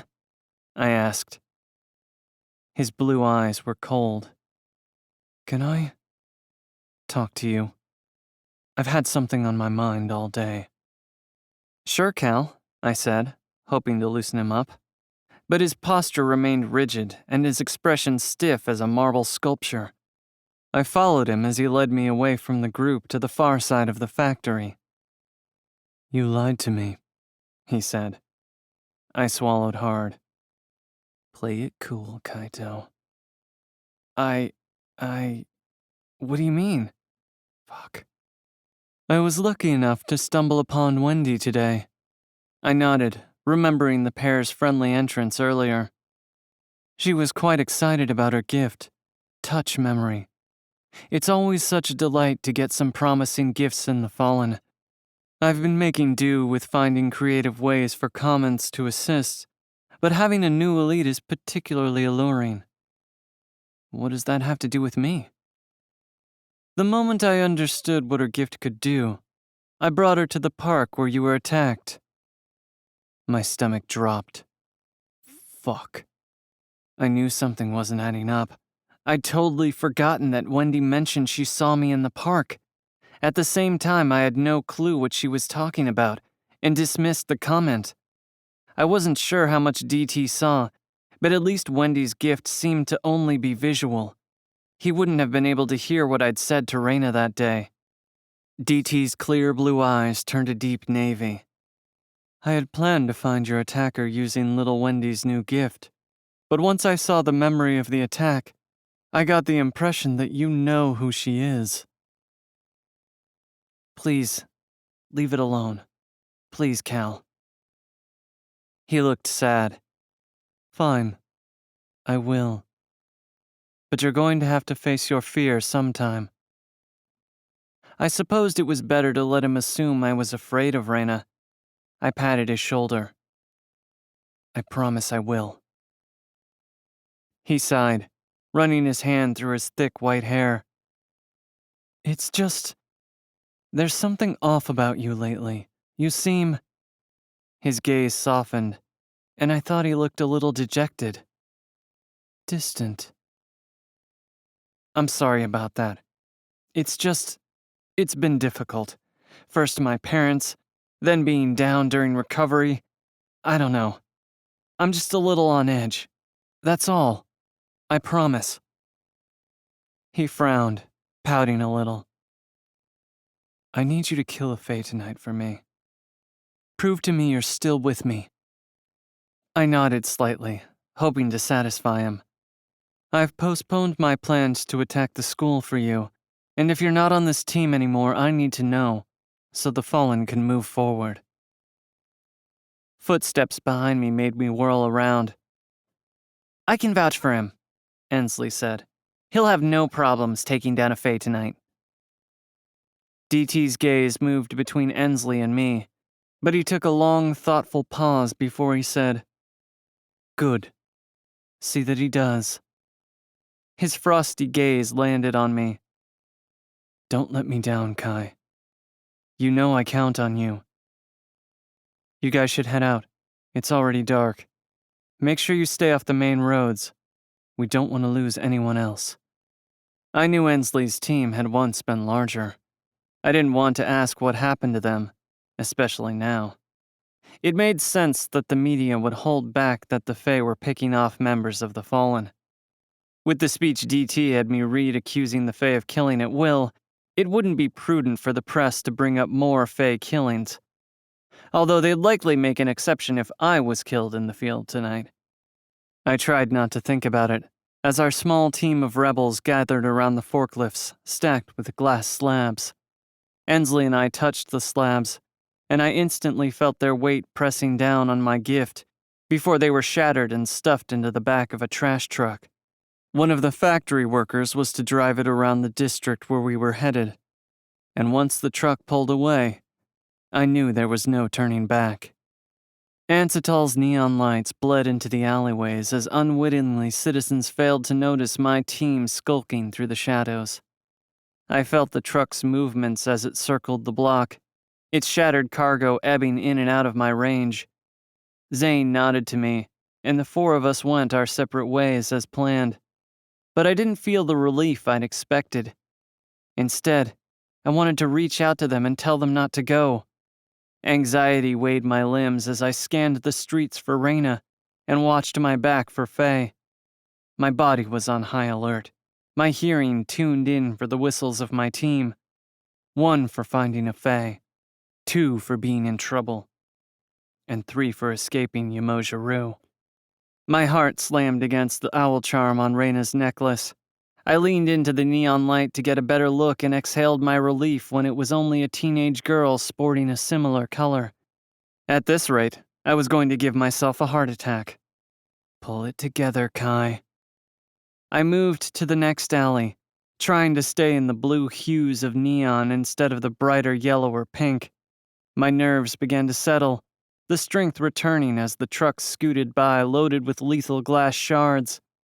I should have known it was the calm before the storm, that it would all go to shit eventually. But I didn't. Not until the first whistle sounded.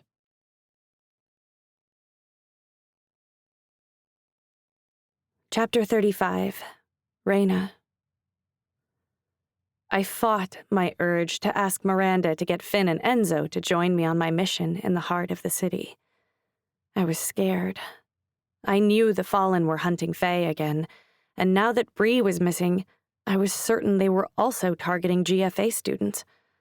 I'd be exposed, but there wasn't anyone I could trust anymore. Finn and Enzo were probably just as messed up as Odin. They were all close to Quan. I'd been so busy avoiding Odin and dodging questions about Kai that I hadn't noticed the signs. I mean, he hadn't triggered my gift. Maybe Miranda was worried for nothing. My pocket buzzed, causing me to nearly jump out of my skin. Miranda. Did Bree reply yet? Me. No, nothing yet. I'm almost at the city center. Miranda. Careful.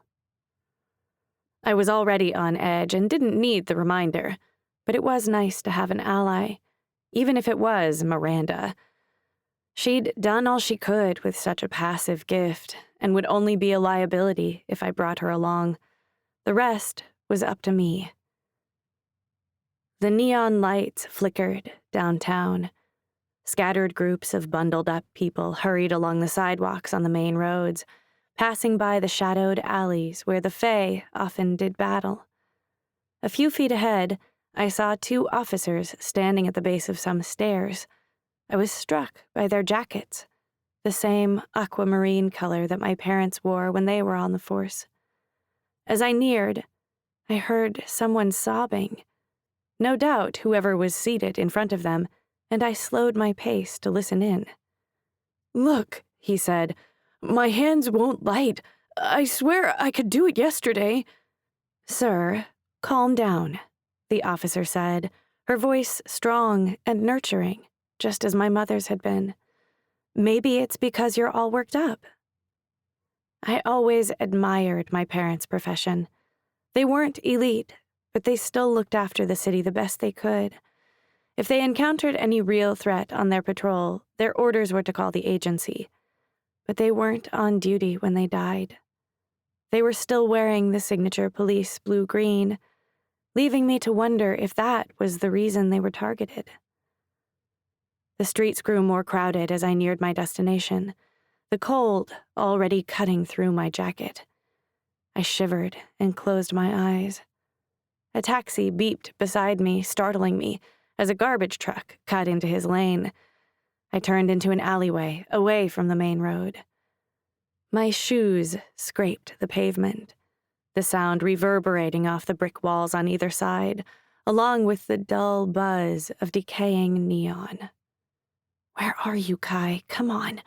Give me a sign." My breath fogged in my face as I turned my thoughts to my parents. "Please, I need some help," I whispered. A few seconds later, my ears pricked when I heard a whistle. In any other situation, I wouldn't have thought twice about it. It could have been anyone whistling for any reason, but to my ears, it was the sound of hope. I took off running toward the noise, cutting through the back alleys at my fastest sprint. I suppressed my heavy breathing, hoping desperately not to miss it if another whistle sounded. I came to a narrow alleyway and began to run through when something menacing moved in the shadows. I froze, adrenaline acting like a paralytic in my veins. The walls glowed purple around me, and I fought to suppress it. I inched backward. The sudden scrape of glass on the pavement brought me straight back to the night of the dance. The shadows rose out of the darkness like a wave. The fragments shuddered like hail, blocking out the last bit of light. My heart raced, my body on full alert. I backed against a wall and prepared to defend myself from the onslaught I knew was coming. I wasn't going down without a fight.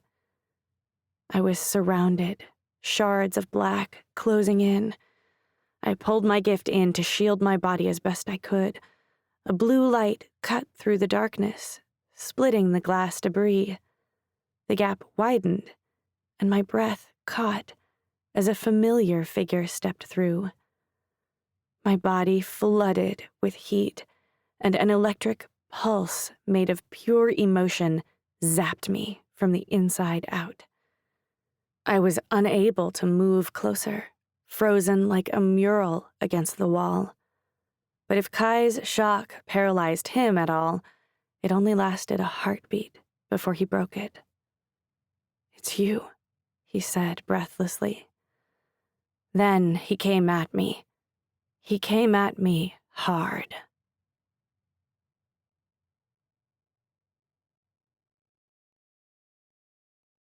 "36. Kaito." I pulled Reina's body to mine, a glass waterfall plunging to the ground around us as my entire focus locked onto her. Her arms wrapped around my neck, her fingers swept over the back of it, yanking her into my gift's range. A chill slid through me as I lifted her and pressed her against the brick wall. Her face flushed as I watched the frenzy unfold behind her eyes. Her legs wrapped tightly around me, and before a groan of pleasure could escape my lips, they found hers. Her owl charm locked between us. I felt the heat of her body through her clothes and deepened the kiss as she rocked her hips against me. Her lips branded me, and I couldn't stop tasting them. She grabbed a handful of my hair, urging me on, so I yanked down the zipper on her jacket and gripped her waist, guiding her. She moved against me, the friction of her jeans driving me insane. I pinned one of her hands against the wall, using the leverage to bring us closer. Her fingers circled around mine. Whether from emotion or lack of air, my vision began to blur white. Her head rolled back, exposing her neck, so I took a taste. Kai, I... Her chest heaved. I might... But she didn't have to finish her thought. Her movements grew erratic, her body bucking under my hold as she moaned from deep in her chest. The sound alone was almost enough to push me over the edge. My heartbeat pounded almost loud enough to hear, her back arching off the wall. My eyes widened in awe as her legs tightened around me, and a tear slipped down her cheek. Holy shit. She shook as her gaze lowered from the night sky back to me. Her mouth fell open. The surprise in her face must have mirrored mine. Damn. I hadn't even taken a shred of clothing off her. Our breaths synced for a moment. Then she snapped out of her daze and threw a hand over her mouth in embarrassment. I felt my smile grow, then break to a laugh. I pulled her hand to my lips and kissed it. It wasn't until she buried her face in my chest and I wrapped my arms around her that I suddenly realized I was shaking too. Several silent heartbeats passed. Ray, I whispered. Are you okay? She pulled away and took a deep breath that skipped when she exhaled. Oh my God, that felt so good, she said, biting back a laugh.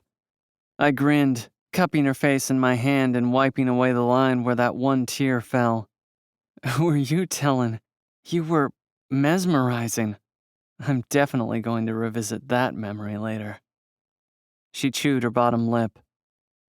Was that, I don't know, typical? So cute. I pressed my lips together in amusement and shook my head. Shit. What was it going to be like when we actually had sex? Ray, you're just so... She looked at me expectantly, and I lost my words. A whistle sounded from a few blocks away, where Zane was posted. The sound shook me like an earthquake, dumping me back into reality. I looked up, hoping like hell there would be only one, but the second whistle followed. 2 meant he was hurt. 3 meant we'd stumbled upon Yamoja-Rue. I found myself wishing for the latter, practically willing the third whistle to blow. If Raina was here, Yamoja could be too. But the third whistle never came. What is it? I turned to her. It's Zane. He's in trouble. I grabbed her shoulders. Stay here. Stay hidden. I'll come back for you. No, she shouted. I'm coming with you. I need you to stay safe. Fuck you. I'm coming, Kai. I raised an eyebrow. Again? A smile teased at her lips but didn't give way. I'm not going to lose you again. You won't, I said, and stole a kiss. Let's go. I threaded our fingers together and took off towards Zane. I'd gone off course when I saw the purple glow, disregarding that first whistle and straying away from my team. Fear clawed into me. Please, don't be dead. As we neared the area where the sound originated, I peeked down the alleyways, a catalog of fae I might have to face tonight flipping through my muddled mind. Raina gasped, and my gaze shot up to see Zane, crawling from an alleyway. He was covered in blood, one of his arms dangling unnaturally from his body. My body numbed as I raced toward him. A voice roared through the alley. Where is he? I recognized the voice in an instant and bolted into the alley to cover Zane, pushing Raina behind me with my gift. Odin's blood-spattered face darkened into a twisted smile when he saw me. It's about time, he said. Your buddy was running out of bones to break.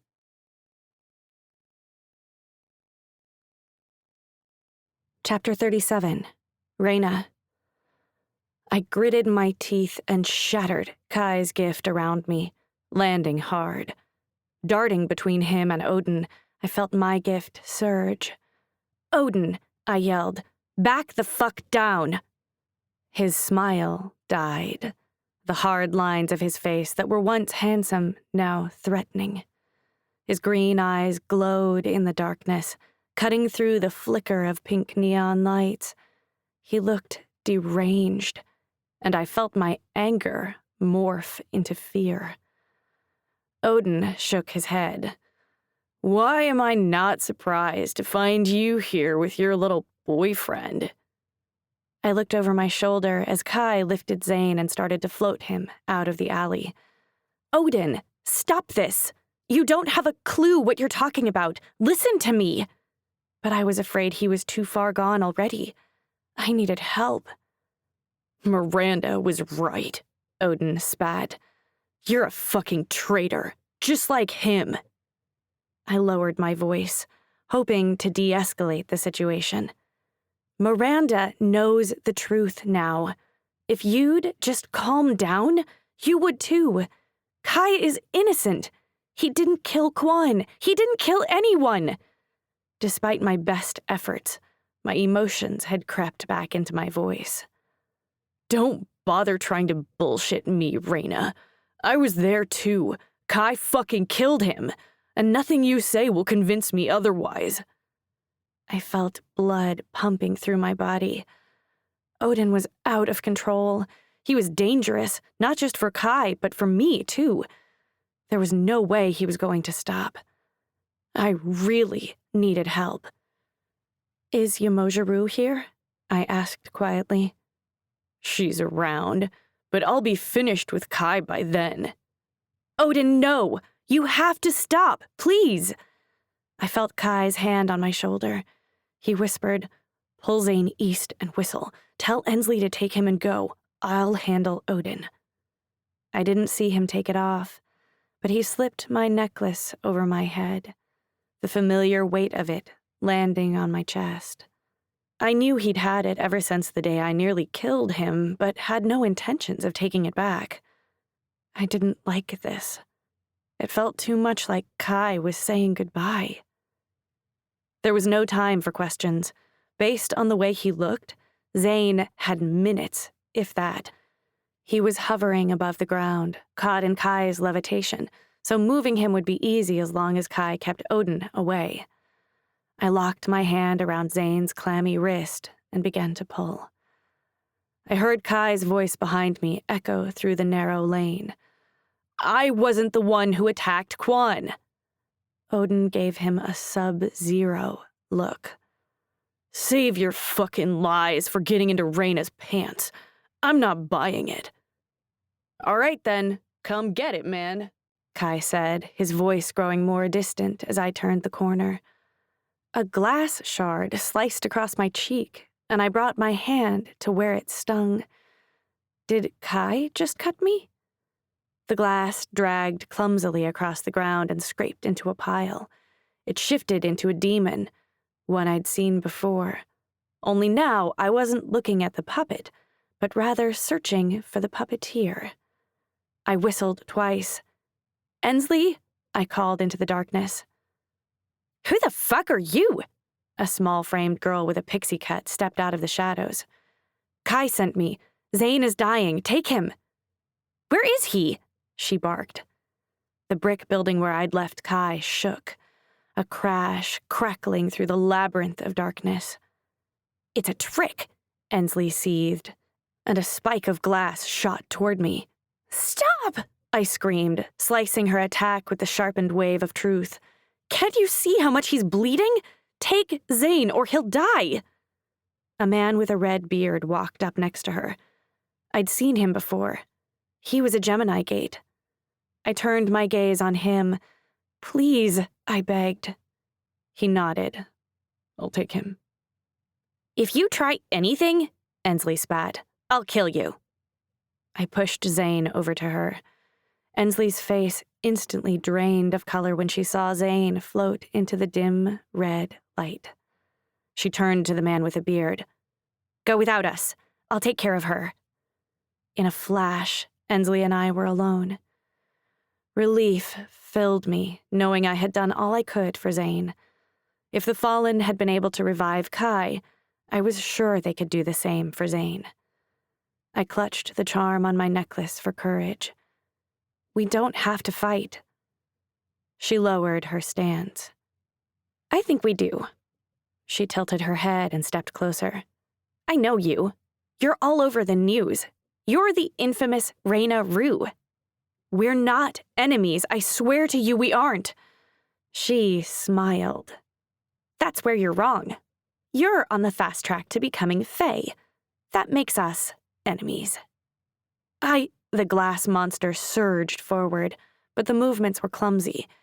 Its inhuman mobility was difficult to predict, but the glass shard I'd cut from the beast a few minutes ago remained motionless on the ground between us.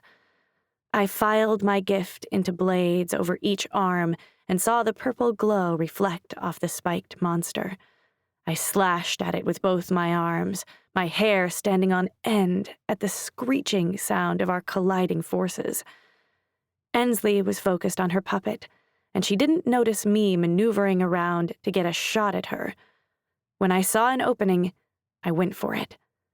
My arm cocked back, the sheen of my ghostly blade reflecting in her widened irises as the sharp of it descended. At that moment, I thought of Yamoja Rue. My gift blinked out as I balled my hand into a fist and connected directly to her cheekbone. She slammed to the ground, knocked out cold. Her glass monster dropped to the ground in dispersed shards. Bitch, I muttered, and without wasting another second, I raced back toward Kai and Odin.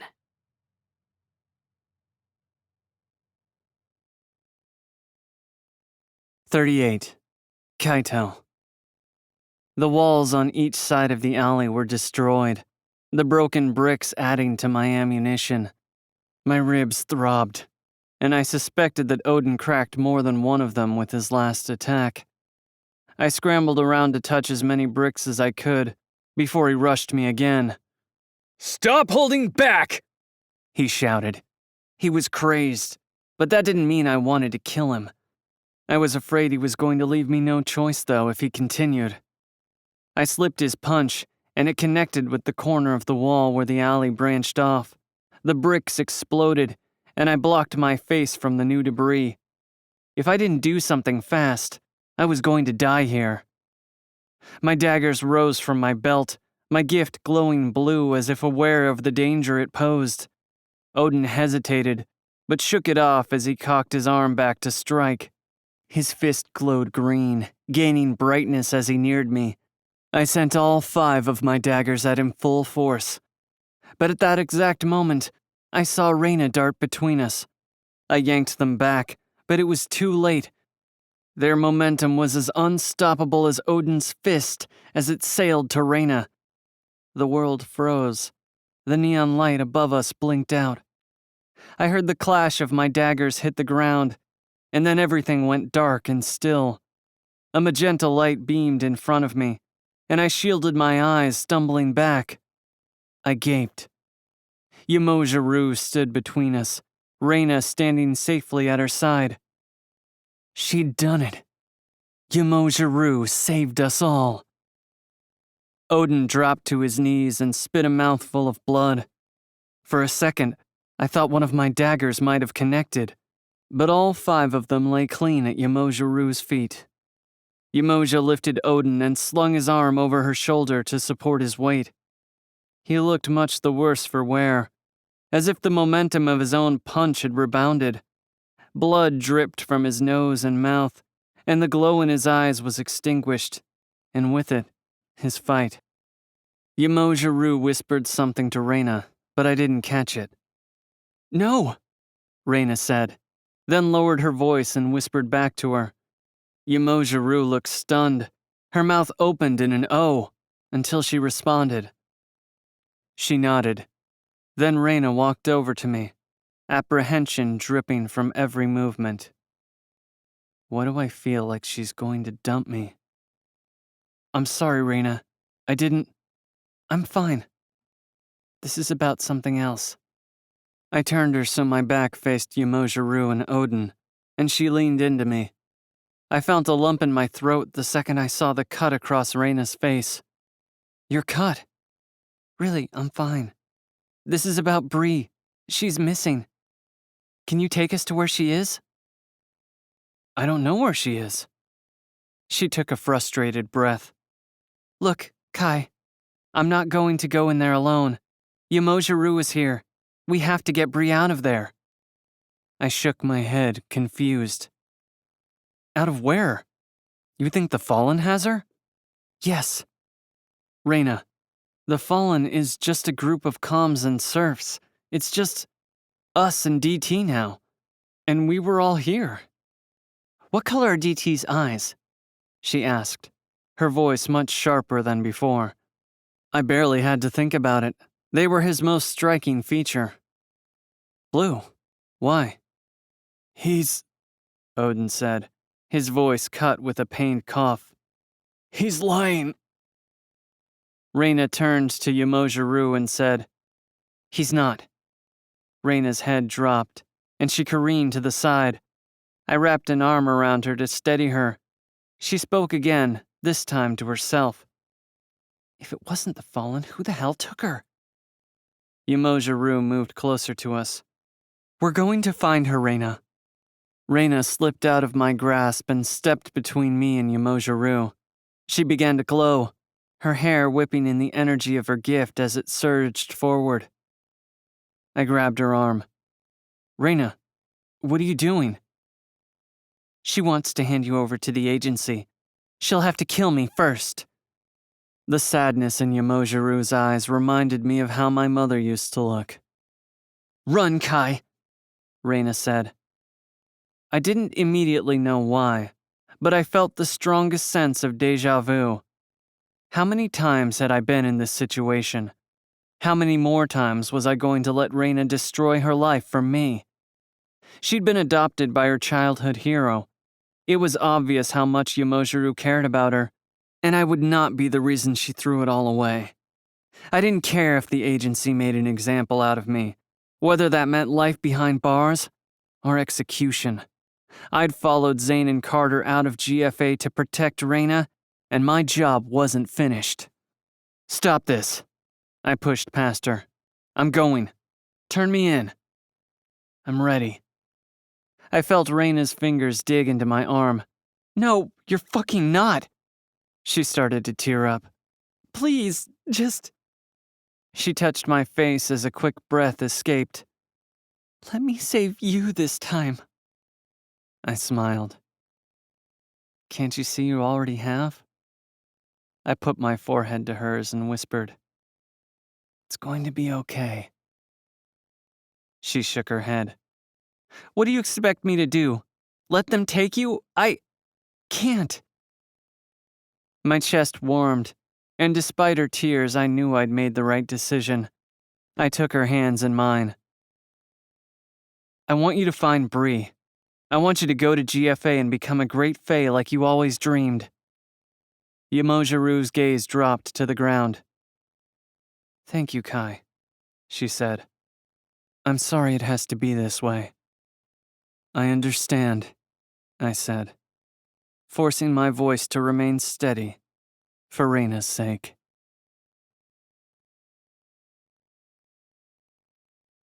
Chapter 39. Reyna. I lay awake, my heart throbbing as I replayed my last moments with Kai. I could still feel the touch of his fingertips. My mind haunted with the fear he tried to hide from me as the agency dragged him into a cell. The chairman would decide Kai's fate in the morning, and I'd have no opportunity to prove he didn't deserve to be there. I could hear Yamozharu pacing outside my door, trying to think of the right words to say, but nothing she could say would make me forgive her for her cowardice. She knew Kai was innocent, yet she let him be dragged to a cell with no trial, no one allowed to prove his innocence. She allowed him to walk to his probable execution without more than a few words in aid. How could I ever forgive her? I didn't know what I could do, but I knew I had to do something. I could practically feel Yamojiru lingering outside my door, cycling through the words she would never bring herself to say. I wasn't just angry at her. I was angry at the whole goddamn world for its unfairness. But it wasn't the world, or even the system, that had broken my heart. It was Yamojiru. I didn't care if she tried to say she was just looking out for me. She wasn't, and it was wrong. Kai had no one. He could have run, but his chances probably would have been the same outside of Ansatol. And worst of all, I think he stayed for me, so I could be protected by the same system that wanted to kill him. I fought the urge to smash the room she'd given me as my body shook in frustration. My phone buzzed, my heart leaping to my throat. Is it Bree? I scrambled for it, my trembling hands fumbling with the device. The screen lit, and I squinted through the brightness. Unknown. I'm downstairs. Come out. Me. Who is this? Unknown. It's Kai. Me. What the fuck, Kai? How did you get out? Unknown. Are you coming or not? Frantic, I leaped off my bed and raced out my bedroom door. I caught a glimpse of Yamojiru sitting at the kitchen table in the dark. Where are you going? I just need some air. I don't think it's a good... I grabbed my jacket and slipped out of the apartment before she could stop me. Once I reached the bottom floor, I stepped out into the cold night. The air was icy. Kai? I whispered, but there was no one there. A lanky stranger stepped around the corner.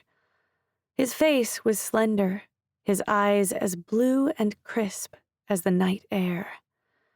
His hair was a distinctive snowy white. He smiled at me like we were old friends, his gaze moving down my body in appraisal. I shuddered in the cold. Why hadn't I thought this through? I was so desperate for it to be true that I didn't even question it. Perhaps Yamojiru would follow me out. If this was who I thought, I was in big fucking trouble. Raina Rue, he said. It's Raina Bennett, actually. He nodded, crossing his wrists behind his back as he paced in front of me. He looked like a vulture circling his prey, but his demeanor was superficially pleasant. He appeared to belong to the cold night, drawing in every last bit of crystal frost with his ghostly white skin. You don't know who I am, yet you don't look surprised to see me. I took a slow breath. I know who you are. You're DT. His eyebrows rose. You don't seem afraid. That's because I'm not. I balled my fist. Are you? He bobbed his head, as if bored with the conversation. I'm always afraid. Truth. I pulled my jacket closed. What are you doing here? He stopped pacing and advanced on me. I felt the strength in the back of my knees falter, but I didn't flinch. I wouldn't give him the satisfaction. He spoke down to me. I've been looking for you for some time. A while ago, you hurt someone I care about. I had planned to turn you over to him as a gift. After all, is there anything sweeter than revenge? He was looking down at me, but his eyes were vacant, as if entangled in his thoughts. I stuffed my hands in my pockets and began to sharpen the truth into a blade around them, hoping I could mask the glow within my jacket. I saw what he'd done to Carter. If he touched me, I was finished. The only way to survive this situation was to fight my way out. He continued, "When he didn't return home tonight, I thought you might be responsible." My breath hitched. "I don't have Kai." He lifted his deadly hands and reached for me. I had no choice. It was now or never. I yanked my hands from my pockets and sliced them both across his throat. His smile was sweet, like an innocent child. Shards of sharpened truth shattering to dust in the wind against his perfectly uncut skin. My chest heaved, fear and adrenaline flooding my blood. "Truth?" he said. "Can you think of anything more true than death?" I stumbled back, but he only walked closer, reaching for me one more time. I froze as he reached into my coat and lifted the owl charm necklace. He held it up to the moonlight, his gaze soft and gentle as he rubbed his thumb across the charm. "I think you do have Kai." His eyes moved to me, his face and voice sharpening. "I want him back."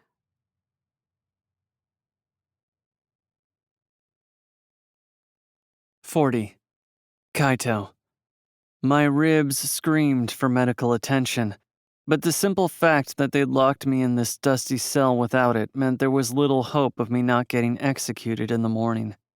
The room was filled with cells, as if from a time long forgotten, but through the bars there wasn't another person as far as I could see. The Fallen didn't take prisoners, so I knew better than to hope for a life that extended past tomorrow. I thought of Reyna, how we'd agreed on a Romeo and Juliet ending, and I couldn't help but feel like we were lucky. I thought of the picture she'd sent me. It sent an involuntary smile to my face. She was going to be okay. She was going to thrive, and for once, I wasn't standing in her way. I slid down the cold concrete wall, letting my eyes droop closed in sadness and exhaustion.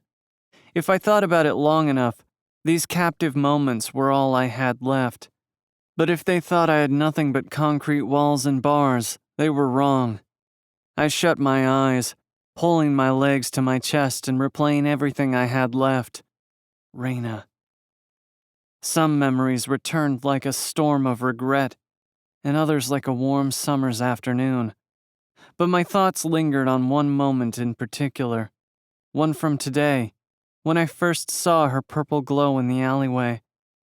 She'd never once confessed how she felt directly, but she'd always shown it. My fingertips tingled with the thought of her quivering body beneath them, my jeans tightening with the memory of her spontaneous reaction to our closeness, and that one solitary tear. She was worth it. And even my most logical thoughts couldn't bring me to regret a second with her. Reyna had been proving to me how she felt since the day I met her, before I even knew I loved her. I lamented the years I saw that as a weakness, as I now understood how strong she'd been all along. Yes, I was certain.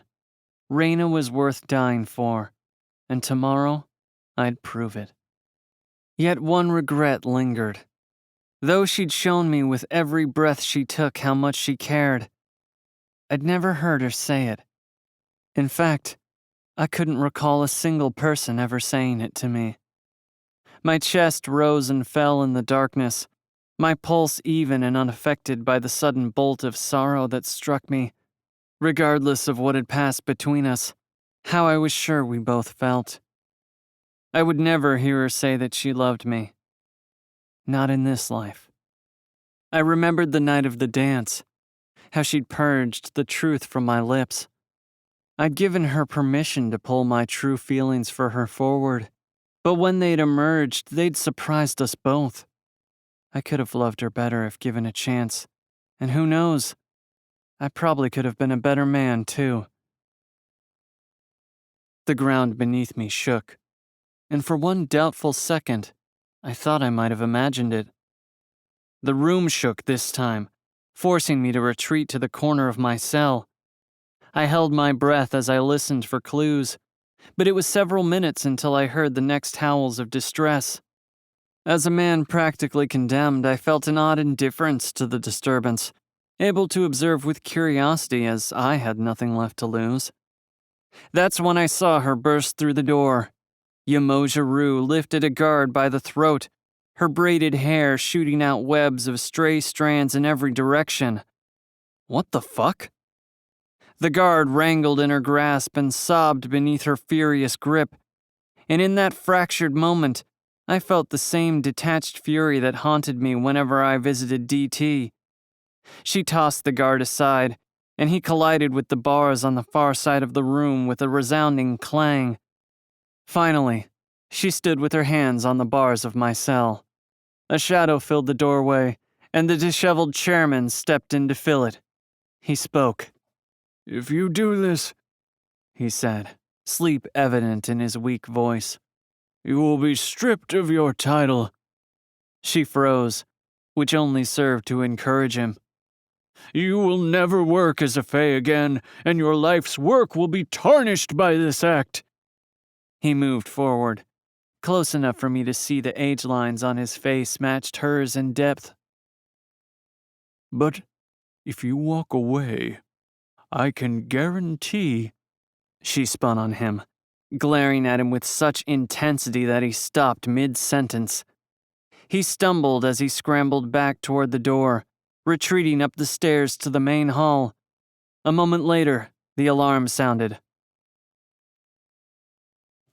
"What are you doing?" I screamed over the blaring alarm, but seeing my childhood hero unravel drained all of my strength, and I fell to my knees. "I'm not worth this!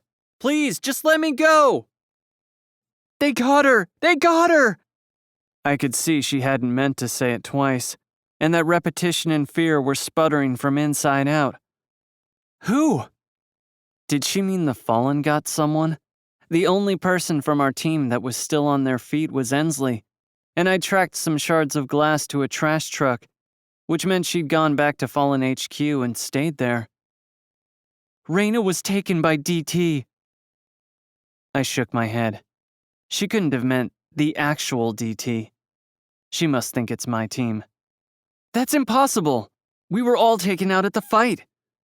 It was DT, she said.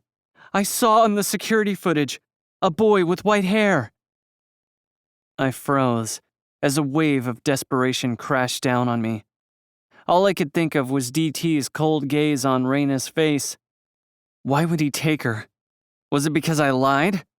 What did he plan to do with her? The answers my mind conjured curdled my blood.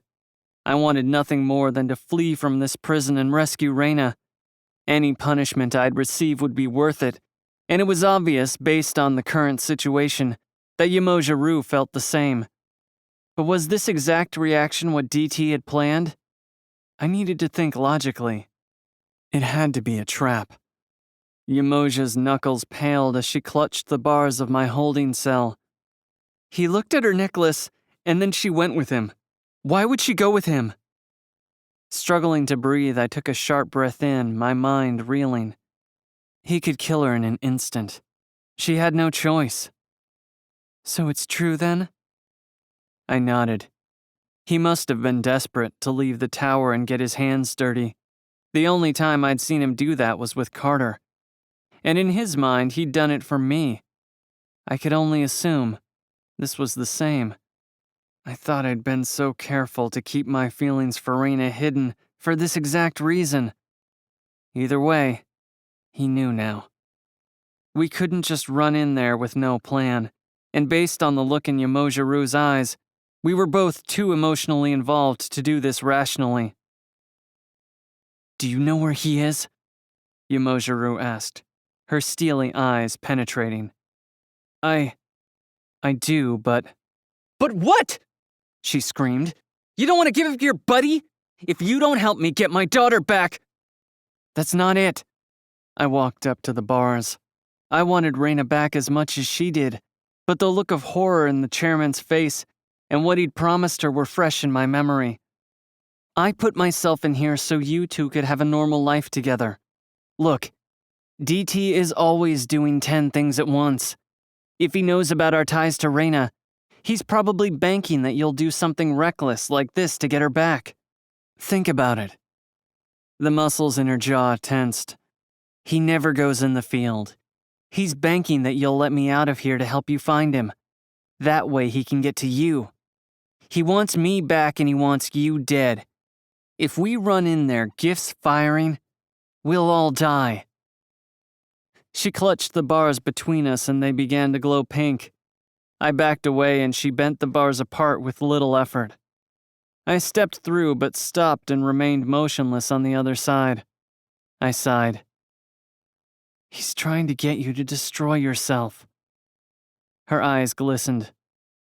What choice do we have? I'm going after her alone. Like hell you are.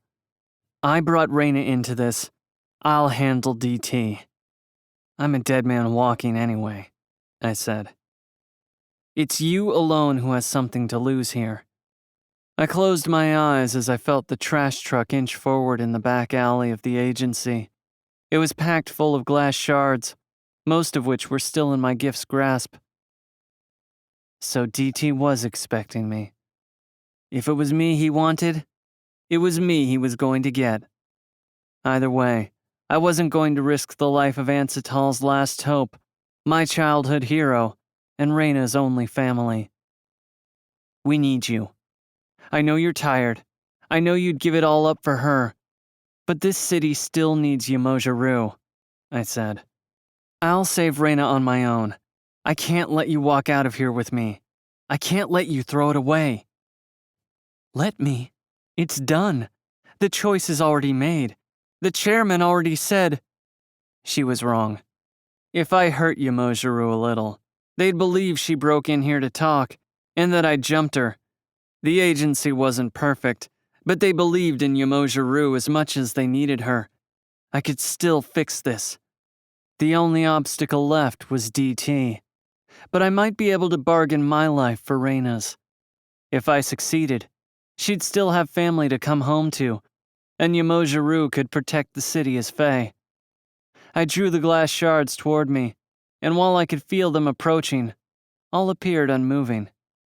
Then there was a disturbance at the top of the stairs. Even with the wailing sirens, I could hear the yells of panicked Fae and the shift of the glass as it began interacting with whoever waited for us to emerge. I drew the glass together into a ball and released it as a massive explosion. I lost more glass from that attack than I'd wanted, but it was enough for what I planned next.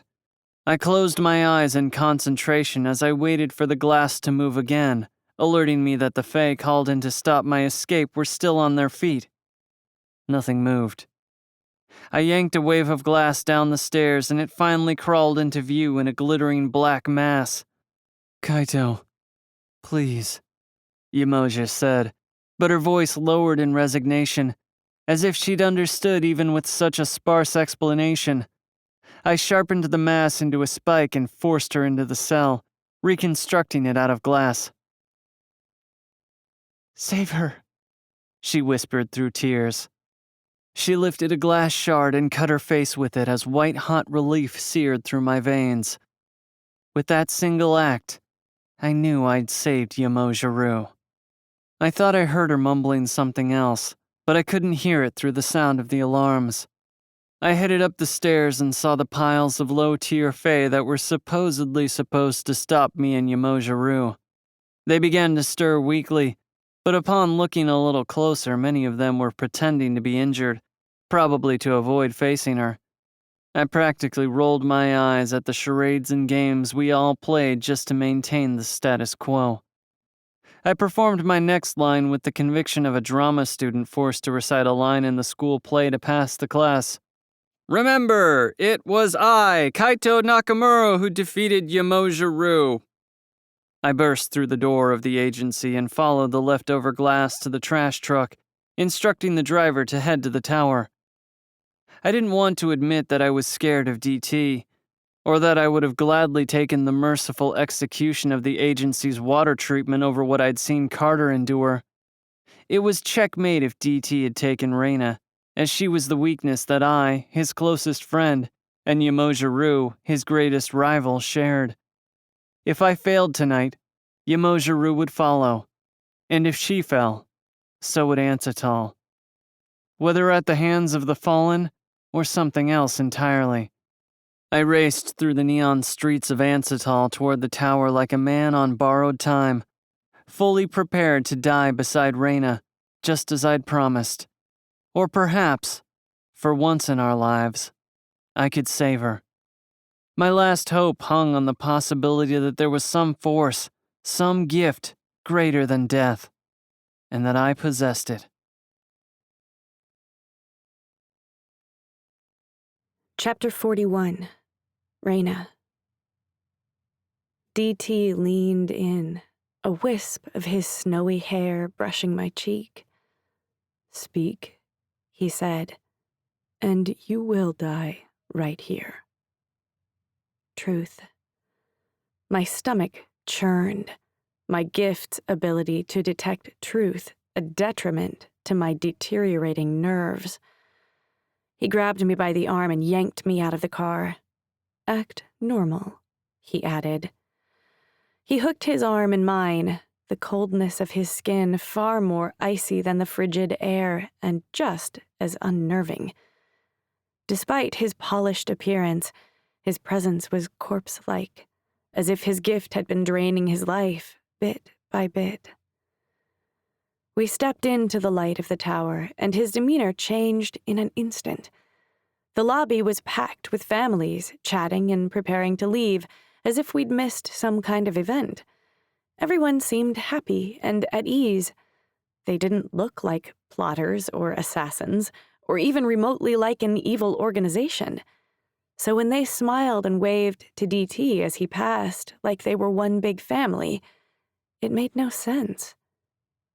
Kai had told me the Fallen were helping people, but it was surreal to see these families interact with DT without fear, as if the only hostage here was me. How could they not see his evil?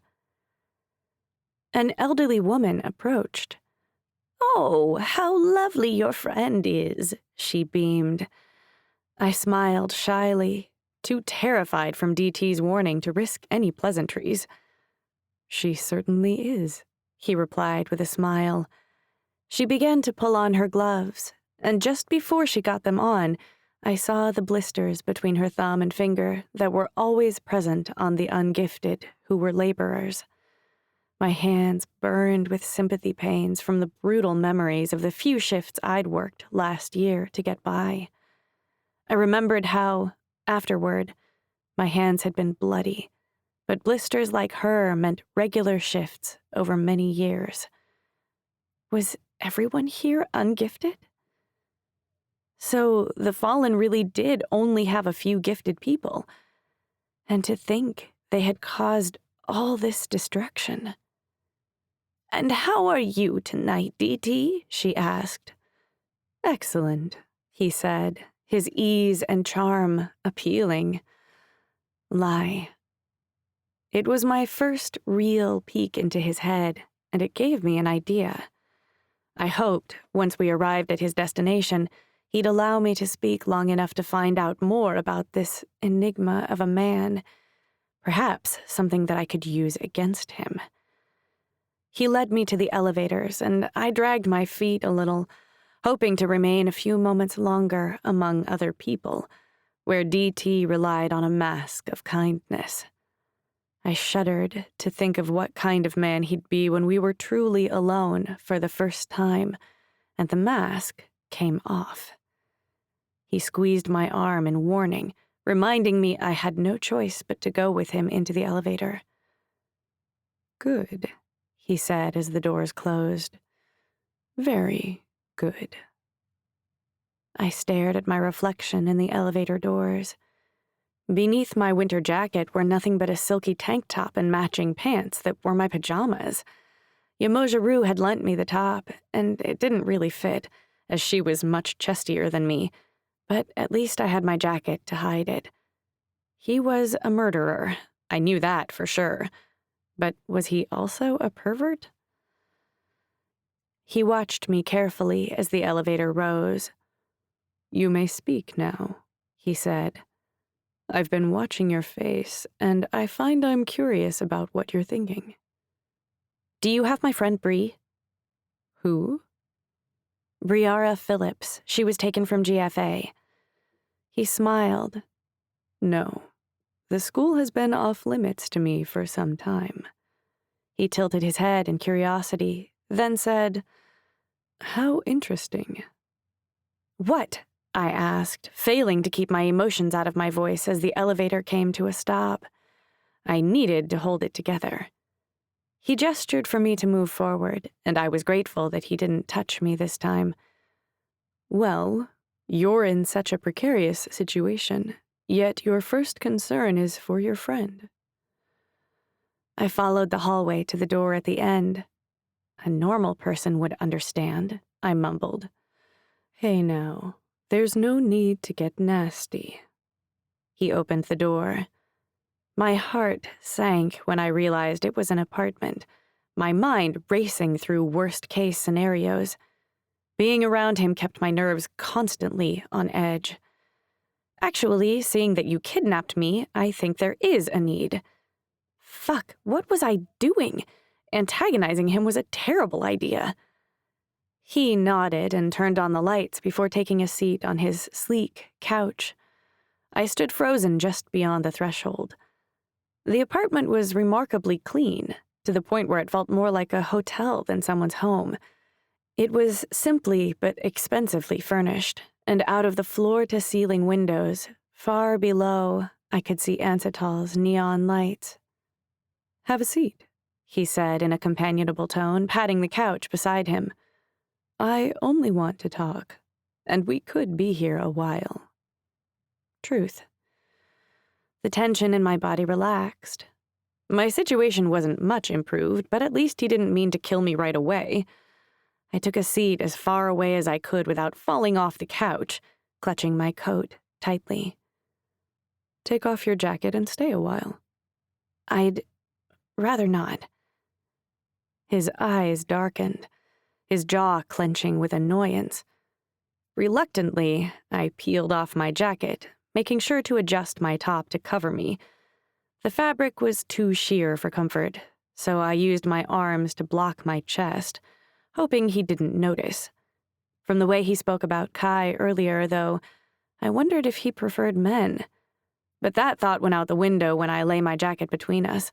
He took one look at me, and his eyebrows shot up, his lips forming an O. There was a distinct red blush that hit the tops of his cheekbones before promptly extinguishing.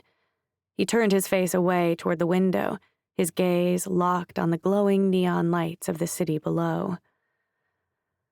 After a silent moment, he stood quickly and hurried out of the room, making me feel even more exposed.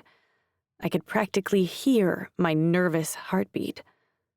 DT returned with an oversized t-shirt and tossed it to me, without so much as a glance in my direction. I immediately slipped it on. "Thank you," I whispered, totally embarrassed. "That was kind of you." I'd hoped the second part would pull a reaction from him. I couldn't seem to get a read. He sighed, as if trying to discharge a feeling that I couldn't place based on his body language alone. He said, "Kai would kill me if he got here and you were dressed like that." I watched him carefully. "Is that why I'm here? You think Kai is coming for me?" News flash, Ace. Kai was taken into custody at the agency tonight. He's not coming back. "Interesting choice of words," he said, tilting his head back. "Taken into custody, not arrested by the agency." I didn't know where he was going with this, but I knew I needed to divulge less. However, maybe I could discover more. He glared at me. Why? Why would he turn himself in? What did you do to him? Do to him? What are you talking about? Okay, so he doesn't know as much about Kai and me as he let on. That's a good thing, at least. What are you not telling me? He's obviously still loyal to the Fallen, so there must be a reason he's doing this. What makes you think he was ever loyal to the Fallen? He told me you were blackmailing him, using the school as a hostage against his good behavior. He nodded casually, but there was a glimmer of knowledge in his eyes that gave him away. He was about to get cruel. Let me ask you this. Did he tell you where the Fallen's base is? Did he tell the agency? He put his hand behind his ear as if trying to hear something, but all was still. With a twisted smirk on his face, he shook his head. I don't hear anything that sounds like an attack. My thoughts raced, buying into DT's reasoning, and when familiar doubts about Kai snuck in, my reaction surprised me. I smiled, and the more I did, the more I saw the dark humor in it. DT's face twitched, his expression slipping from smug to agitated to angry. I tried to hold back, but a laugh tore through me, and DT bared his teeth. He didn't like that at all. I waved a hand to excuse myself. I'm sorry. It's just here I thought you knew Kai so well. I saw a lump move in DT's throat. Got him. If you're hoping to know exactly where you stand, you chose the wrong guy. I laughed into my hand, relishing the irony that the almighty death touch was suffering through Kai's antics as much as I did. And you like not knowing? I hate it. His shoulders relaxed a little, and he rubbed his hands together in thought. Several minutes passed in silence, but I could see the wheels turning. Is Zane okay? He nodded my question away, his mind somewhere else. I had him wondering now. Just when I thought I wouldn't get a real answer, he said, I almost let him die when I saw an unreasonable amount of tears shed by my woman. But it's so hard to find good help these days. I refrained from shuddering. Cold? This guy was an ice sculpture. Let me go. Kai's not coming. He leaned back. He'll come. No matter his circumstances, he'll come if I have you. I stood. You're wrong. He's in prison. He's not coming. DT's body twitched. I sent him a little gift. He might already be on his way. I don't know what he sees in you, since you so vastly underestimate him, he said, his voice blade sharp. He's coming. Tonight. I sat, dropping my face into my hands, and exhaled a chest full of annoyance. It was time for a different approach. I needed to know what he thought he knew. What makes you think I underestimate him? What makes you think I estimate him at all? You say he's fully committed to the Fallen. What gave you the crazy idea that he'd come for me at all? I'm not crazy, he said defensively, turning back to the window. You're in love with him, obviously, which means he's most likely in love with you. He's going to come, and when he does, we'll find out which side he's really on. Does he have to be on one or the other? Is there no scenario where you can see him as your friend and my boyfriend? Why do you insist he choose between us, if there even is an us in this? I just want to know where I fucking stand. Truth. I felt that. My thoughts raced to the memory of Kai's speech to me at the dance. That night, he said, "I think I might be in love with you." My heart stuttered, my eyes closing so I could view the memory more clearly. I knew I had been furious with him back then, almost hated him, but still, I wished I had said those words back to him. I was starting to think I'd never get the chance. A question arose that froze my body. Did Kai know where he stood with me? It was possible he didn't. I'd barely begun to understand how strong my feelings for him actually were. Things had been so turbulent that I'd never had time to truly consider my feelings. When did they begin to change? The shift between hate and love was but a whisper, a line in the sand that, with one gentle wave, was gone. Now, the last thing I wanted was for him to risk his life by coming here. I needed to get out of this on my own, and then work on convincing the agency of his innocence. If whatever DT sent him was enough to help him break out, my time was limited. I had to stop him from breaking out because he'd be on the run for the rest of his life, and I might never see him again. My muddled feelings became crystal clear as I prepared my response to DT. Then I felt my gift splinter from the lie before I even said the words.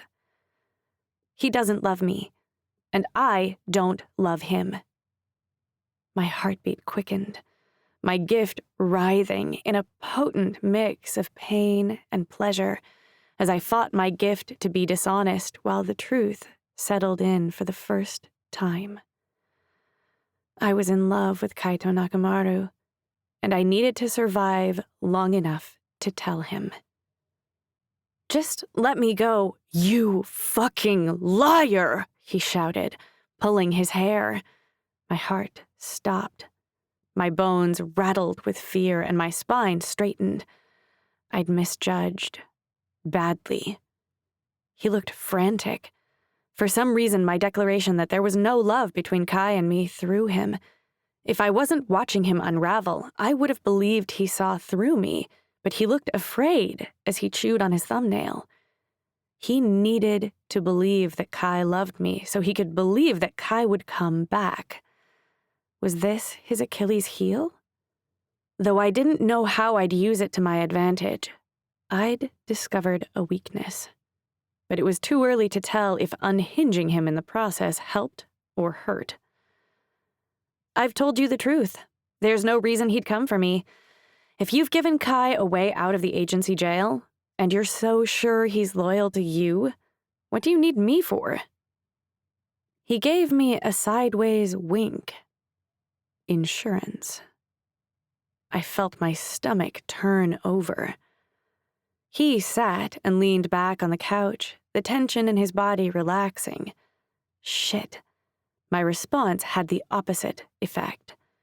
I was losing him. I needed to make DT believe me. I needed to sell the lie, goddammit. Squeezing the owl pendant to suppress my nerves, I pushed one more time. "I don't love him," I said. "Kai might use whatever you sent him to escape, but he's not coming for me, and I highly doubt he'll come back to you either. You wanted the truth? Well, take my word for it. The truth hurts." His eyes narrowed into blue lasers, scanning me for the truth. But the truth wasn't his gift. It was mine. "Where did you get that necklace?" he asked. Damn it. He noticed. I shrugged. "Found it. Owls are cool, right?" He looked nervously toward the window and then turned back to me. He grew even more agitated, his chest heaving as his breaths grew more strained. Finally, he exploded from the couch.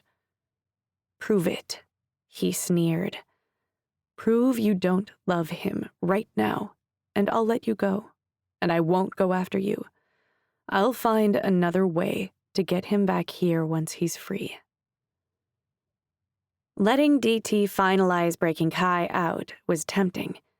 But even after the chairman so callously dismissed me before, I still believed in the basics of the system I was fighting to maintain. Otherwise, I'd have to admit the Fallen had won, that Ansatal's downtrodden citizens had been swayed by this madman to believe the Fae were evil. DT had practically defeated us all single-handedly. I had no choice but to escape and put an end to this. But proving that I didn't love Kai was a test I was afraid I wouldn't be able to pass. If I had any positive karma built up, I needed to cash it in fast. How can I prove it? I pleaded with my gift to allow me one last lie. But DT's next words stole the breath from my lungs and all hope from my heart. "Kiss me," he said. My time had run out. Death had called my bluff, and a pair of hearts was all I had left to play.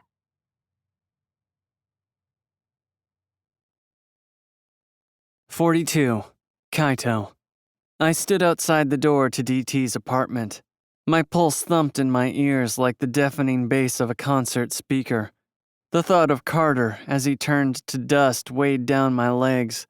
The memory of Quan being impaled numbed my limbs.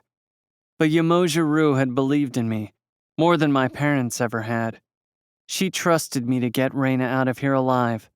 I had to end this now, no matter the cost. I'd considered trying to use my gift to sneak through a window, but the closer I got to the tower, the more certain I was that I should play this casually. If I charged in with emotion running high, DT might overreact. I needed everyone to stay calm.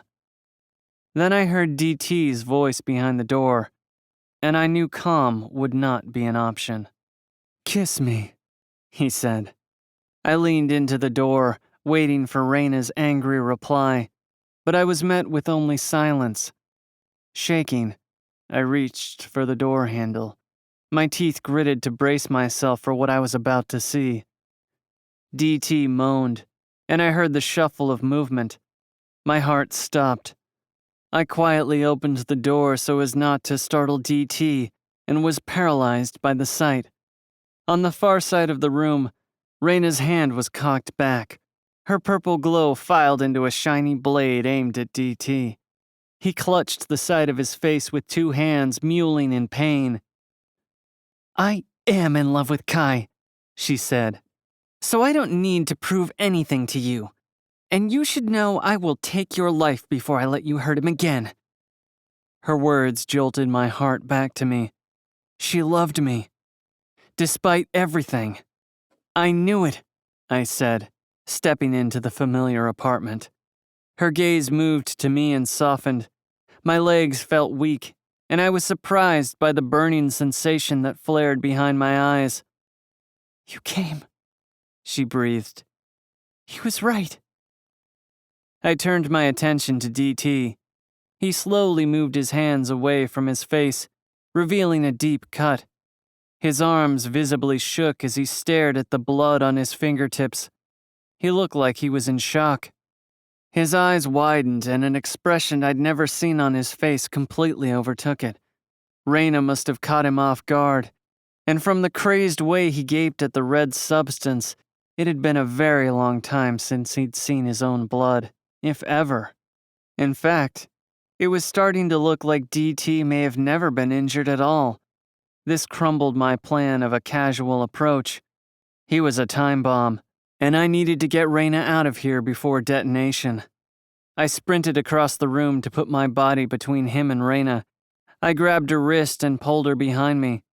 A rush of emotion shot through me as her hand closed around my wrist. I had her now. I would keep her safe. DT looked up at me. "Blood?" he murmured. I leaned forward slightly, unwilling to move much closer. "It doesn't look too bad. You'll live," I said, trying to calm him. He nodded and stood, still looking shaky. I knew you'd come. My gaze was drawn to the couch, where he'd just been sitting. Right where he'd last touched it, the white leather surface had turned dark gray. As I watched, the darkness crept across the fabric. I finally realized what was happening. I watched in awe as it slowly disintegrated into gray flakes. My stomach lurched, and my heart seemed to clench at the memory of Carter. I stepped back cautiously, easing Raina back as I moved. DT walked toward us, each step deteriorating the floor into floating gray pieces that spread, filling the air with dust. I nervously lifted us slightly off the floor just in case.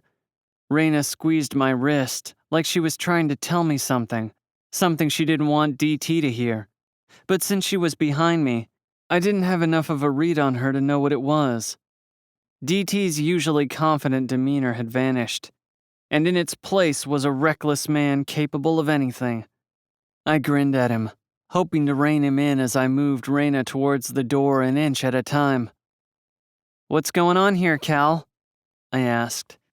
The nickname halted his gift's effect on the room, which unnerved me. Was he destroying this place unintentionally?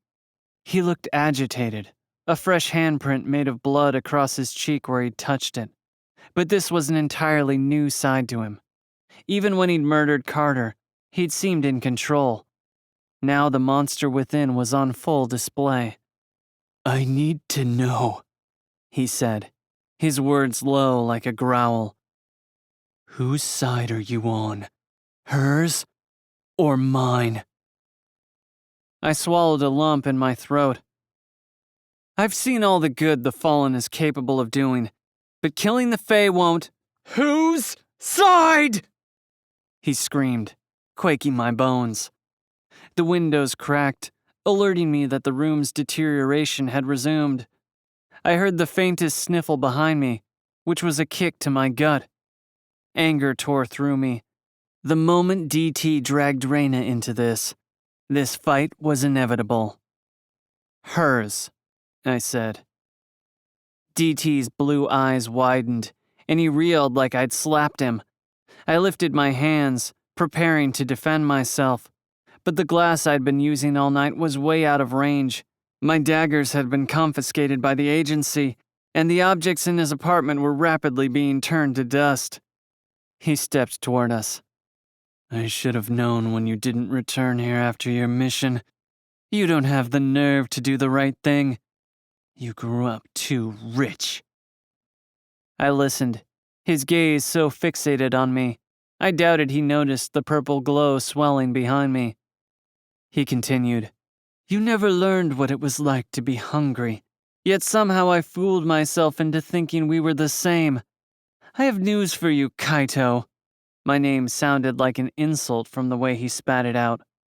"Once I kill you both, Yamojiru will come to me seeking revenge for Raina, showing all of Ansatal her true colors. I'll finish her once and for all, and the city will regard me as a hero." The dust snaked under us, and I felt the floor give way, but I held us level. "If she falls, the agency falls. And now that your precious academy is no longer protected, I'll have my pick of the lot for my new recruits." I began a slow clap. "Excellent monologue, DT," I said. "Excellent. You had the whole plan in there. The threatening to kill me, but without actually killing me. I mean, a bit cliché, obviously, but spoken with conviction at least." Confusion swept over every one of his features, so I decided to help him out. "Are we gonna fight, or—" His eyes darkened, and faster than I anticipated, he lunged for me. I yanked the two of us down through the gaping hole in the floor, the air between a dusty gray mess. I flew through the room, touching whatever objects I could that hadn't been affected by his gift. It was an office space with nothing but computers, chairs, and phones. Nothing that would really hurt DT. But there was no time to look for more. DT jumped down to our level, and instantly the purple waves shot out from Raina, one after the other in his direction. They were sharp, each one as lethal as my daggers flying toward her target. It's obvious you're afraid, DT, Reyna shouted. Her waves bounced off his porcelain white skin without so much as a scratch, but she bought me a few seconds to pull more objects into range. The lights flickered, and all went dark. I couldn't see DT. I couldn't see anything except Reyna, glowing brightly, making herself the perfect target. I began to throw objects at where I'd last seen DT, but the way they crashed uselessly on the floor said I missed. My breath stopped. Either they had no effect or DT was somewhere else in the darkness. We were one touch away from death, and I needed to make sure that when he attacked, it was me he came after. I willed my emotions, fear, pain, and love into my gift, and thought of that specific tropical sky shade of blue. I glowed, and so did every object I'd touched. It was enough light to see DT, charging for Reyna. I pulled her toward me, the blue of my gift straining away from Reyna's purple. She crashed hard into my chest, my arms around her so tight that it knocked the wind out of me. "I know your truth!" she shouted. DT froze, the anger slightly easing from his features. She continued. "You're afraid you'll never find anyone else who understands you. You were born a monster, and you're afraid you'll die a monster. But most of all, you're afraid you'll die alone." I shook as I watched him, knowing that I'd felt all of those things too before I'd gotten close to Reyna. If she hadn't believed in me, could I have been standing beside DT? "You don't even want to do this." DT lifted his hand to prepare his final attack. "See, now, that's where you're wrong, because yes, I definitely do." With our backs against the wall, and nowhere else to go, I felt the tension in Reyna's body ease. It was the same sense of resignation that washed over me. "Kai," she whispered as DT walked toward us. "I'm sorry I couldn't save you." I held her body to mine, unwilling to let her go, not even in death. "Don't give up, love. Let's buy another minute." My left arm held back to send everything I had toward DT, while I held tight to Reyna with my right. I felt her right hand cock back, the purple glow so bright that even DT's bloodthirsty eyes squinted as he reached for us. Our heartbeats fell into sync as we released our power. The blue and purple gifts locked together, releasing a bright white light that tore through the room, shooting straight through DT. The light dimmed but never quite went out. An eerie glow with no obvious origin point settled around us. DT stood in front of us, hand outstretched, but his gaze firmly on the floor. His chin lifted, and he set a molten glare on me. No matter how much I wanted to hide my fear from Reyna, my body shook as the truth of what transpired became clear. He was completely unharmed by our attack, and we were out of time.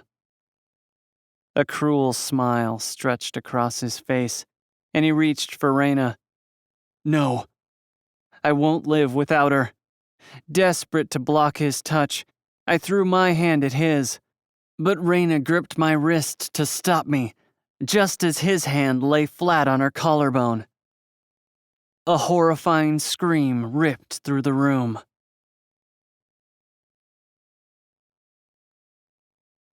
Chapter 43. Reyna. DT stumbled back, his voice cracking through his hysterical screaming. He stared at his hands, then shook them, then brought them back to his tear-filled gaze. Kai spun me, checking me for signs of DT's deadly touch, but there were none. He shouted, "What the fuck just happened? Did you—" My gift sliced through DT like warm butter. His mouth dropped open, his gaze passing over me and jumping right to Kai. His breaths were shallow and punctuated with coughed blood. He looked down at the blood on the floor, complete disbelief covering his features. What? How? Watching him try to come to terms with his own defeat was a little satisfying, but mostly frightening. I don't understand, he coughed out. How is this even possible? I looked at Kai, the sadness and shock in his eyes pushed away by relief. It was all worth it just to see that. I looked down at my hands and shook my head, unable to find an answer. What was that white light? If I didn't already know it to be impossible from one of my lessons at GFA, I might have thought our powers combined. Another deep, wet cough drew my attention. I looked at DT, but he wasn't looking at me. He was watching his life bleed away with such a look of despair, I was almost inclined to pity him. His gaze lifted to Kai. Was any of it real? Were you ever really my friend? Could you have? He choked, his gurgled voice a raspy whisper. He was fading, almost gone. I stared at Kai, unable to pin down how he felt. Kai's jaw clamped down, and I felt certain he wouldn't answer, but he surprised me. In another world, one without gifts to twist us all up, I think maybe we could have been friends. My breath caught. It was a mercy, granting DT's dying wish. It was a kinder gesture than I thought myself capable of. Gone was the bully, and with him, the anger. In its place, there was a glowing empathy that extended to the darkness in DT, well beyond anything I was even willing to feel. A faint smile brushed the corners of DT's mouth as his eyes grew vacant. But my rage was still raw. Even as DT's body sank into a pile on the floor, his life blinking out in front of me, I considered striking him again. He had destroyed my life and my city. Though his plan wasn't complete, there was no telling how much damage he'd done to the Fae, to Ansatol, or if the Fae even had any control. Kai would spend his life in prison, if he wasn't immediately executed. As DT's body convulsed, I felt death was too easy. Kai pulled me into his chest, blocking me from witnessing DT's horrific final moments. My emotions swirled inside me, the most prominent being a cocktail of guilt, fear, and relief. I was a murderer, just like I'd accused the Fae of being. DT had killed the piece of me that believed in the separation of good and evil. My body numbed as I finally let the last bit of my idyllic view of the world die. I'd almost forgotten that Kai was there when he took my face in his hands. "Reyna," he said, so harshly that I realized he must have said it more than once. "He kidnapped you. He was going to kill us both. You saved us. You saved me." Those words echoed in my head as Kai led me down the 20+ flights of stairs and out into the frosty air. It was so cold that it jogged me from my cloudy mind and propelled me back to the moment. "Bree wasn't in there," I said. "I checked for her gift as we came down the stairs." Kai nodded. "Okay, we're going to find her. Well," he said, remembering the jail that awaited him, "you will." "What are we going to do?" He took a deep breath, but based on his neutral expression, quick movements, and confident gait, he was more relieved than anything else. "I'm going to the agency in the morning to tell them the whole story. Yamojiru is already there, but based on how I left things, I'm sure they're not letting anyone in or out tonight." My emotions choked me, crashing over me like a riptide, drawing me deeper into despair. He took out his phone and began texting. "I'm letting Yamojiro know we made it out of there." He slipped the phone back into his pocket. As the first tears slipped down my face, Kai hugged me and said, "Don't cry. You were so brave. I was so proud of you." The thought of him being ripped away from me again infuriated me. "It just feels like it was all for nothing," I said, my voice skipping as the emotions poured out. He smiled gently, then leaned in, holding my face close to his. He bit his bottom lip, and my blood burned hot, the rush overpowering everything else. His mouth tickled mine as he whispered, "You saved me. That's not nothing." I looked up into his dark eyes, sadness fighting to reclaim my heart. Maybe only for another night. The smallest hint of a smile touched his lips. "We better make the most of tonight, then." I pushed his shoulder and laughed half-heartedly as he put his hands up in surrender. I was kidding. Sort of. A huge smile took over that beautiful face. As Kai walked me back to Yamojiru's empty apartment, we avoided any topics related to what had just happened. I needed time to process, and I had a feeling Kai felt more about DT's death than what he showed. There was so much I wanted to say before I lost him. I could have spent the whole night talking and still wouldn't have gotten to everything, which is why, in my head, that joke he made became more of a wish with each step toward my home. "Stay here tonight," I said as I pulled him into the apartment. He followed, but his lack of response was a clear indication of his apprehension. He laid his cell phone on the end table beside mine and took a seat on the couch. His posture was too stiff to hide his discomfort. "You can take off your coat," I said as I hurried out of the room. I pulled off the t-shirt DT had given me, revealing the sheer pajamas underneath. I turned to my vanity, my heart racing as I looked at myself. If we only had one night left, I wanted to remember every second of it. A knock sounded at my door, startling me. "Look, Reina," Kai said from the other side of the door. "You've had a very hard night. I think you should get some rest." He had a point, I knew that, but my mind was already made up. I eased the door open, and looking at him as he leaned against the frame, his hair still tousled from our battle, made me certain that I did not want to rest. He stood up straight. A red blush splashed across his neck as his gaze traveled down my body. His exhale shuddered, and I fought myself not to laugh at his waning willpower. Maybe it's time I bullied Kai a little. "You're right," I said. "We won't do anything, but will you lie with me a while?" He gulped.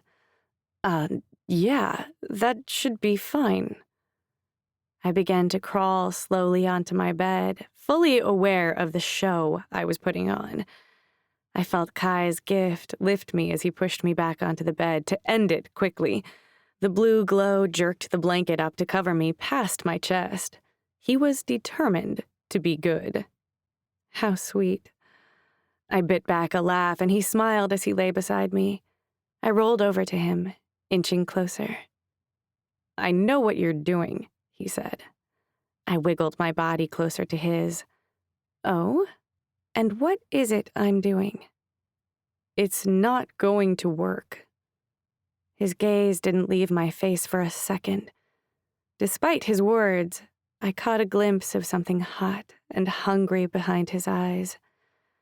I leaned in and kissed him softly, and when I slowly pulled away, his head bobbed forward to chase it. The sight sent a victorious shiver through me. "Oh, yeah?" I whispered. "It seems to me like it's working." Kai's body went rigid. He rubbed his hands over his face. "Don't get me wrong, I really fucking want to, but I'll never forgive myself if we do this before you're ready." I didn't question the impulses as I pulled his hands away, placing them around my waist. His eyes reflected a purple glow as I whispered, "I'm ready." Truth. A tingling sensation rose as the next truth reached my lips. "I love you." Those 3 small words cracked whatever willpower he'd been exercising. He caught my jaw and tugged my mouth to his. My heart hummed inside my chest. Man, the guy knows how to kiss. The thrill radiated down to my toes, and I felt my body work itself into a frenzy the way it had in the alleyway, each kiss calling forward my need to get closer. My breath caught. My heart beat in overdrive as I slid my hands under his shirt, only separating long enough to pull it over his head. I pulled him back to me for another taste, feeling the flex of his muscles as he ran his hands over my body. He flashed a smile against my lips between kisses. I wasn't surprised that he liked seeing me this way. I liked it too. I'd gotten a preview in the alley, and now I wanted everything. I liked the feeling of his jeans as I rubbed against them, but I wanted them gone. An alarm rang out in the living room, halting us mid-kiss.